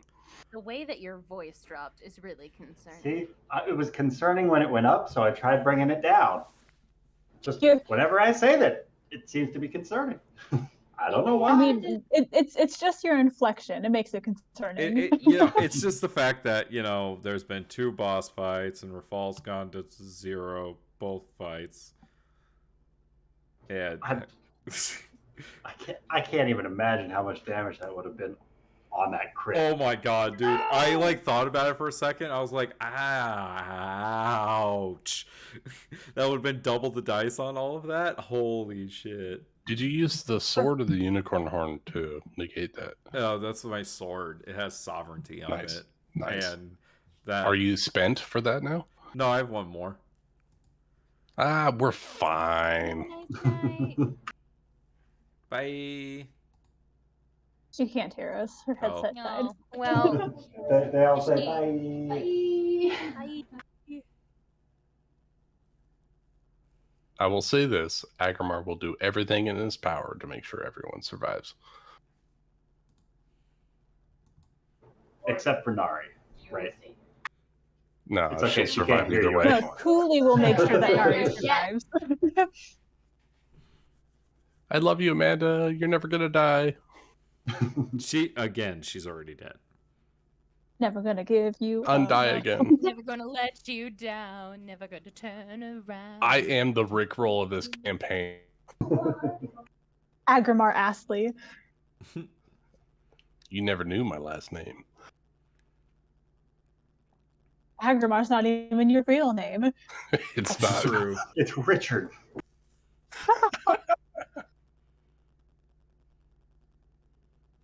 His real name is Roger Smith. Dun dun dun. Fourth wall break. If any character is going to do it, it's going to be Aggramar. I don't know. I really feel like Rafal gives like Jim Halpert looks to the camera a lot with you guys. I get the thing too. I can't get like an anime like protagonist, a shonen anime protagonist out of Rafal. He is always looking to the camera, cape billowing, leading his troops into battle. And literally, Nothing other than that. I just think of All Might. Oh yeah. I'm fine with this. With the billowing cape. Yep. I am here. Am I Midoriya? No, definitely not. No. Damn. You would be like Endeavor. Is it because I I'm mean, hot? you did.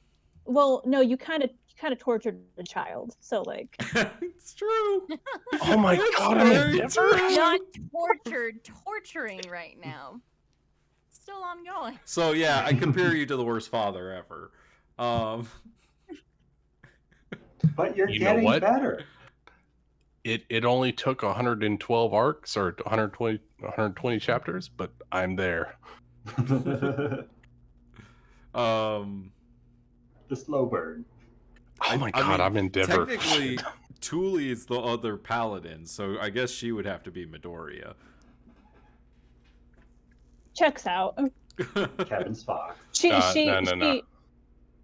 No. Well, I mean, considering that Thule can be pretty reckless in a fight, yeah. I think I would like to think that Nari is Midoriya.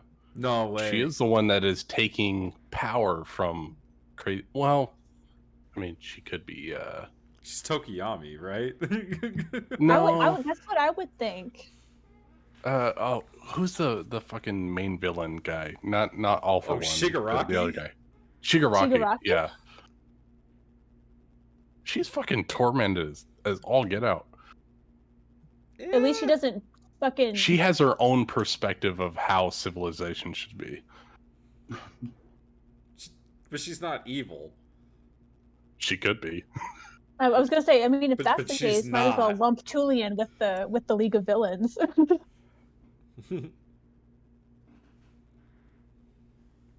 Yeah, I think Nari could be. Oh my god. I mean, Nari's that Kevin's- one chick that steals everyone's blood from the Kevin's- League of Oh, Villains. Toga? Yeah, Kimiko Toga, she's Toga. Yeah. Kevin's Bakugo. Yes. Oh, Just yes. yelling Murder, and death, kill, exploding master. Yeah. everything. Callum is Uraraka. Yeah. No. Callum is the tape guy, whoever his name is. No, He no, fixes no. everything.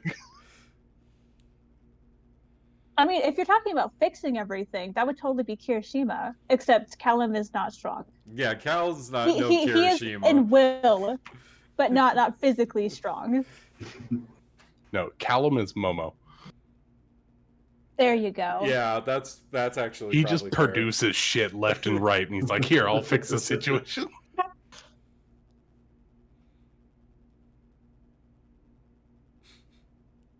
Yeah, Nari's That's it. actually probably the hardest one too to put something.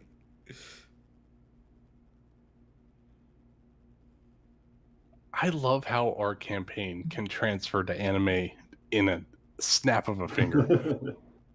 Any of them. I like Any of how our campaigns. Alice is her own shonen protagonist. Alice is just like she's like Like seasons in a I'm movie. yeah, I'm Luffy. Hi. She's only had one session, right? And she murdered a guy. I know. Almost murdered a guy. You did all that damage. No, that was you all you cooked that dude. You killed him. I made dude soup. Yeah. I'm just trying to think, like, if the Western campaign was an anime, who the characters would be. From which anime?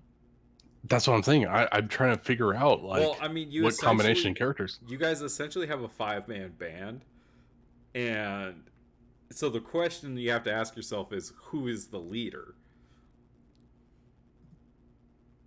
I don't even. We don't think- have We a don't leader really yet, have a right? leader. No. No, I don't think you do. No, it's kind of like I 5 mean- solo acts at the moment, or 4 solo If we acts trying to wanted- protect a child. If we wanted to be super technical by like social standing, Balrog would be the leader because he's a deputy. Yeah, he's a deputy. But But he I Put think doesn't him in make that a lot position. Roger did. I would argue that Fox is probably the leader. We can't let Amanda be the leader again. But whatever Alice says is gonna go for Fox for sure. It's true. I mean, But I think Alice He is has- kind of the I'm party fine with leader. Alice being the party She leader. has Fox wrapped around her little finger. I'm fine with Alice being the party leader. I Nobody think that's wants great. this kid to die, and nobody wants to just leave this kid off on her own. Otherwise, she's gonna die. So whatever this She kid wants to wouldn't do, die. To be fair, she has the stats to be the leader in every aspect of a physical being. She's like the smartest, the wisest, the most charismatic. She's quite constitutional, and she's very dexterous. And, And she's a little quite bit, strong. little bit strength, but She's not very strong. okay. But you know, she's You 10. still have like a +1 on your strength, don't you? For a Um, 3-year-old. That's more than most of us. she is 10, Rachel. Please. So Rebecca Yeah, she is has, the muscle, +1 on her and strength. Alice is everything Alice else. is stronger than Roger. Everyone's Oh, I don't stronger Do know. you not have a strength modifier? -2, I think it is. No, You've no, got to God. be No, fucking that's her joking. charisma. Your strength is 10. Oh, that's sorry. Yeah, I'm still very weak for an old man. I was gonna say you need to stop grappling people. Grapple someone? Wait, what's the highest stat that monks rely on? Is it Dex? It's 3 stats. They want Constitution, Dex, and Wisdom. I mean, Okay. you can do a strength-based monk build. You too. can, but you Yeah. sacrifice AC for it. Yeah. But yeah, so Dex and Wisdom is what you mostly need. And considering they're not very good at throwing things. I mean, they are, but most likely they're up in the thick of it. You want some constitution. So Roger is very poor at all of these things, but I'm going to play him as best I can. He has an 18 wisdom. What are you talking about? He has an 18 wisdom if the thing we talked about goes into So he has an 18 dex right now, right? Does he? You have an 18 somewhere, motherfucker. I don't think so, Nick. Then how do you have one on your new build? Because we're not changing any of that. The new build changes the feat I took at 4th level. So you have a 16. That doesn't make you bad at something. That makes That me is very above bad. average. Significantly above average. You're level No. 4. God. You're such If you a could whiner. take negative stats for bonuses, I would. God damn, you're such a whiner. You're in the bell curve. I'm not a whiter. I don't care. It's great. I thought that Rebecca had more charisma than she did. Rebecca's got more charisma than I do. What's her charisma? A 15. I thought it was like a 17. You have more for some charisma reason. than Alice does. 15 Yeah, is but high. That's a No, plus but 2. I thought it was higher. I thought it was like a 17 where I had just like a little bit more of a modifier. Rebecca could multi-class into paladin. Mm-hmm. Oh God.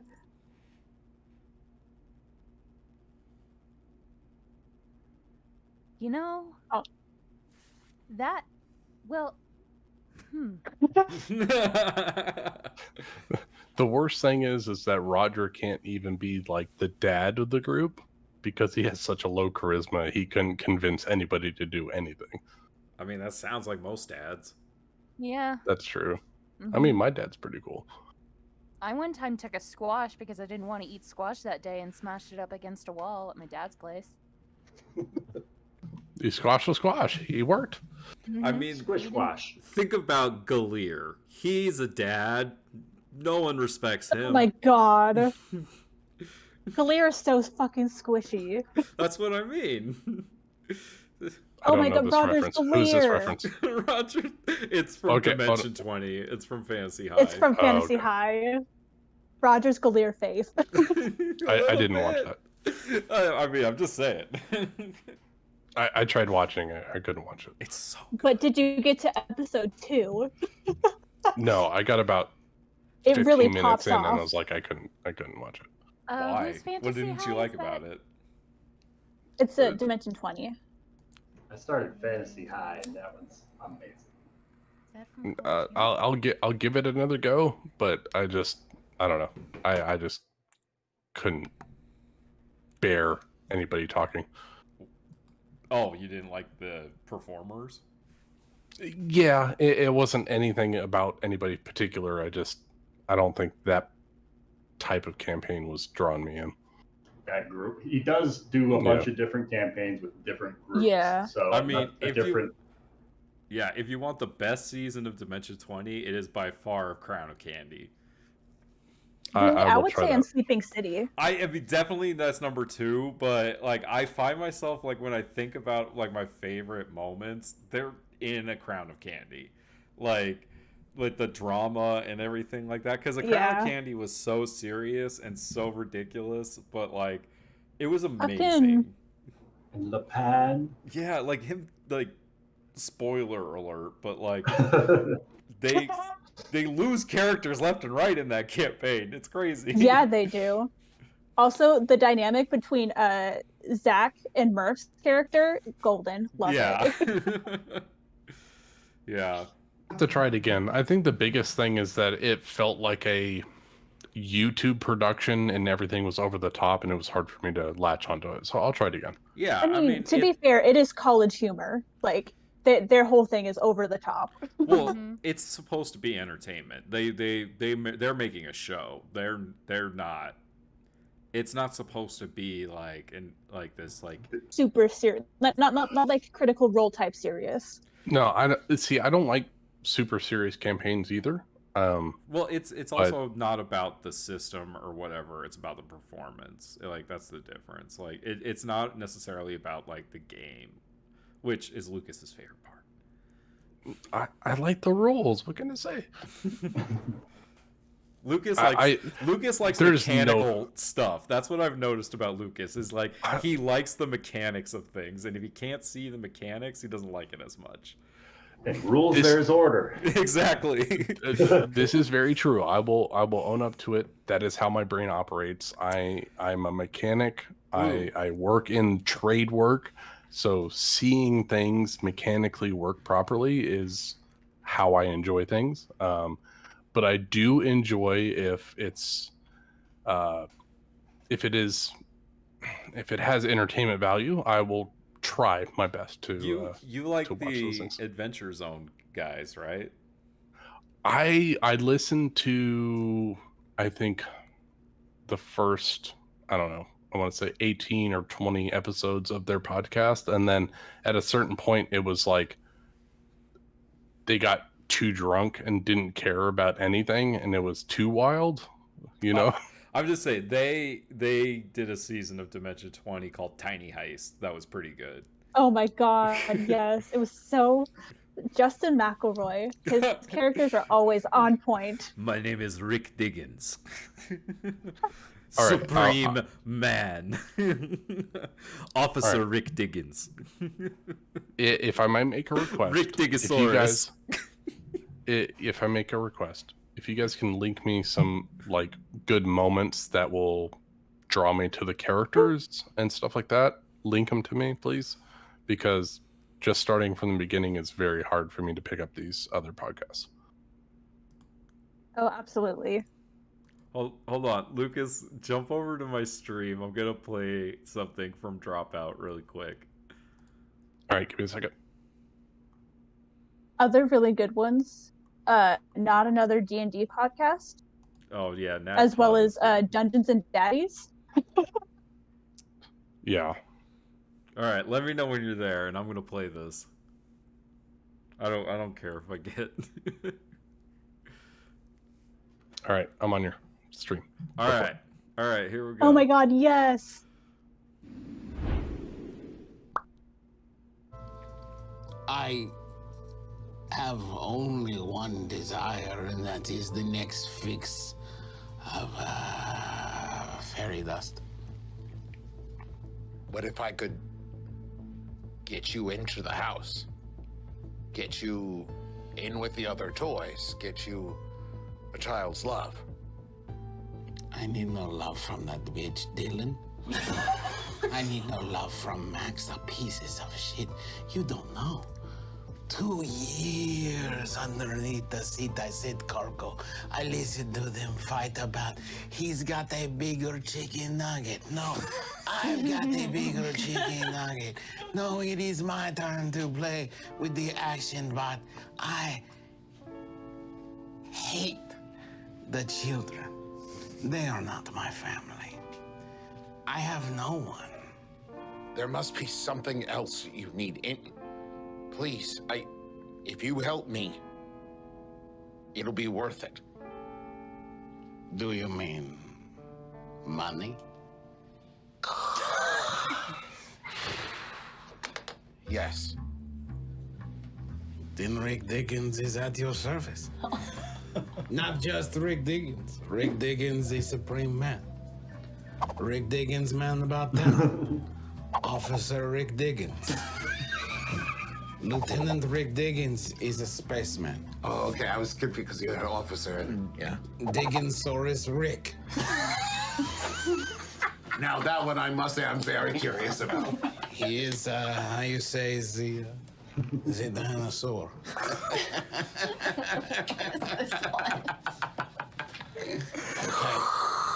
Okay. Now, we're off to, admittedly, a great start, but I've been thinking about this, and there you go. Yeah, that was pretty good.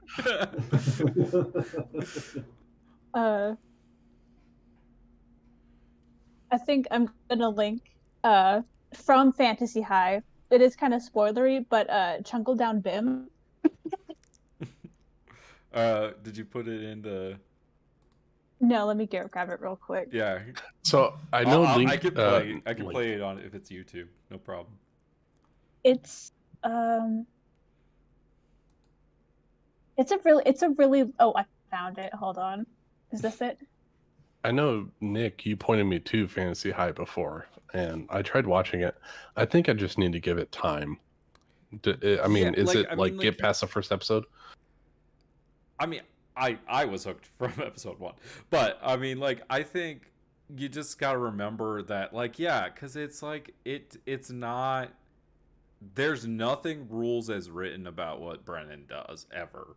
So like it always just takes the system and like he just takes it to a million, right? So like the idea is like that it is this fantasy city, right? But like they have cell phones and cars and like on like modern technology and like stuff like that, and it's just like it's super interesting, like I think personally, and but it's also like there's nothing rules as written about it, you know? So Yeah. Okay. Yeah. I mean, I'm cool with that. I mean, I ran a whole Star Wars campaign where I adapted everything, right? Like, I don't, as far as the rules are concerned, I don't care. It's like, if they're just talking to themselves and there's no rules at all, then that's a problem. There's a lot of that. Like, they do not rely on the system a ton. Like, Brendan will ask for rolls. There's combat episodes and all that stuff. But it kind of goes like, usually it's like, there's a social episode and a combat episode, and a social episode and a combat episode. Like, there's a little bit of a pattern of that. If I'm correct, they don't play 5th edition, do they? Yeah, they do. Really? Because the way that like the roles work and like the roles in general kind of feels like 3.5-ish. No, they play 5th edition for everything except, as far as I'm aware, they didn't do it for Misfits and Magic, and they didn't do it for the Mice one, Mice and Murder, but they usually play 5th edition, I think. Because everyone's like a monk. Like, think about like Crown of Candy. That was definitely 5th edition. And then like because Gorgug's a barbarian, and they have the. He's searching for his father.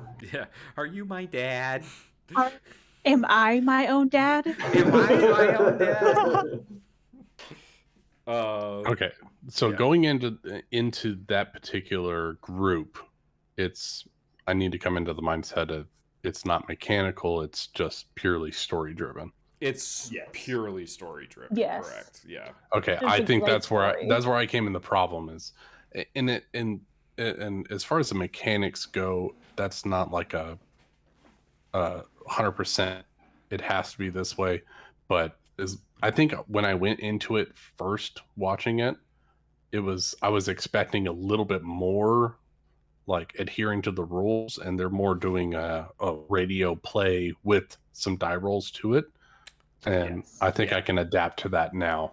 Because the first time I listened to it, I was like, they're not doing anything with the system. Why are they even playing a role-playing game? Right. I think Dimension 20 would play off great as a podcast. I've only just kind of had the YouTube videos on in the background while doing something else, but it's still very visual, not visual heavy, but like using the audio, they're able to paint this picture very well. Yeah, like they do have artists that draw the characters, and they add like special effects, sounds, and stuff like that. Like, and they do have like the prop teams that build all these elaborate battle maps, which is pretty amazing to watch too. Mm-hmm. Their miniatures are amazing. Okay. Yeah, because a lot of the things I've listened to up until this point have at least tried to keep the core system they're running as a firm foundation. These guys are all actors. Like, that's the thing to remember too, is like these guys are all professional actors.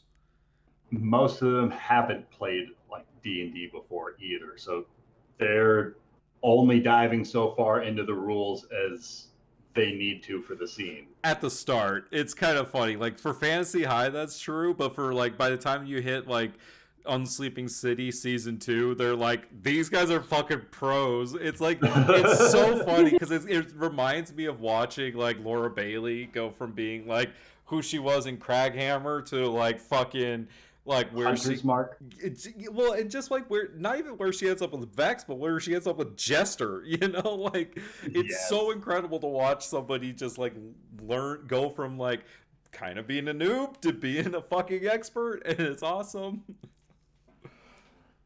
But Brendan Lee Mulligan is probably my favorite live play dungeon master. Like, I love the way that he dungeon masters. Like, it really speaks to me. Yeah, he really throws himself into it. Well, and his stories. Like, I love the way that Brendan does the stories, which is really inspired by how I do the Western campaign, like really focusing on you guys as individuals and stuff like that. Like, super inspired by Brendan because I love the way that he does that with the characters. I think that comes off. Like, it's an amazing DM style and the verbiage he brings to the table too, to just paint a word picture of what's going on. And I think that's exactly my problem with Roger at the moment is I come from a mechanical background. And so trying to get into that purely story aspect it's hard for me to wrap my head around. We'll throw you some more bait, see where you bite. I mean, yeah, man. Like, you've had a hard time with it with Aggramar too, right? Because I think very often you reference what Aggramar can do on his character sheet, right? Versus I do that with every character I play. Yeah. Versus like Rafal can do stuff, but I very rarely talk about his character sheet. You know what I mean? Like, it's about the story, and so yeah. Like, also, like, I think, like, you know, maybe like when Roger rolls bad and misses, right? Like, you play up like, oh fuck, my arm out, you know, like, or like, you know, little things like that. Like, I think would be cool, like, and make you feel better about rolling bad. I don't know, man. Yeah, kind of like sorry, go ahead. I was just gonna say that's exactly it. It's I come from a very analytical mind, you know, and so I try to justify what he's doing based on what he can do, not about what the story needs at the moment. So I do have to work on that, but yeah, that's kind of where I'm at the moment. Maybe like because you focus a lot on like the big picture rather than the smaller details. Like I make notes about all my characters, like, oh, like maybe they have like a scar here, maybe they do this because of this type of thing. Like, add little flavor to it. Quirks. Yes. Quirks and habits and like small details that may never come up. Yeah. Well, yeah, like, think about like what you just asked me about Rafal, right? About how he thinks about the gods and stuff like that. Like, nothing to do with my character sheet, and it kind of doesn't have anything to do with mechanics of being a paladin, right? But like, I've consistently played it the entire way through, you know? Like, you know, sometimes you just like I think one of the things I love about playing Rafal is that I know who he is, like, through and through. Like, you ask me a question about Rafal, I kind of don't have to think about it anymore. It's crazy.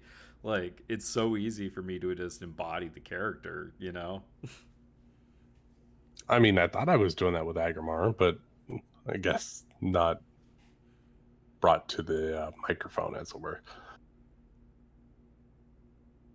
Yeah, do it with I think that Roger, I find Roger to be an interesting, compelling character, right? Like, so I hope you do too. With respect to that, I think you have been bringing it with Aggramar, like, especially prominently in the last couple of sessions, by far, like, opening up about these secrets that Aggramar's got that he's not mentioned thus far in the campaign, and he's opening up and sharing them now. He's showing himself as vulnerable to the rest of the party, which I feel we haven't gotten that much of before. Before, even when dropped to 0 hit points, he was still full speed back into the fight, you know, whereas now he's opening up and showing some vulnerability. And he's stopping to use his brain for a second. Or like He's used his brain the whole time. Stop it, Nick. And merging realities and timelines. That's not using my brain. That's not or on like the instead character of sheet. offering support from the background, kind of not like metaphorically, not really physically. Like you've been more verbal about like how he's supporting everybody else. Like he will actually like interact with them like, hey, you're okay, instead of just like, oh, here's the spell, you're fine. Mm-hmm. You know how hard that is for me to do that? It's excruciating. But you're doing it really well. I appreciate that. I'm trying.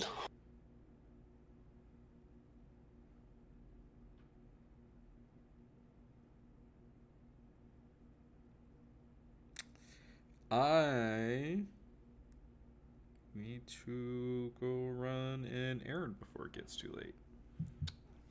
Gonna call it a night there too. Yeah. But Thanks, guys. Night, this was everyone. fun. Good discussion on role playing. Hopefully Yes. that video doesn't. I don't know if that would like count as a YouTube video. It might. It's not on YouTube. Don't worry about We'll it. see. You can just cut that last bit out. We'll see.